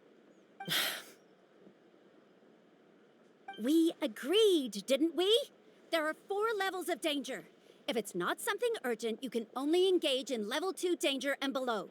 You can only go up to level 3 if a situation is so dire there's absolutely no alternative. But a trip to the Night Kingdom? If that's not a level 4, I don't know what is. And you were just going to sneak into the place without saying anything. What do you mean, sneak into the place? I always planned on walking in there with my head held high. You bought off Uncle Wina, didn't you? He promised me he'd stop you from doing anything dangerous. Oh, it's like he didn't even try. You feel like he went back on his word. What if I told you my mind was made up, and there was nothing he could have done? Not even by force. Oh, I knew it! So he did try to say something, but you didn't listen. This is important. If you were in my shoes, you'd make the same decision. You don't know that? I'm a doctor, and I handle logistics. If you're going to waltz into a dangerous situation where you could lose control at any moment, it's my duty to say something. All right, whatever. Anything else? What do you mean, anything else? Why don't you reflect on what you've done and promise me you'll stay put? Time out. Is this one of our normal arguments or a serious one? Chaska, does it sound like I'm joking? Then, you need to know something. What happened to Kachina was partially my fault. I can't leave her there to die. That's not who I am. But the person you become when you lose control, that's also not who you are. That's a different issue.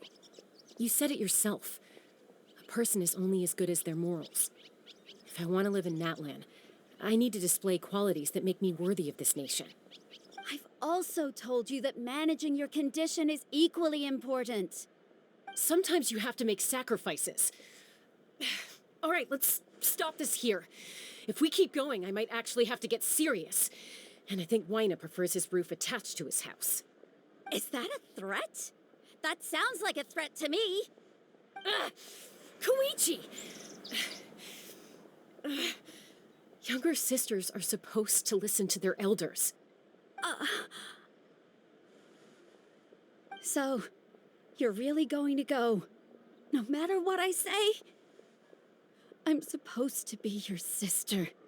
Then support me. I'll be back. All you have to do is wait. Chaska. So, that's it. Why'd you have to turn out to be so darn annoying?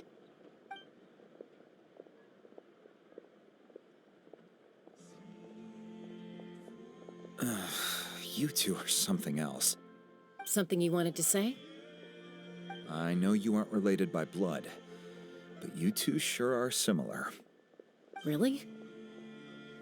You know, I said that very thing to Koichi not too long ago, and she reacted the exact same way, down to the very tone of voice.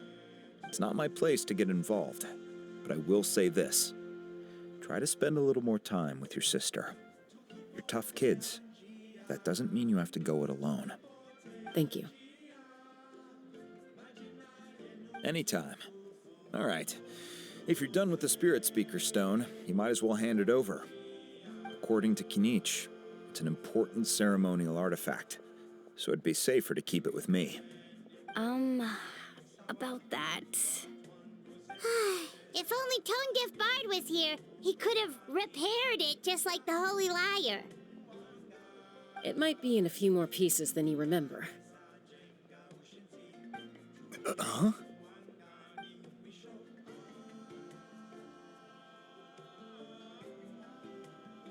I see. Sounds like it was an urgent situation. If someone's life was on the line, then you had no choice. Still, Citlale's going to be a nightmare to deal with now that you've broken her stuff. I'll explain everything to her later. Stay safe out there in the Night Kingdom, okay? I'll wait here for your safe return.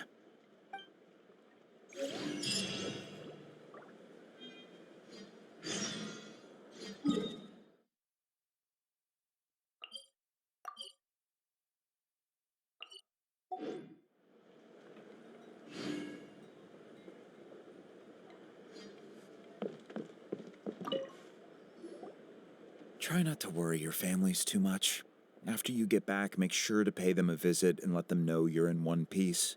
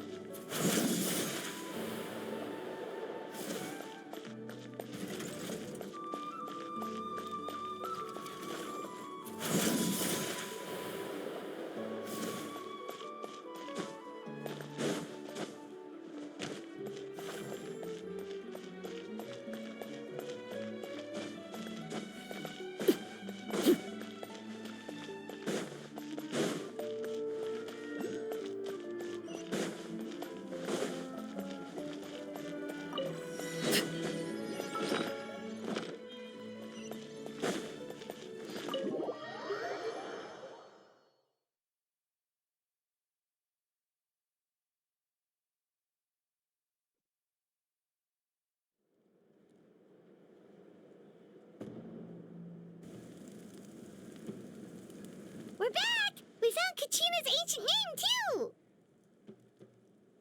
Well, it's fairly complicated. Let me give you the condensed version. The Fatui again? We can't go anywhere without them causing trouble.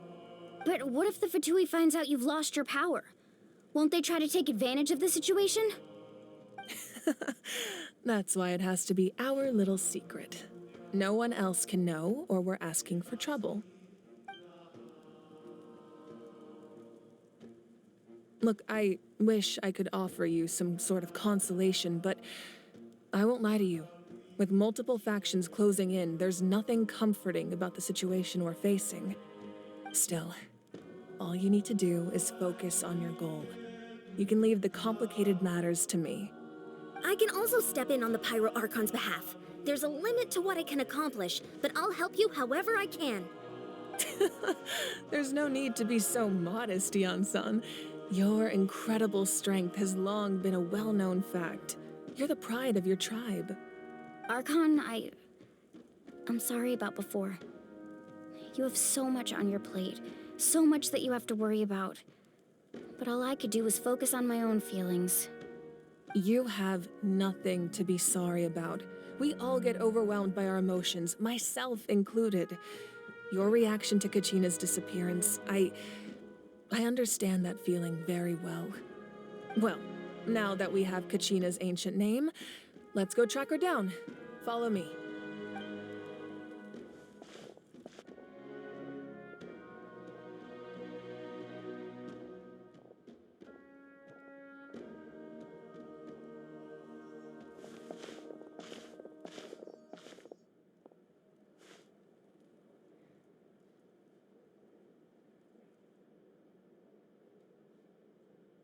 What is this place? Hey, isn't that Atea's talisman? Good eye. This is where I store all the various mementos I've collected. Whoa. I've never seen this place before. There's so many things in here. It looks like there are items from every tribe. Collecting them must have taken a lot of effort. I suppose you could think of it as a hobby of sorts. In Natlan, everyone grows up listening to the stories of heroes, and physical items do a far better job of preserving those stories than our own memory. Now, I still have some preparations to make for the ceremony, so feel free to take a look around in the meantime. If you're curious about an item, I'm more than willing to tell you about its origins. All right, we'll have a look.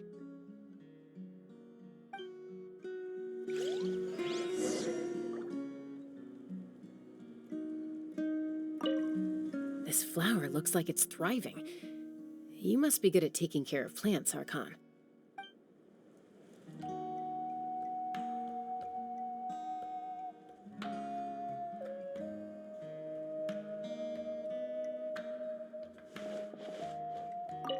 This fishing basket looks familiar.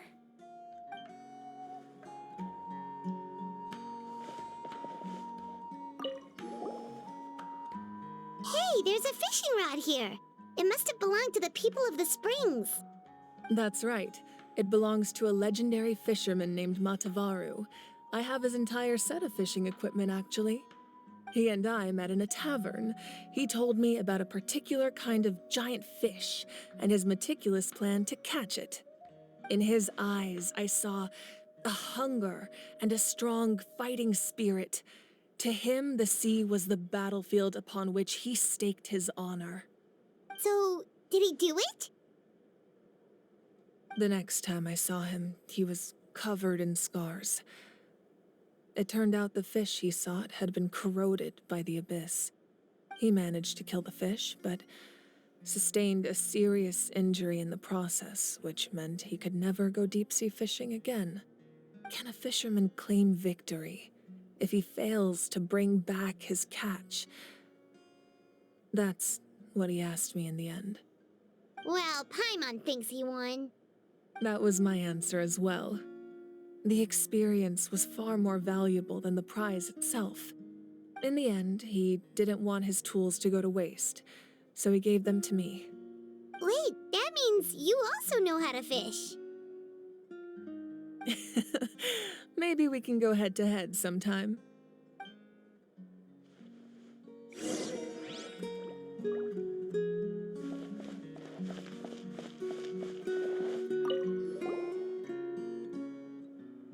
There are so many jars and potions around here.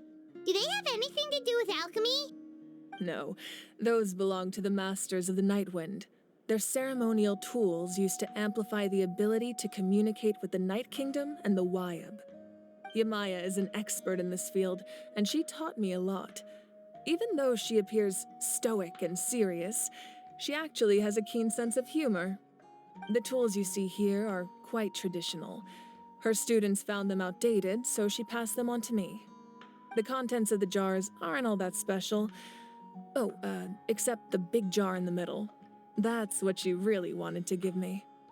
Ooh, must be something really cool. What's inside? Grape juice. Huh? It's quite tasty, although probably expired by now.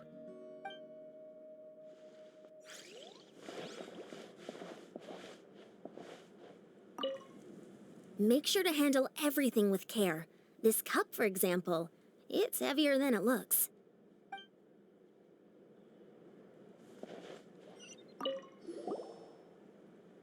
Whoa, that belt is bigger than Paimon's head! The Collective of Plenty are known for their bodybuilding competitions and contests of strength. This belt is a symbol of great honor within the tribe. The association with strength might also have been the reason the original belt was extremely heavy. It was difficult for even 2 people to lift. And even if a warrior had the strength to put it on, wearing it for any length of time would still leave them gasping for breath. Sounds like it. So the owner of the original belt, Kitera, commissioned a craftsman to make a copy identical in appearance but far lighter in weight. That is the belt you see before you. He would often wear this version when training in order to protect his waist. Or he made a lighter version so he could wear it all the time and show it off.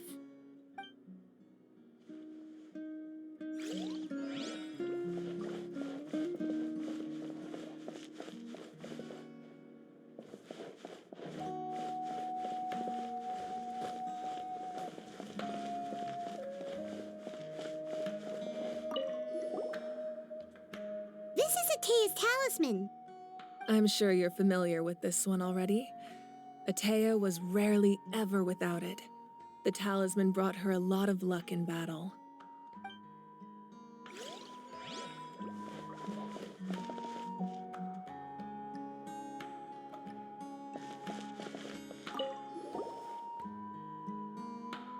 Whoa, Wow, this weapon is huge!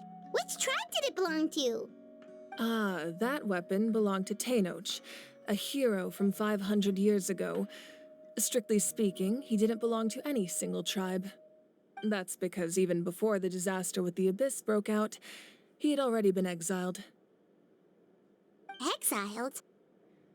It was a punishment imposed out of necessity, but he accepted it all the same. He believed it was what he deserved.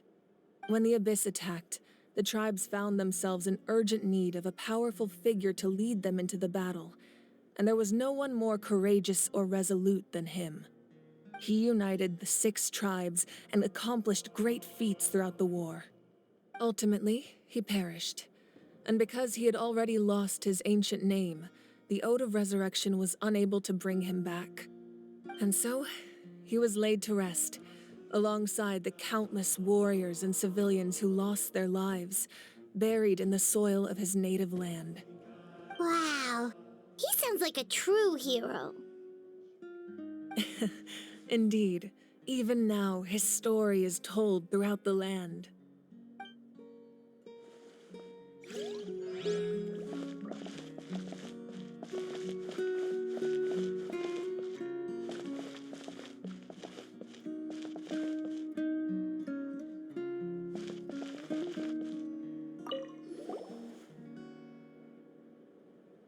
The powder still needs some time to settle, so let's wait a little longer.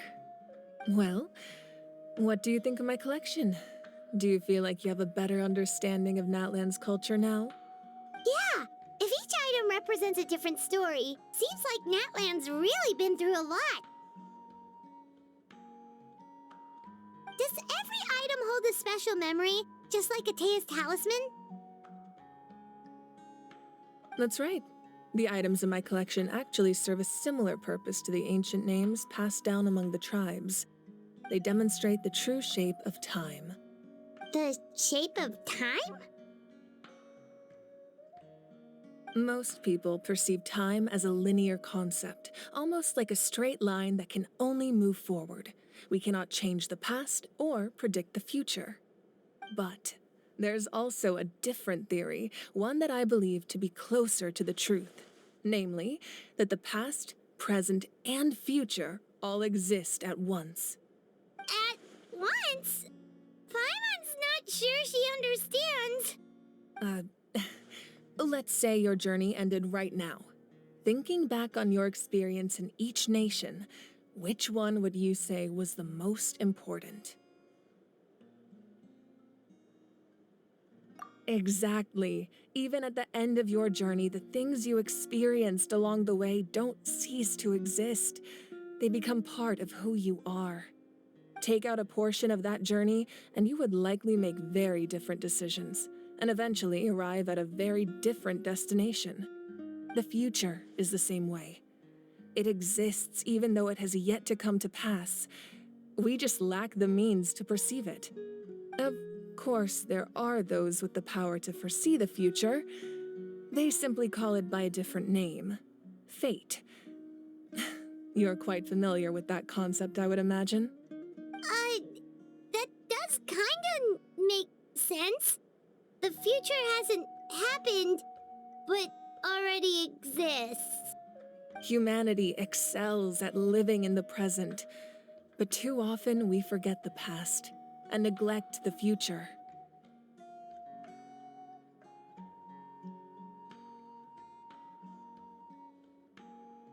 While the pilgrimage and the Night Warden Wars lead us to a better future. Only by uniting the people of Natlan across countless eras can we fight back against an enemy as formidable as the Abyss. To come up with such a set of rules, the first Pyro Archon must have possessed a level of insight I can only imagine.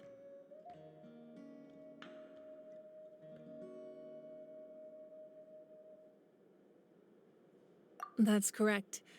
At first, he was a mortal man with no special power.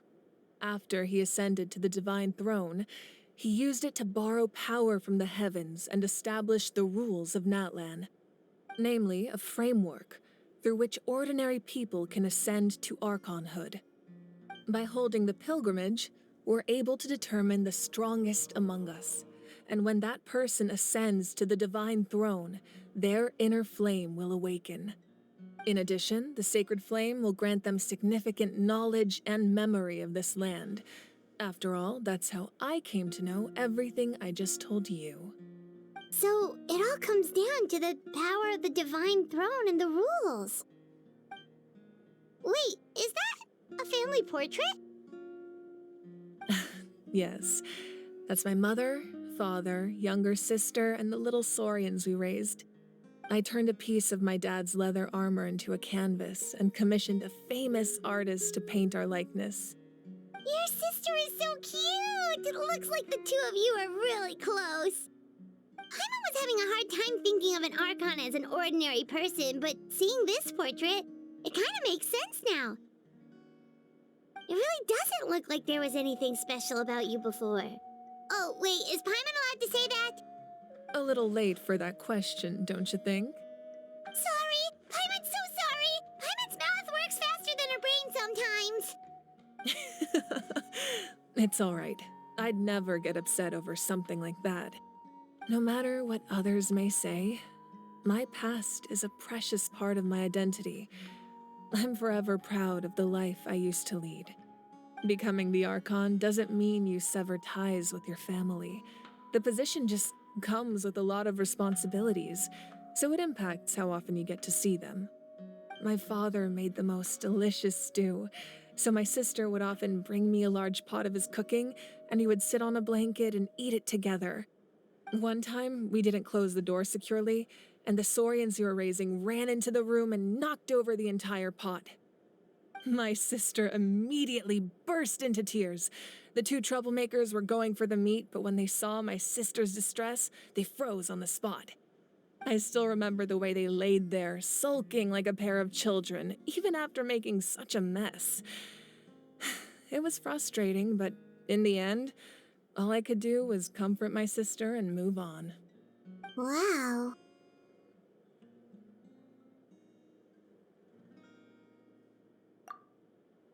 Isn't that what being a family is all about? I think about that story a lot, actually. As the Archon, I made a vow to defend this nation, and experiences like that, they remind me exactly what I'm trying to protect. Well, what happened after that? This portrait looks pretty old. Your sister must be all grown up by now, right? I believe she ended up working as an architect and artist. She built many houses and crafted many beautiful works of art. Anyway, that's enough about me. Now that the powder is settled, we can begin. Ian-san, Mulani, Chaska, over here, please. Place the ancient name up there, and then we'll begin.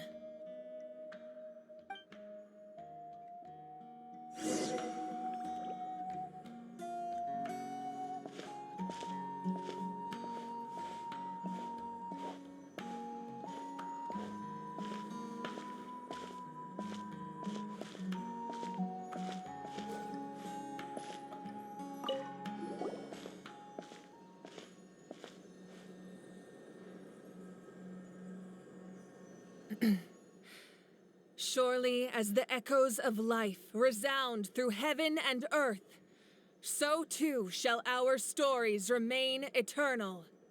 Ancient name, take us to your fated bearer. Allow her to answer our call.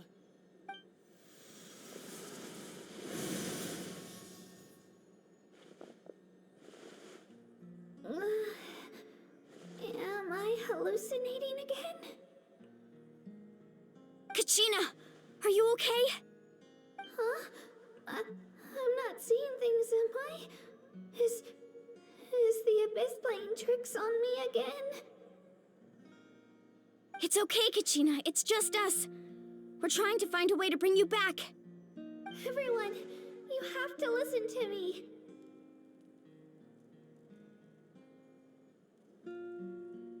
I've been investigating the Night Kingdom this entire time, and I figured out what's wrong. The Wyab is being affected by the Abyss. I was waiting for the Wyab to send me back, but then then this really strong monster came in and it almost killed me.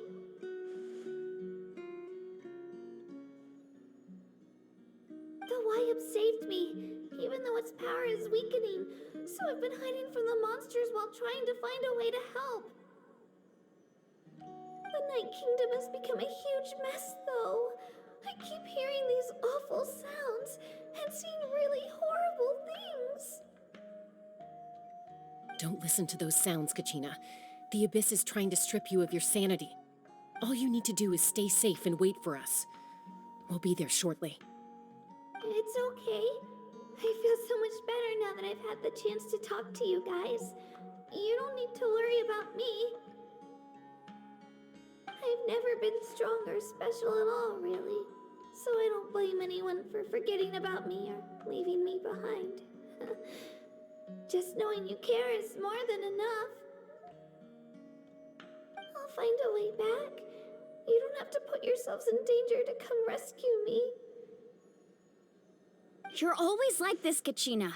Now's not the time to act tough. We're coming for you, and that's final. I don't know what lies the Abyss has been feeding you, but I'll tell you something right now. Nobody here sees you as a burden. You're a victor of the Night Warden Wars, a hero of Natlan. All you need to do is wait for us to rescue you, and you'll get all the applause and recognition you deserve.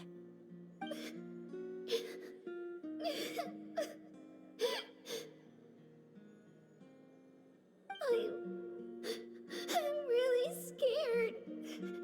Everything's so dark and creepy here. And I want to go home. Still, I don't want you to put yourselves in danger because of me.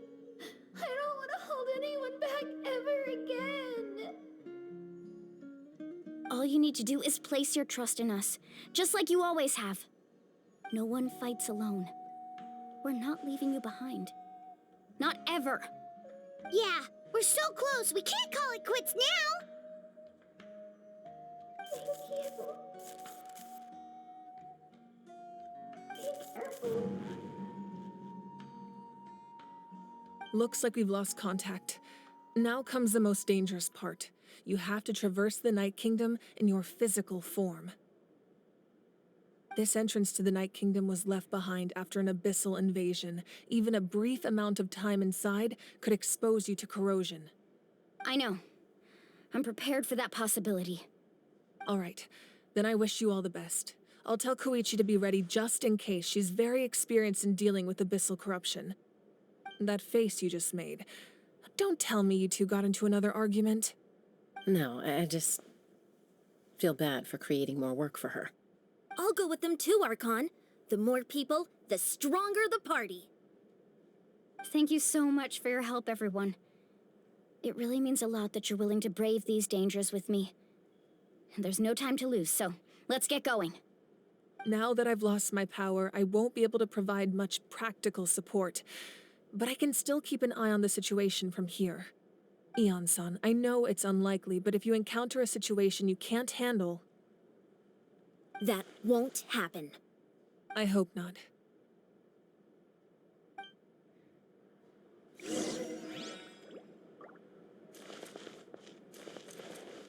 Be careful out there. I'll observe the situation from here.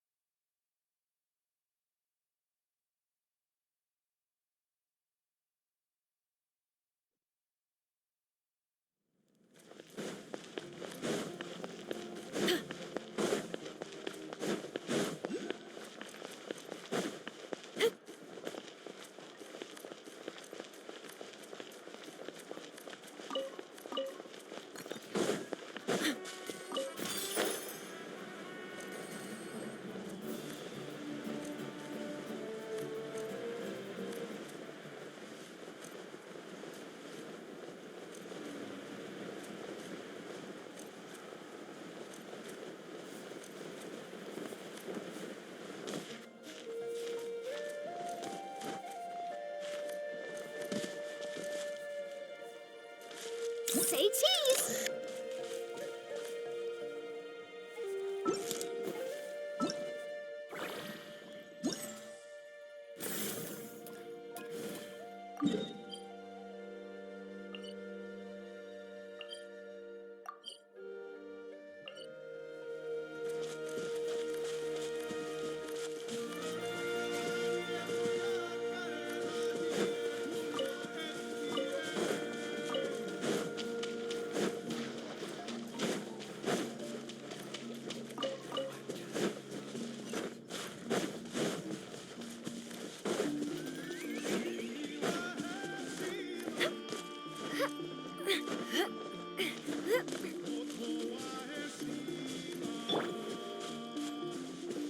Feeling lucky? Feeling lucky? Nah. Transfixed.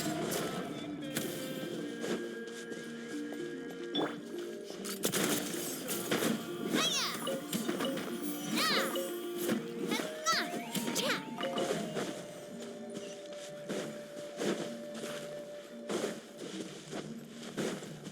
Hit.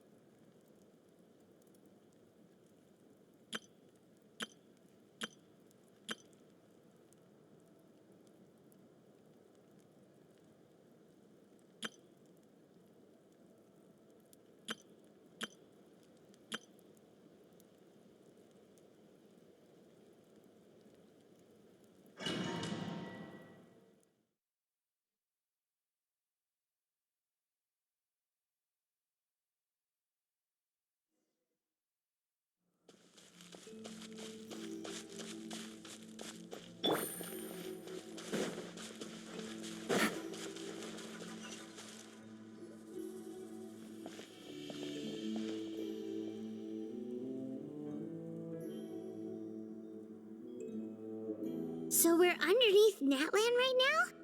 It looks nothing like Paimon was imagining. That's because in the distant past, Natlan was home to an incredibly advanced civilization ruled by dragons. Humans only established their own society after the fall of the dragons.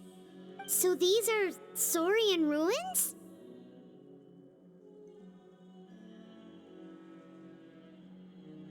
Wait, you mean like the elemental sovereigns? They had their own advanced civilization? Yes, a really long time ago.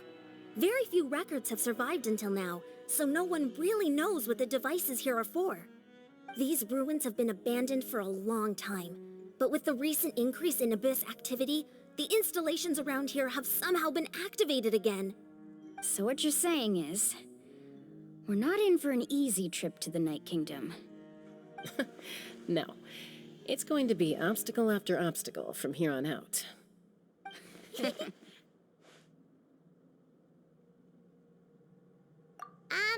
Why are you all laughing like that? It's creeping Paimon out. It's the pre-adventure excitement kicking in, right guys? Of course. I'm eager to get started. Then let's go. We won't let anything stand in our way.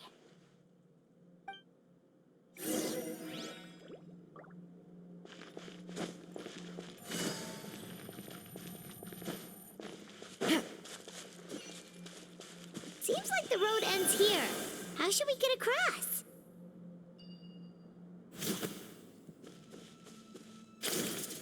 As a professional trainer, I think you could stand to build up your endurance, Paimon. Professional trainer? Paimon thought you were a warrior from the Collective of Planning. Well, that goes without saying. But I actually work as a sports coach. I provide professional guidance for many of Natland's popular sports. And I don't just mean physical training. I design nutrition plans as well. Ah, so basically no sugar, no soft drinks, no grilled meat. Yeah, we'll be here all day if you list them out one by one. It's much faster to just focus on what's good for you. Such as? Vegetable juice. Want some? You know, Ian-san, Paimon feels like the two of us might not see eye to eye.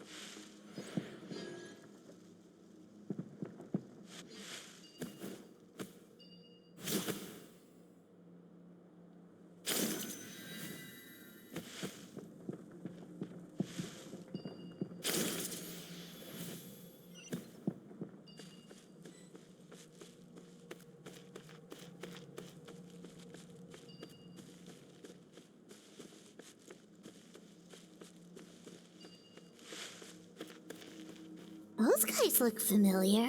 We've fought them before. Let's go. Show no mercy.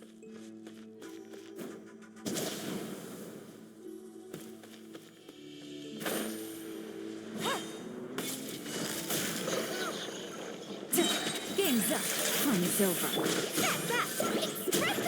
Allow me. Covenant of the Deep. Overruled.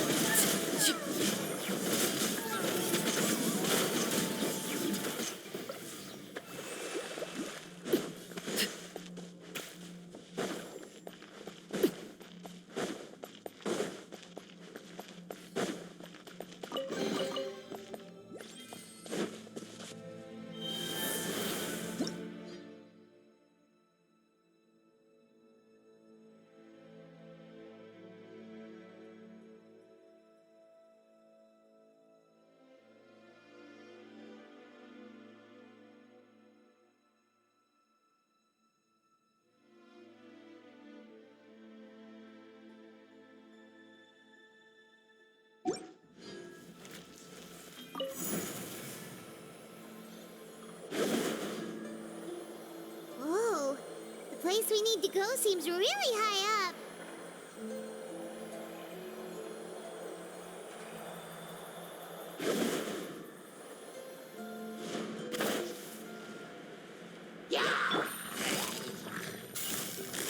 Quietly now. Rest and rebuild.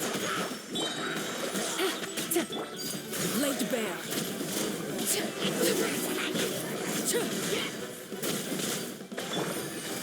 Busted. Here comes the cash. Right here, please.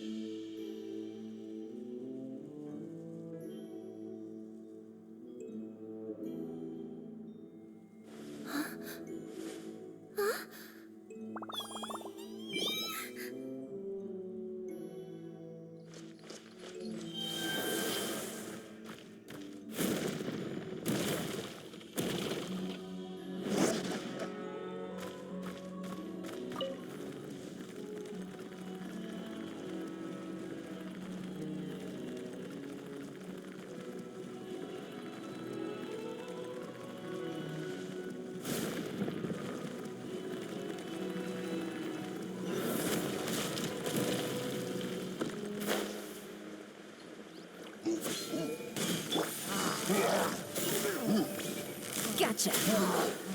Allow me. Turret, bring refuge. Transfixed. This is where you fall. Hold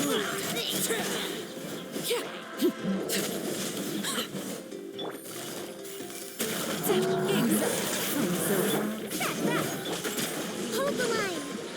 Covenant of the Deep!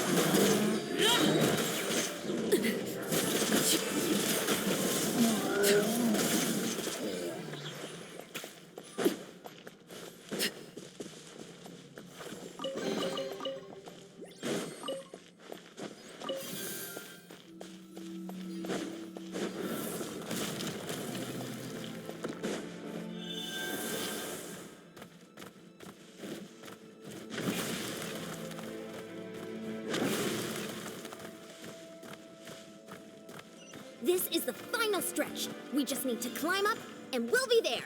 Nothing to it. Easy for you to say.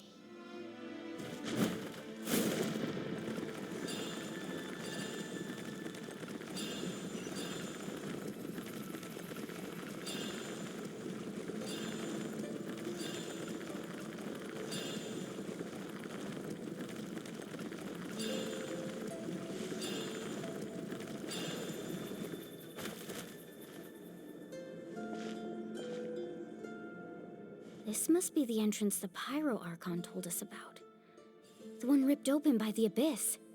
Yes. There's something in the depths of this place that feels familiar, yet also foreign. We actually have to go in there? Okay, Paimon just needs to psych herself up. Don't push her through before she's ready.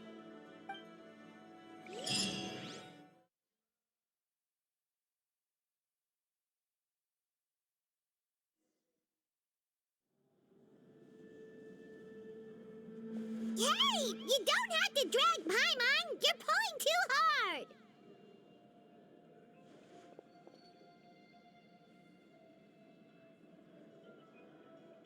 Looks like we made it. This is the Night Kingdom.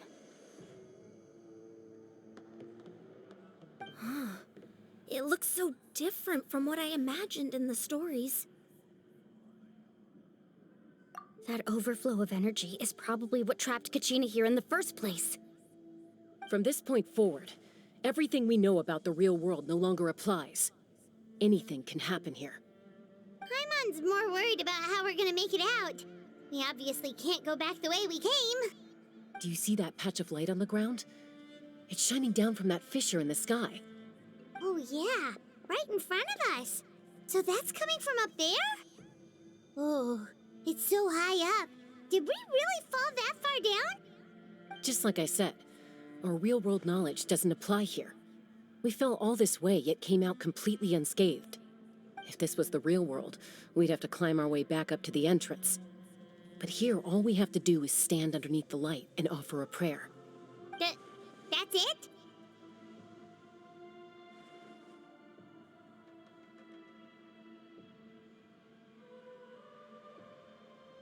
You really think that little of Paimon? That's not even why Paimon asked! So that means all we need to do is find Kachina and bring her to this location. Exactly. This light is streaming in from the real world. It's a link between the two realms. The terrain looks difficult to navigate, and the visibility's not great either. How are we supposed to find Kachina in these conditions?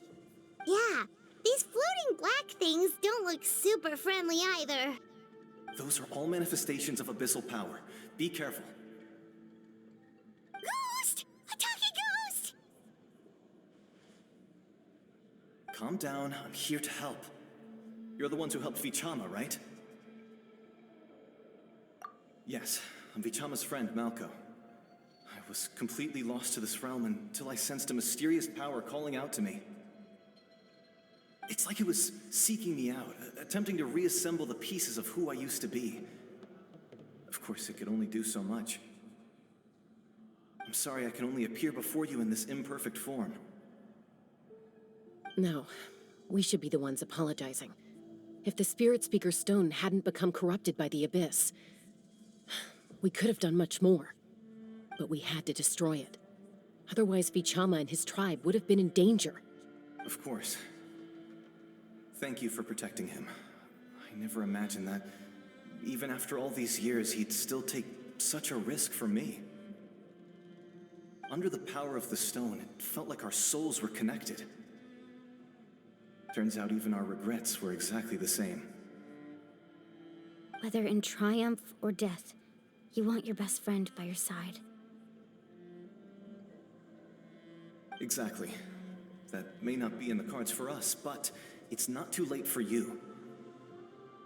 You're looking for a young girl from the Children of Echoes, right? She's being chased by an embodiment of abyssal power.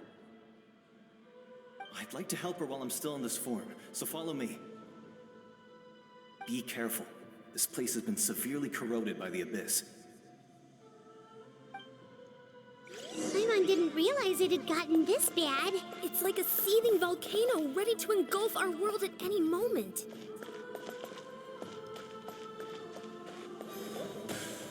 Stick close to me. My power will be able to ward off attacks for the time being.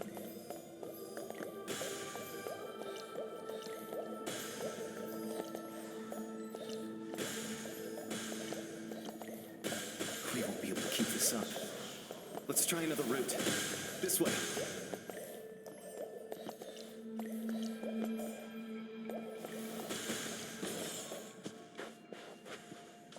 Ouch! Quick, get back here. You can't go wandering off. It's too dangerous.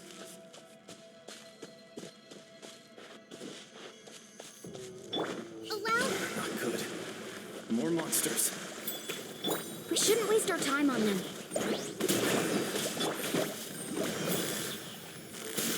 Here comes the catch. Transfixed. Yeah.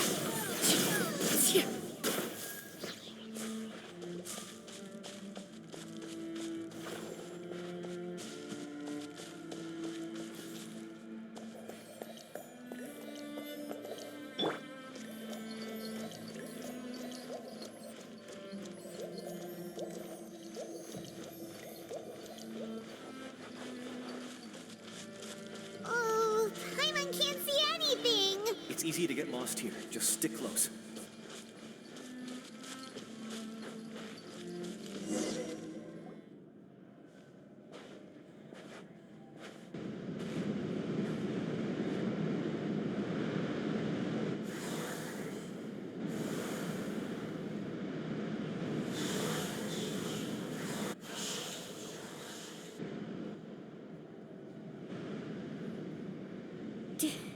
Did you hear that? What? Never mind. It was probably just my imagination. Don't scare Paimon like that. I heard it too. It was a voice from the abyss.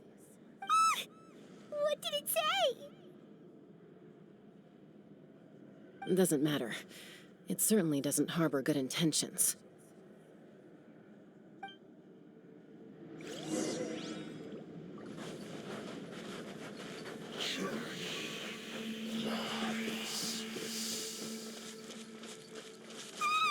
Paimon just heard it too. Let's keep going. Paimon wants to get out of this place.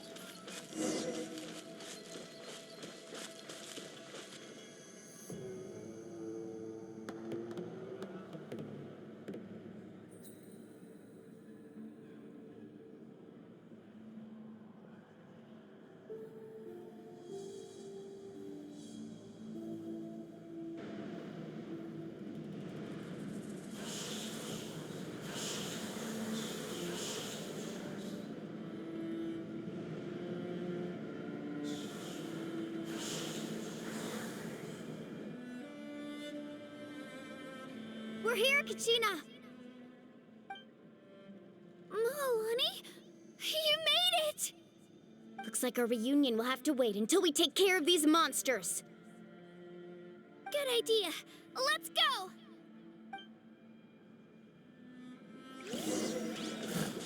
Here goes! Billowing surge! Laid bare. Everlasting as the moon. Overruled.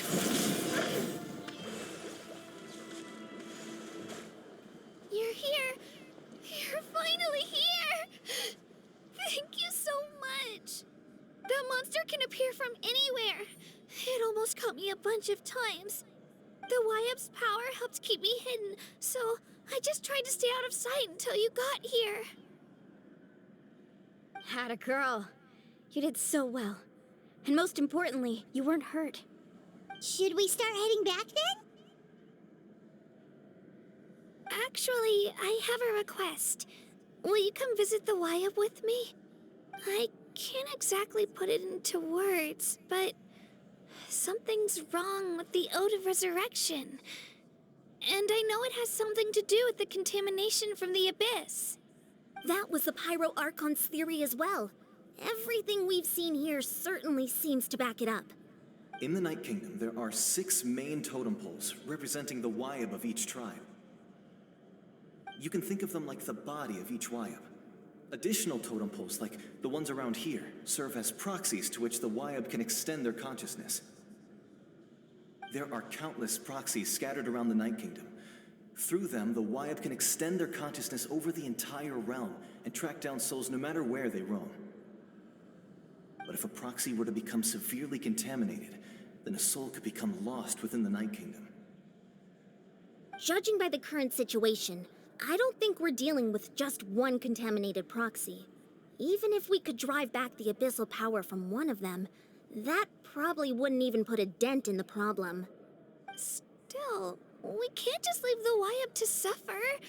It's protected me this whole time. I agree. We might even manage to draw out the monster that's been hunting Kachina. Getting rid of the monster might slow down the deterioration of the Night Kingdom.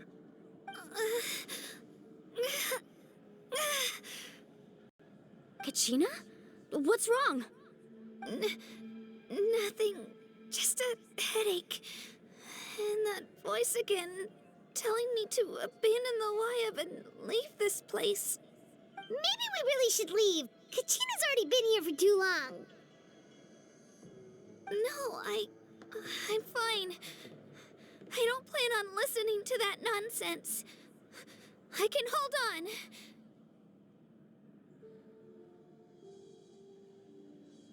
Just up ahead. I'll lead the way. Besides, I can still fight, so please, help me out a little longer. Listen to me, Kachina. We'll come with you, but that's because we want to help the Wyap, not because we have something to prove. You don't have anything to prove either. It's okay if you reach your limit. We'll be there for you. All right. The sooner we get this done, the better. We've already come all this way, so we might as well try to get to the bottom of this. Let's go. This way. I'll stay here and try to stall the Abyss monster. All by yourself? That's too dangerous. It's all right. I may not be as strong as that monster, but I'm definitely more familiar with the area. Besides, I don't have much time left. If you're anything like my friend, I'm sure you're not particularly fond of goodbyes. So go. Achieve your goal, and return to the world where you belong. Thank you for everything. You're a true hero. Thank you. No one fights alone.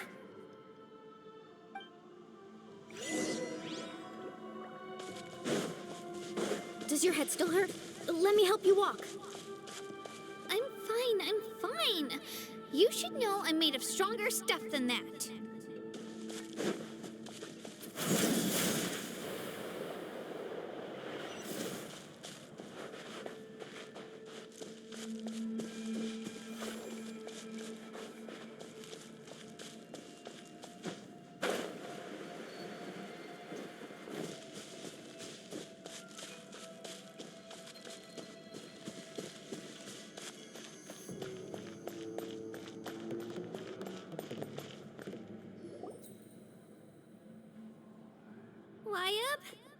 Wyap! I'm back! My friends and I are here to heal you. Wyap! Can you hear me? Wyap!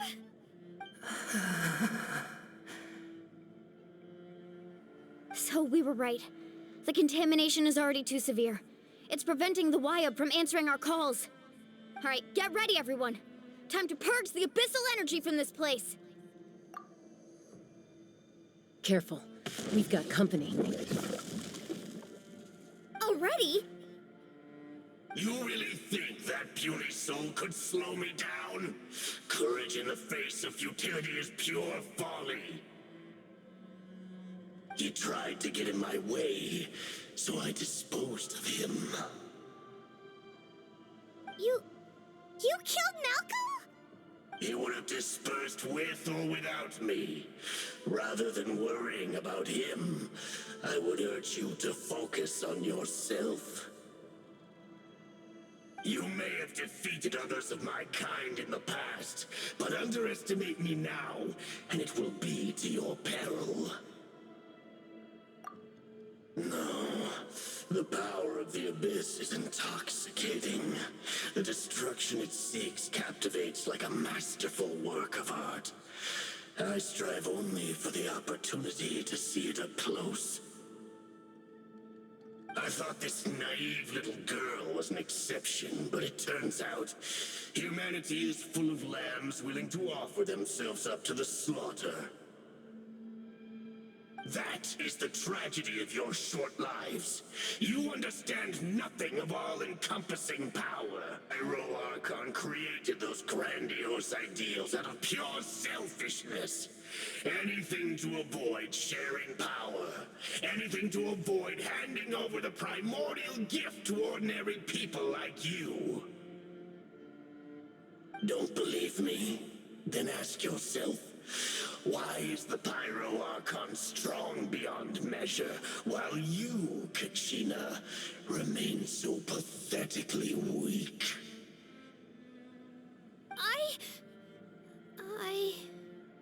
Kachina! Give me your hand.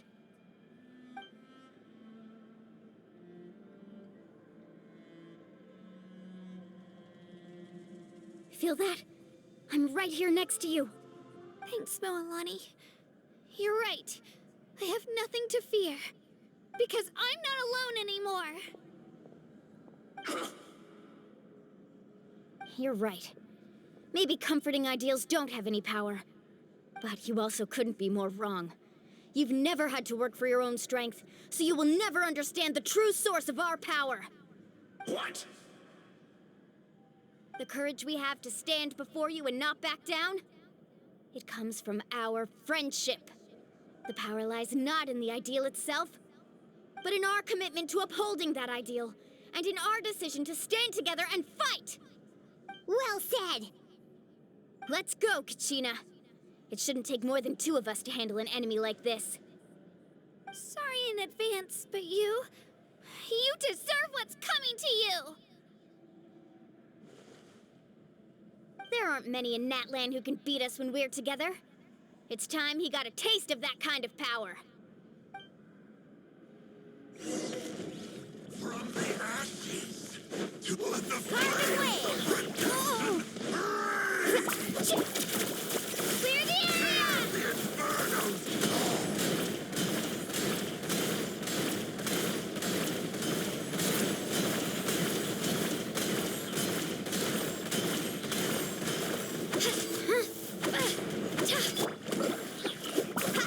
Ho! Catching at the flames! Oh, what's the surfboard? Right here!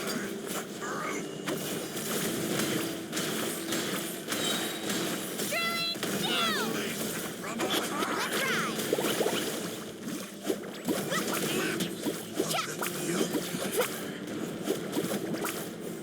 ride! Carving waves!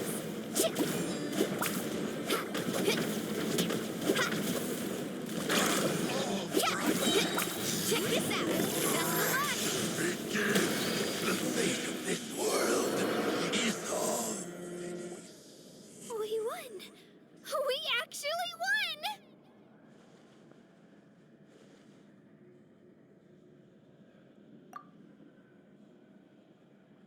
That's what he gets for underestimating you two. Fantastic work, Kachina! Absolutely fantastic! This makes me so unbelievably happy. I'm happy too, Moalani. Together we really are unstoppable!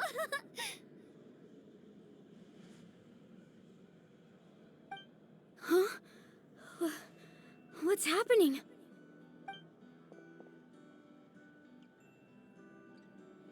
My ancient name is glowing? But I thought I didn't bring it with me. It's probably a projection from the real world, but that doesn't explain why it's glowing all of a sudden. Wait, does that mean you're...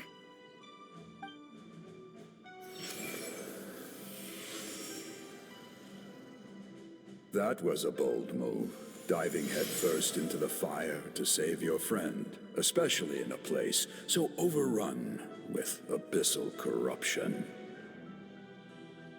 Still, seeing you pull it off was really something. Everything you said was exactly right. As isolated individuals, we stand no chance against the power of the Abyss. It took years' worth of scars and lots of unnecessary suffering for me to understand that for myself. The Pyro Archon's plan will unite us as one. Everyone has a part to play. Only then will we have the power to defeat the strongest of foes. Who are you? Tupac, a warrior from the people of the Springs. I fought against the Abyss during the invasion 500 years ago. I've heard that name before. You were the giant who saved all of Natlan. Since you were able to awaken my words from your ancient name, that means you have fully embodied the aspirations of the Wayub. Under the name Umoja, you shall unite the tribes and save Natlan from its impending doom. Me? As long as blood still runs through your veins, even the tiniest spark of steel against stone can ignite a flame. Its blaze will become one with our vision for Natlan. Even amid everlasting darkness, our bonds remain eternal.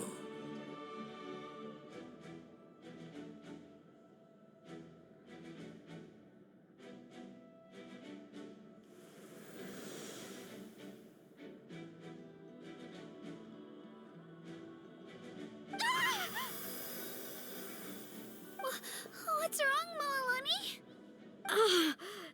So many memories. My brain was just flooded with everything he once knew. So that's what happened.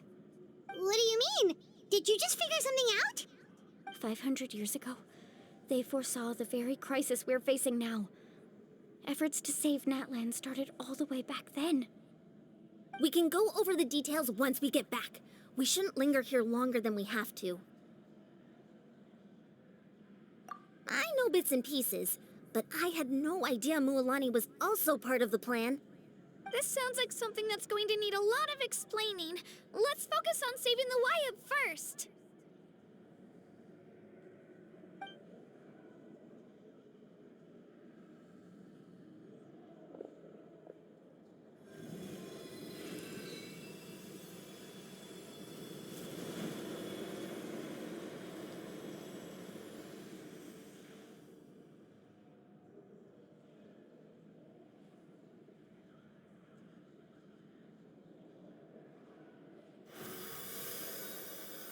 Okay, that should be enough. Wayub? Wayub? Can you hear me?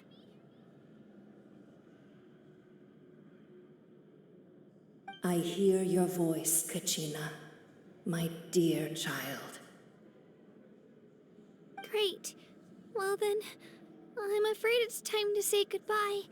I just wanted to make sure you were okay before we leave, but we can't afford to stay here any longer. I was going to ask why you bestowed an ancient name upon someone like me, but it's okay.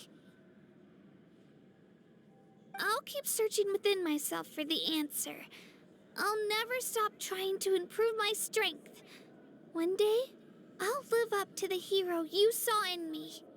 You are already an outstanding child in my eyes, Kachina. No matter what happens, You are all my most beloved children. It has always been my honor to protect and nurture you. Your ancient name is just that, a name. Much like your parents chose to name you Kachina, I also gave you a name, but it need not define you. Focus on who you want to be. You are already worthy of your name. Now, you need only devote yourself to becoming a better you. The story of your ancient name is for you to continue.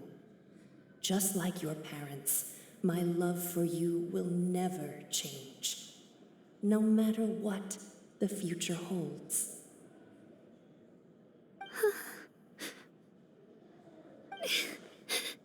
Thank you, Wyatt.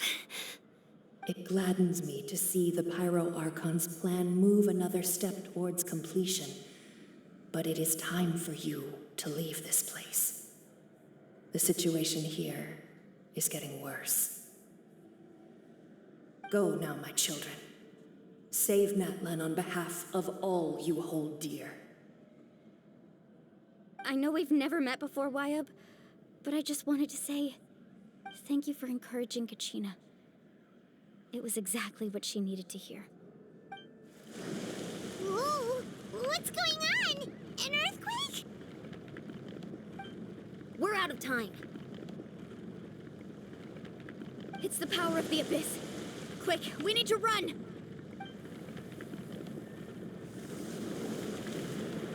It's a Seelie! The Seelie opened the way for us!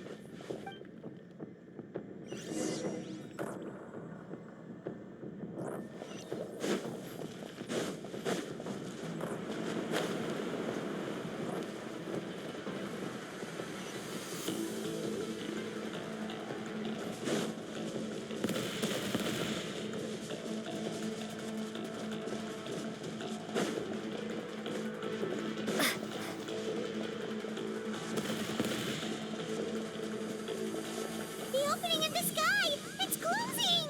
We need to hurry, or we'll be stuck here!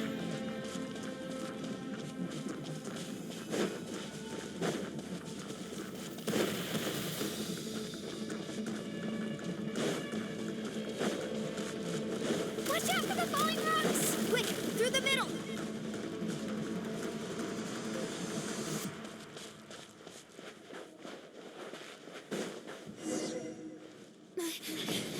Come on, faster! We'll never make it!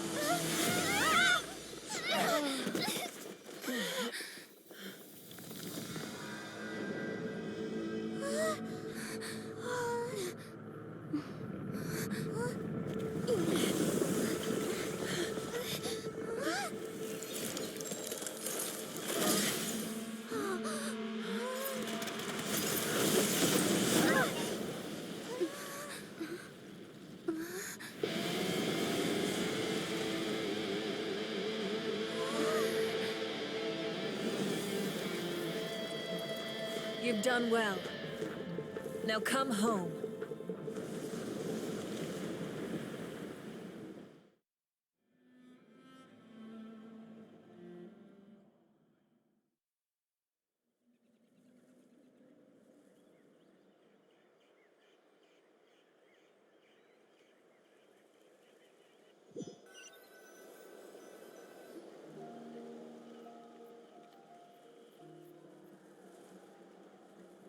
We're back!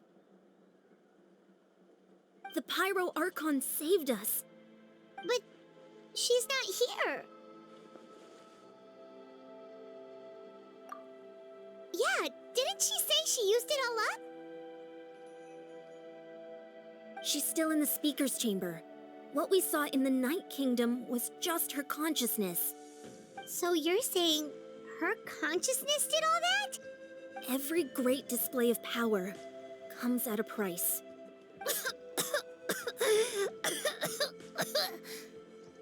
You must feel terrible, Kachina.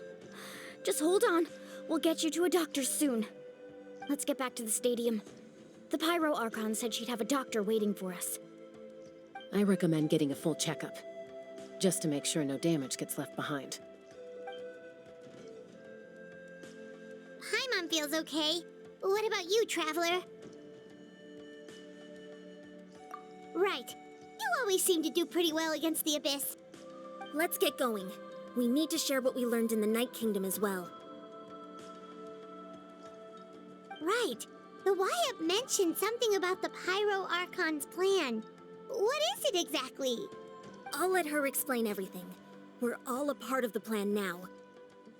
Every move we make from here on out will decide Natlan's ultimate fate.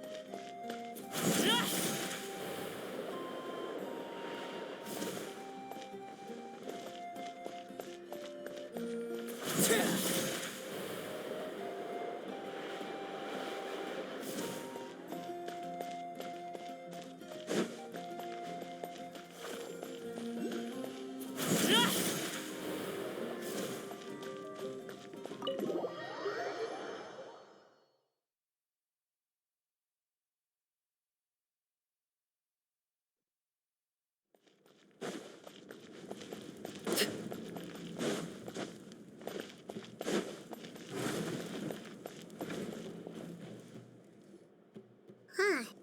There's a lot less stuff here than before. It's good to see you all here in one piece. I know you must have a lot of questions, but let Koichi check you over first. It's best not to let any lingering effects of the Abyss go untreated. Thank goodness you made it back. I came here as soon as the Pyro Archon told me about your plan. Take a seat, everybody. I'll examine you one by one.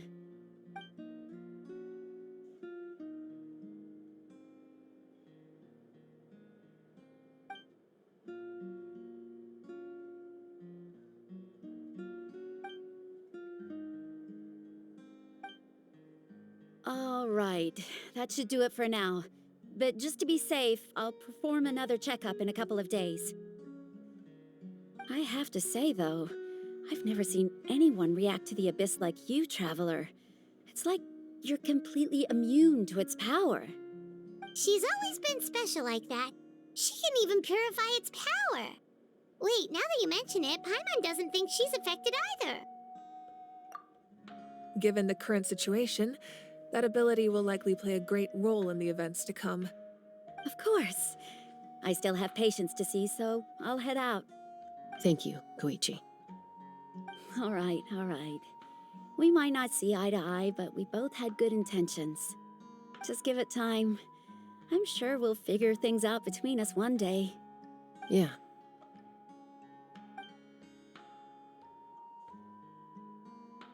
All right.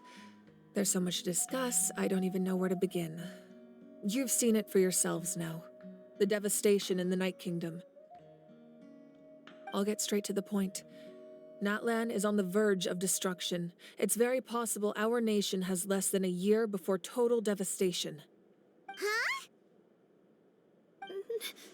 No. That can't be true, can it? That's right. But I've only ever disclosed that fact to the handful of people working with me to save this nation. Our looming destruction is not a recent development, but the inevitable conclusion of the disaster the Abyss initiated 500 years ago. Mualani told us a little bit about that. 500 years ago, all the nations of Tevat were invaded by the Abyss. Unlike the other nations, Natlan never had stable and deep-rooted ley lines, so we suffered the worst of the invasion. The battle against the Abyss was exceedingly long and brutal. In the end, victory came at the cost of our civilization and countless lives. Even then, it took centuries of solving the disasters caused by the Abyss to finally achieve the peace we know today. And still, this is but a superficial victory. The forces of the Abyss have merely been driven back underground. Their threat to Natlan remains as real as ever. I'd never have guessed. The problems plaguing the Night Kingdom are all the more complicated because that realm is essentially functioning as Natlan's ley lines. Immediately after the war, our calculations estimated that we would have a maximum of 500 years before the Night Kingdom was completely lost to the Abyss. But at that time, we were a nation of the destitute. Our people no longer believed in victory, nor did they hold hope for the future. Our civilization was dying, our faith crumbling, and the line of power passed down from the Wayab nearly severed. If we didn't bring the nation back together, it would be foolish to even dream of defeating the Abyss in the future. So, the Archon had a long and involved discussion with the heroes of each tribe, and finally came up with a 500-year-long plan to save Natlan. So that's what happened. After finding Kachina, I encountered a strange figure who gave me a series of new memories. Since the plan was mentioned in those memories, I guess I've been chosen to play an important role in it. But there's still something I don't understand. Those memories showed me the Pyro Archon from back then. And it was you. Huh? But that doesn't make any sense. The Pyro Archon is supposed to be human. It's impossible for a human to live that long. That's right. The hardest thing for humans to overcome has always been time, or rather, the natural limitations of our lifespan. A god can extend a human's life by using a certain amount of divine power, or subjecting them to a curse. But, as we all know, Natlan doesn't have gods like that. We can only rely on our own methods. A human life is like a flame destined to be extinguished. 500 years ago, I placed my life within the sacred flame. Only by dying before my time could I have the chance to wake up again. So, in other words, this is your second life? Yes. We only managed to defeat the Abyss all those years ago because the tribes came together as one. If the Natlan of the future was to have a fighting chance, the Pyro Archons that came after the war had to rebuild the decimated tribes. The goal was to reunite the people and restore the strength of each tribe's Wayab. Once a tribe was back to its full strength, the tribe's Wayab would select a hero, indicating the tribe was once again ready for war. The Chosen would then stand by my side in defense of our nation, just like great heroes of old 500 years ago. So that means I'm one of the Chosen? That's right. You bear the ancient name Umoja, the same one held by the hero from your tribe 500 years ago. It means unity. After your adventure in the Night Kingdom, I trust you've come to fully understand the meaning of that name.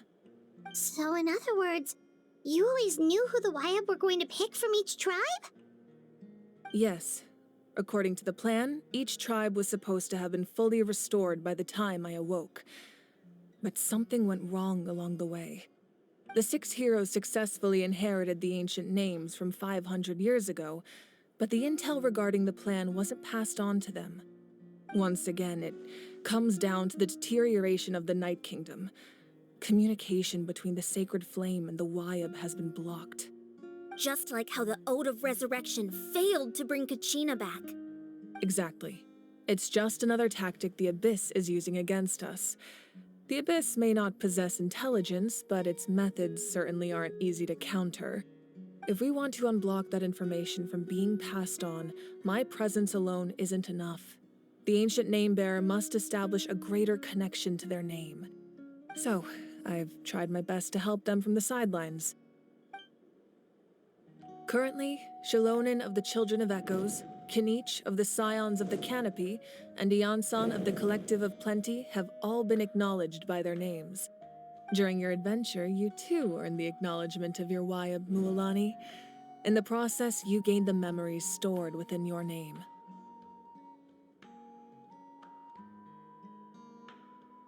But we have less than a year! Yes, but we have no choice. We cannot start the plan until all the heroes have been gathered. That's also why I haven't been able to take action despite the urgency of the situation. But if you knew this whole time, why didn't you just tell me about my role in all this? Wouldn't that make everything go a lot faster? Perhaps, but the opposite could also be true. Knowing your destiny too early could mean failing to realize your full potential. Just like your determination to save Kachina, I hope your commitment to this endeavor comes from your own strength of will, rather than a sense of obligation. So I suppose you're not going to tell us who the final two heroes are then? That's right. Their time is yet to come. Putting pressure on them beforehand will only hinder their development. I can only trust in the judgment of the Wayab. I have never believed I could solve this crisis alone. In fact, it was precisely because I chose to trust and rely on others that we managed to get this far. Natlan's salvation lies not in its Archon or any singular individual, but in us all.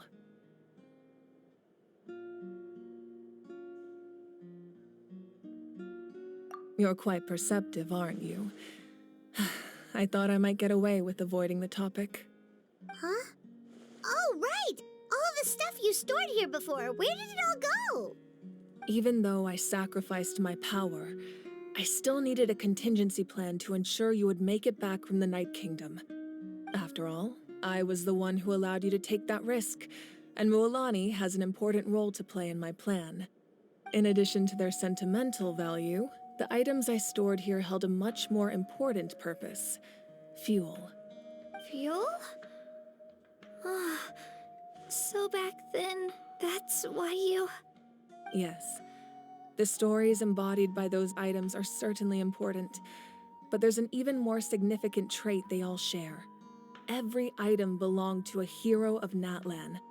Over time, they became imbued with a certain amount of contending fire from being carried in battle.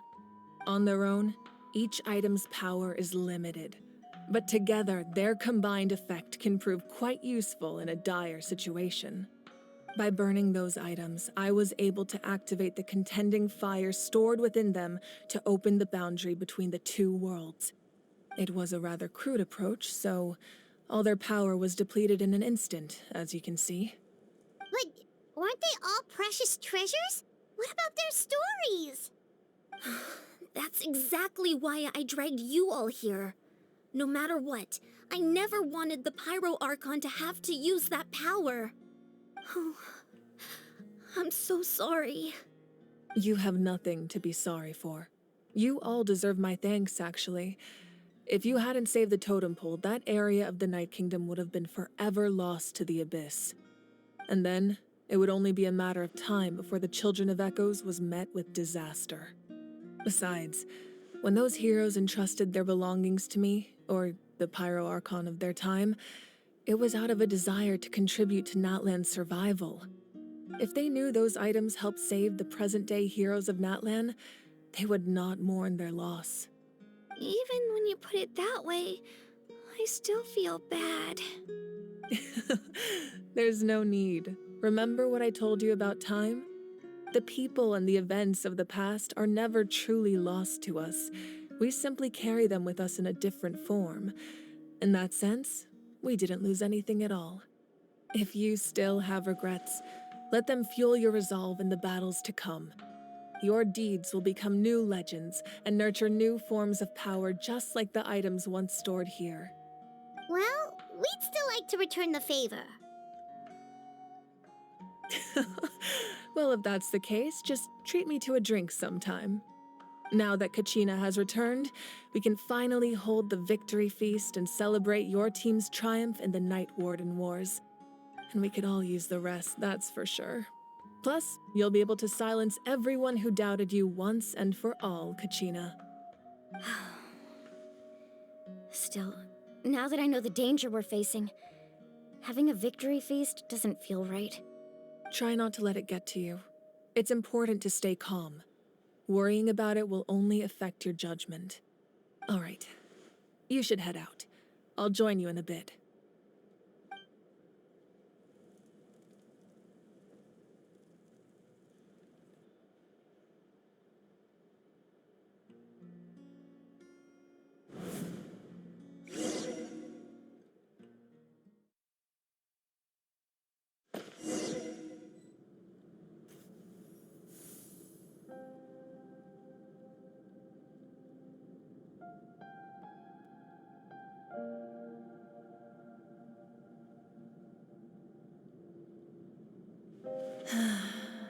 When I was young, I used to sit by the hot springs and listen to the stories of warriors from all over Natlan.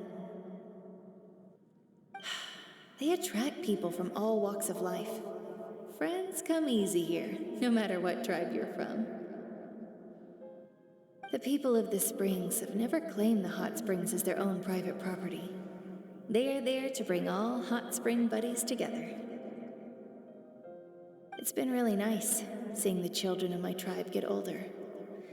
It's helped me gradually understand the true value of the springs. I've witnessed their energy, their determination, their absolute passion for life. Even when they cause trouble, I never managed to hold on to my anger for long. It's unbelievable how quickly they worm their way back into my good graces. I'm certain Mualani will become a great warrior when she grows up. She possesses infinite potential. I can see it. One day, when I'm no longer in fighting form, I'll come here and tell stories to all the children, just like those warriors did for me. So, you better get busy, Pyro Archon, or I'll end up running out of stories.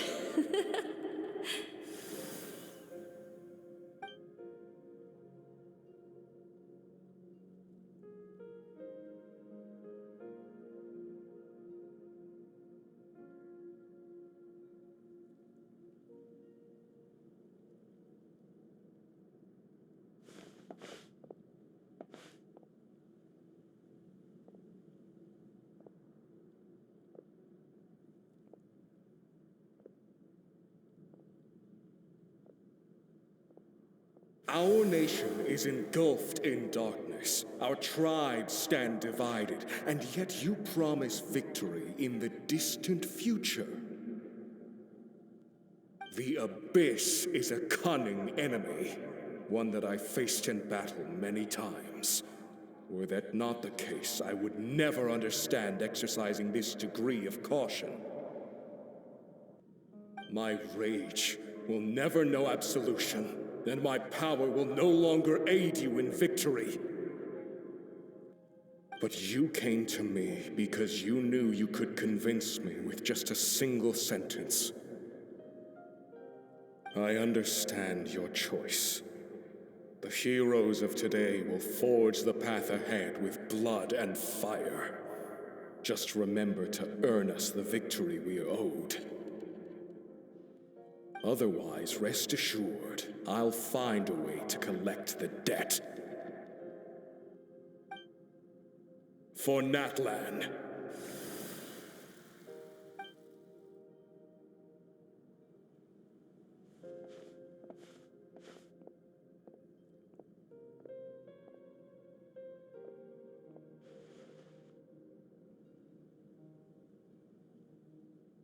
So, you're gonna head 500 years in the future to serve as the Pyro Archon again?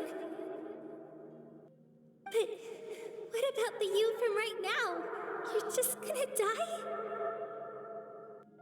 You can't ask her those questions and expect her to answer, my dear. The decision is hers to make, and she deserves our support. We will do everything we can to rebuild the tribes. Don't you worry. Even across time, we will all do our part to fight for Natlan's future. Yeah, Mom's right. We'll always believe in you, sis. Oh, seriously though, Dad should be here. Where is he? I imagine he didn't know what to say, so he chose not to come at all. Don't take it to heart, my dear. That's just who he is. Just remember, no matter what happens in the future, we will always love you.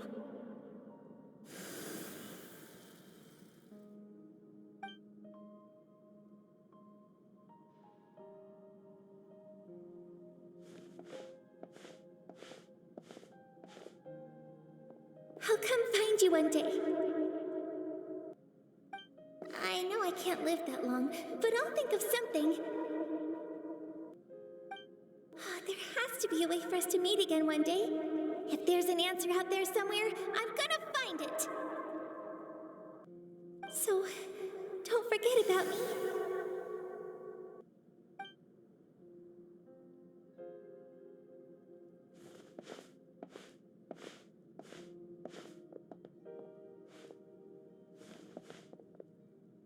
If that's your decision, then you have my full support, Archon. May our children live to see such a lovely son. For Natlan! No one fights alone.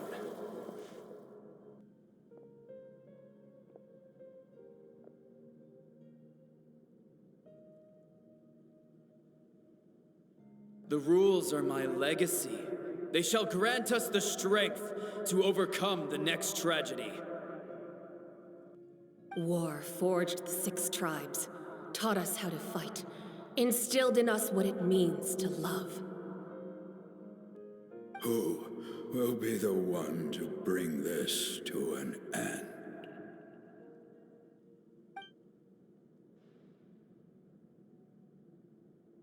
We are the inheritors of memory and legend. Those who grew alongside sun and wind. Those who forged our own destiny and future. That is Natlan's fire. The lifeblood of our nation.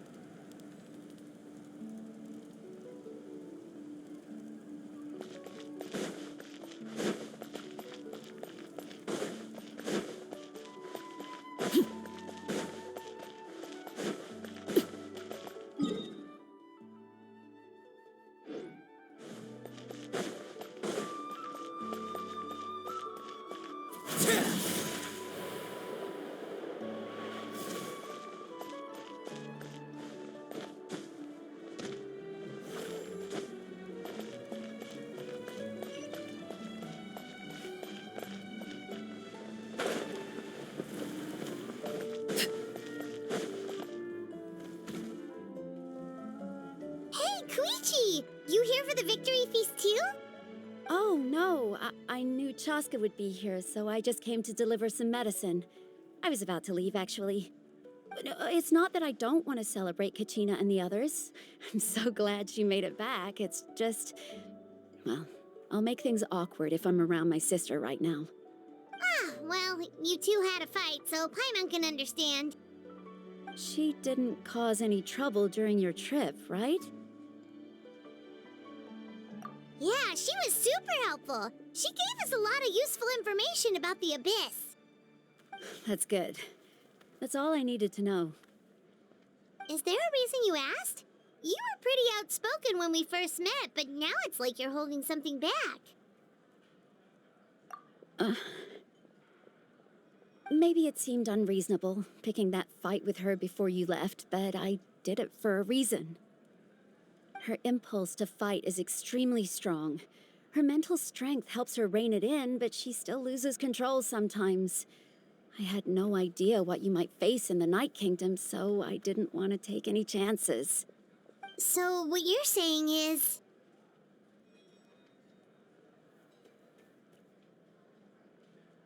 Okay, so maybe it sounds a little stupid, but it works pretty well. It helps her keep her cool for a little while, at least. Anyway, I'm just glad you were able to make it back safe and sound. That's all I wanted. What? Do you really have to go that far? Can't you just talk it out? No way. Chaska never opens up about her own pain, especially to her family. She can't learn about this, or it'll be even harder to help her. I appreciate the understanding, and don't worry. I'll find a way to help her ease this burden. Anyway, I need to get going. Enjoy the celebration. Oh, and if you ever need a doctor, you know who to find. Huh. Who would have thought there was a deeper reason behind their arguing? In the end, it's all the Abyss's fault. Paimon's had enough of them.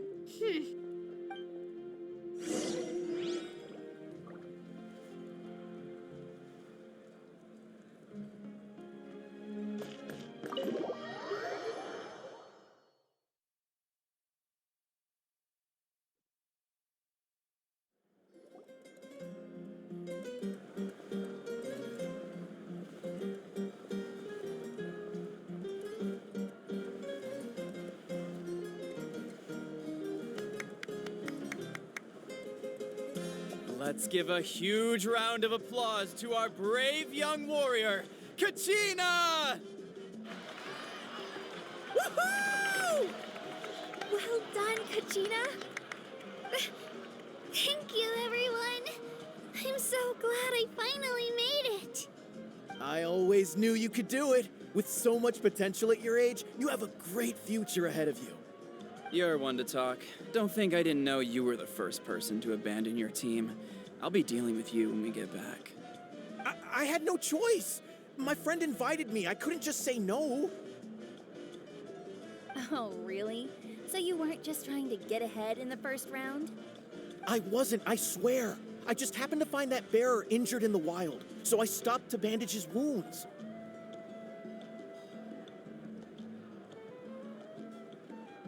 When he insisted on repaying the favor, what was I supposed to do?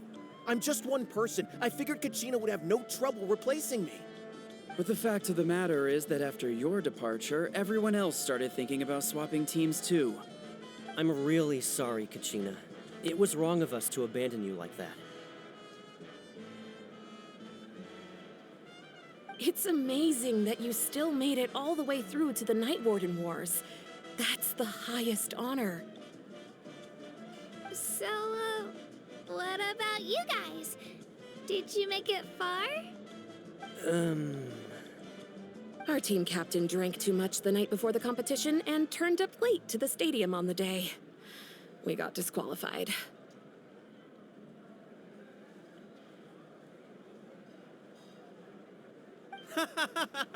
Serves you all right. No sympathy from me.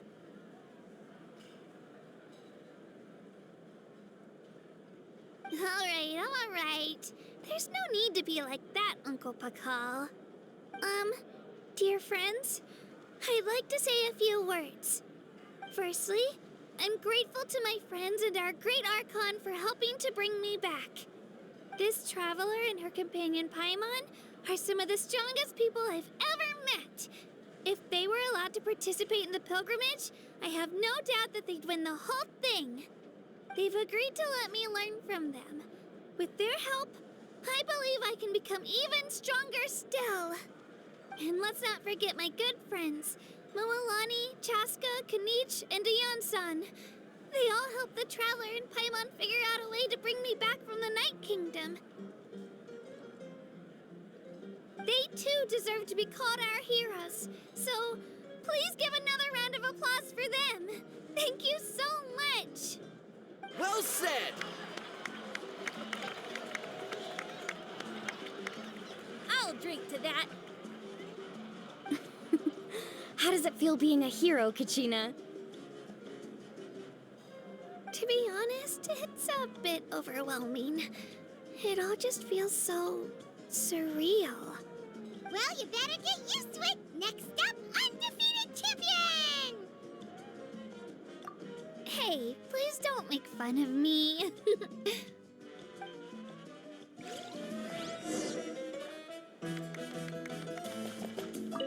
My apologies. I knew more than I let on. Everything comes at a price, and most heroes aren't people who set out to become a hero. If you cling too tightly to your goal, you end up losing things that are far more precious. But in any case, we're now on the same page. I wonder how long before the two final heroes appear. From the Flower Feather Clan and the Masters of the Night Wind.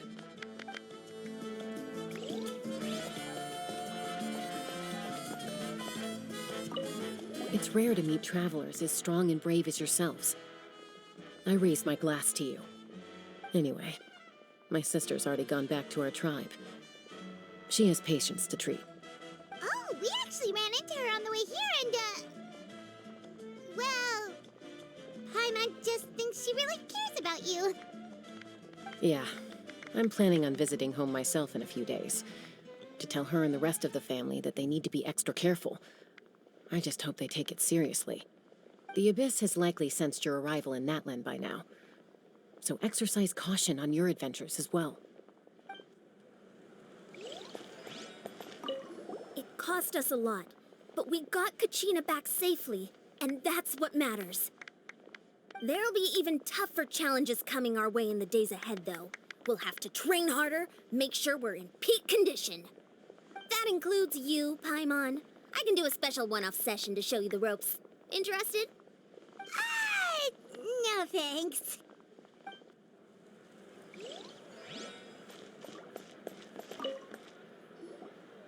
Now, at previous victory feasts, you'd always find me in the crowd singing and dancing. But after what I found out today, it's too much. I'm still trying to process it. It does feel weird seeing you so out of sorts.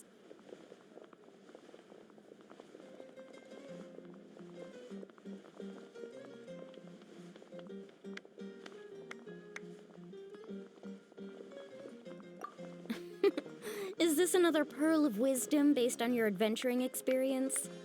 Well, Paimon agrees with the Traveler. Everyone's come together to celebrate Kachina's achievements. That's gotta be a first. You're right. Kachina looks really happy. And now I'm being the moody one. Ugh, enough doom and gloom. Time to shake it off.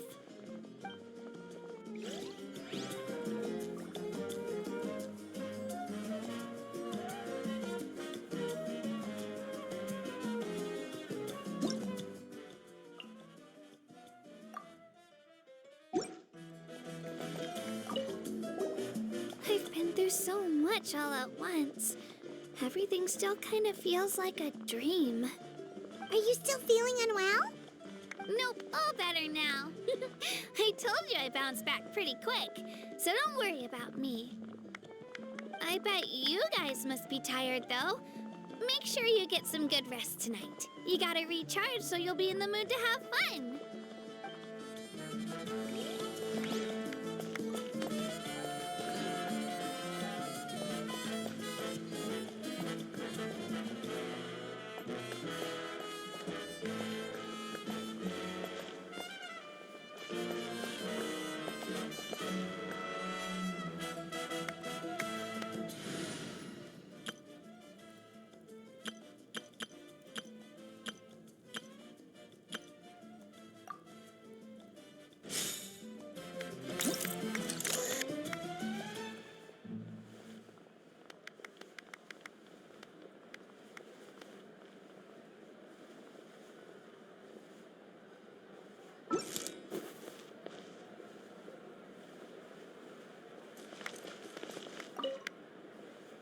right, Kachina.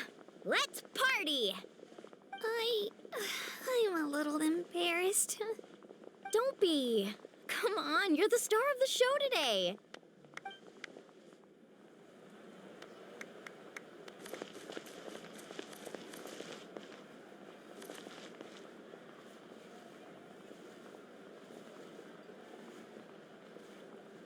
Hold that pose!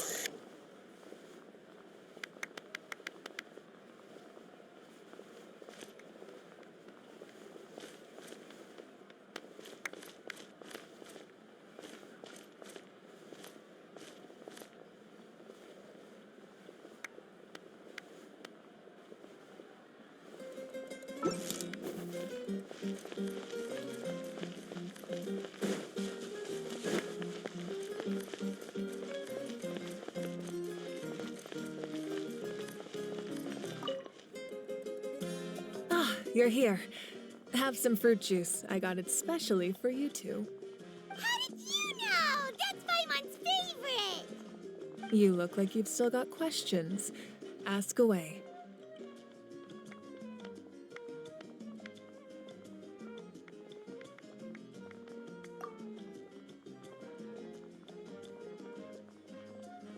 Because they had their own lives to live.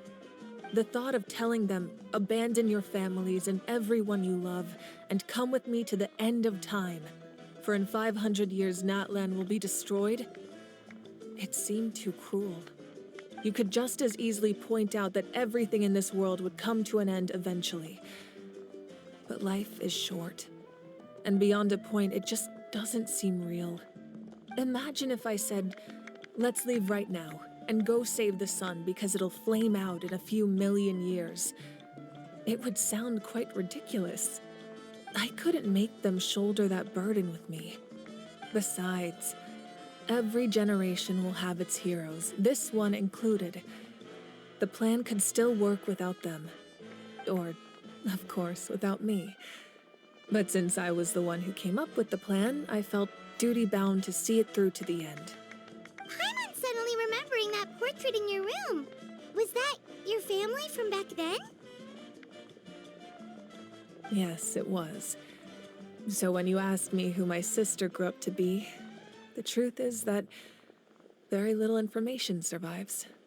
From what I've been able to piece together, I can conclude with a reasonable degree of confidence that she ended up as an architect and artist. She played an instrumental role in rebuilding the scions of the Canopy tribe, designing and building many houses. But of course, none of her buildings are around anymore. Still, it was an impressive achievement, and I'm very proud of her. You feel loss keenly. It seems to stir up feelings of regret in you. But this is something I have long since come to terms with. This is a war, and there can be no war without loss. I am already far more fortunate than those who lost their lives to the Abyss.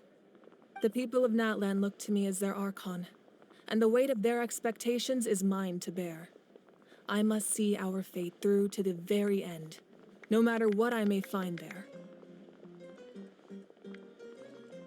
Yeah, doesn't that mean the way everything ends has already been written, including your plan? I suppose, but so what? Don't forget, time takes many forms.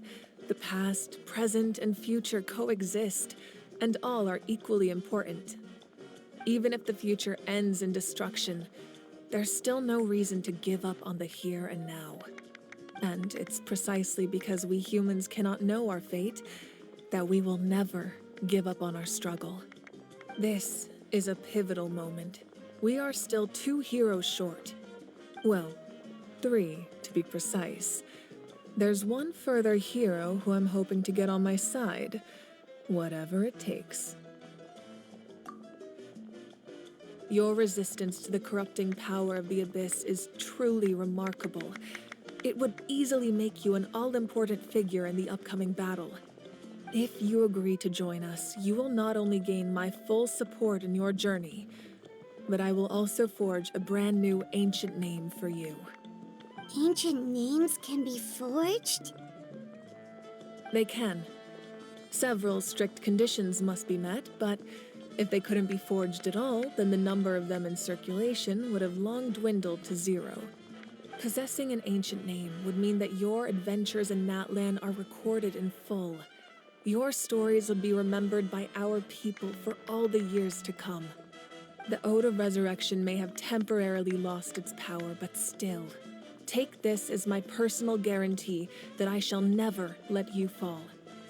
Just like in the Night Kingdom, I will be there for you. That is a promise I will fulfill at all costs. This nation always honors its heroes.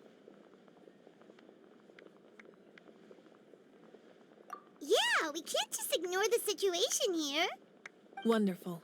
Then I'll reach out to Shilonen right away. She's the one who will forge the name. We've never forged an ancient name for an Outlander before, but I trust she'll find a way.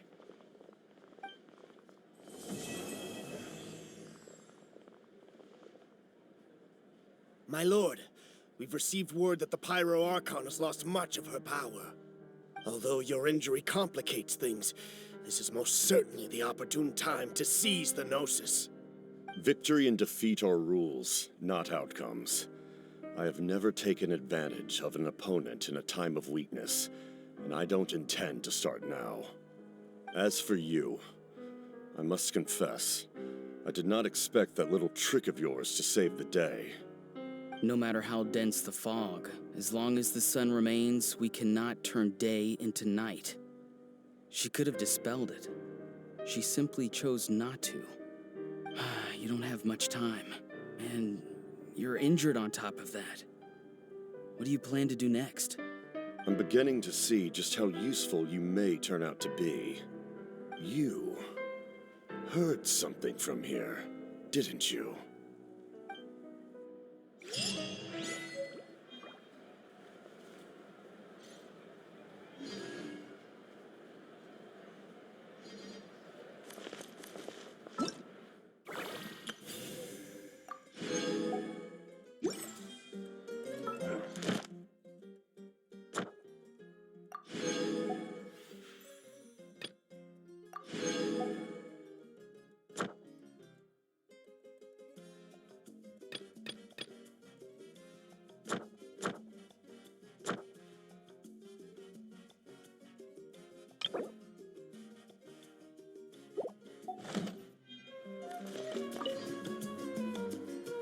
Oh, something else you'd like to ask? Well, our intel suggests he hasn't made any new movements yet, although Kenichi's investigation helped us confirm that he's being aided by someone from the Masters of the Nightwind. I'm getting closer to narrowing down who that may be, but it's still unclear whether this person aided the captain out of willingness or coercion. If you learn anything about this during your adventures, please let me know. Oh, something else you'd like to ask? The Abyss is the most formidable enemy in all of Teyvat. In the beginning, it took failure and tragedy to even begin to learn how to fight back. All of the methods you've seen in other nations were developed based on experience and insight passed down over generations. We know them to work, but few of us actually understand why. It's the same for the method we use here in Natlan. Ever since ancient times, elemental energy has been one of our most reliable weapons against the Abyss. As for the principles behind it, I'm afraid you might have to seek answers from someone older than the position of Pyro Archon itself. Oh, something else you'd like to ask? That also comes down to the long-standing effects of the Abyss. Our people's survival is inextricably tied to the Wyab, but their power has its limits. They cannot offer our people the same degree of protection outside our borders. In fact, people who do decide to leave often suffer from memory loss and emotional issues. Everyone in Natlan understands this. That's why our people never leave without a good cause. Even if someone is left with no choice, the chief of their tribe must seek approval with the Wyab to grant them leave. And the Wyab have always been very strict about granting that approval. since extending protection beyond our borders means consuming power reserved for our fight against the Abyss. Still, there's no need to worry. The Wyeb extend their protection to all within Natlan, including visitors from afar. Oh, something else you'd like to ask?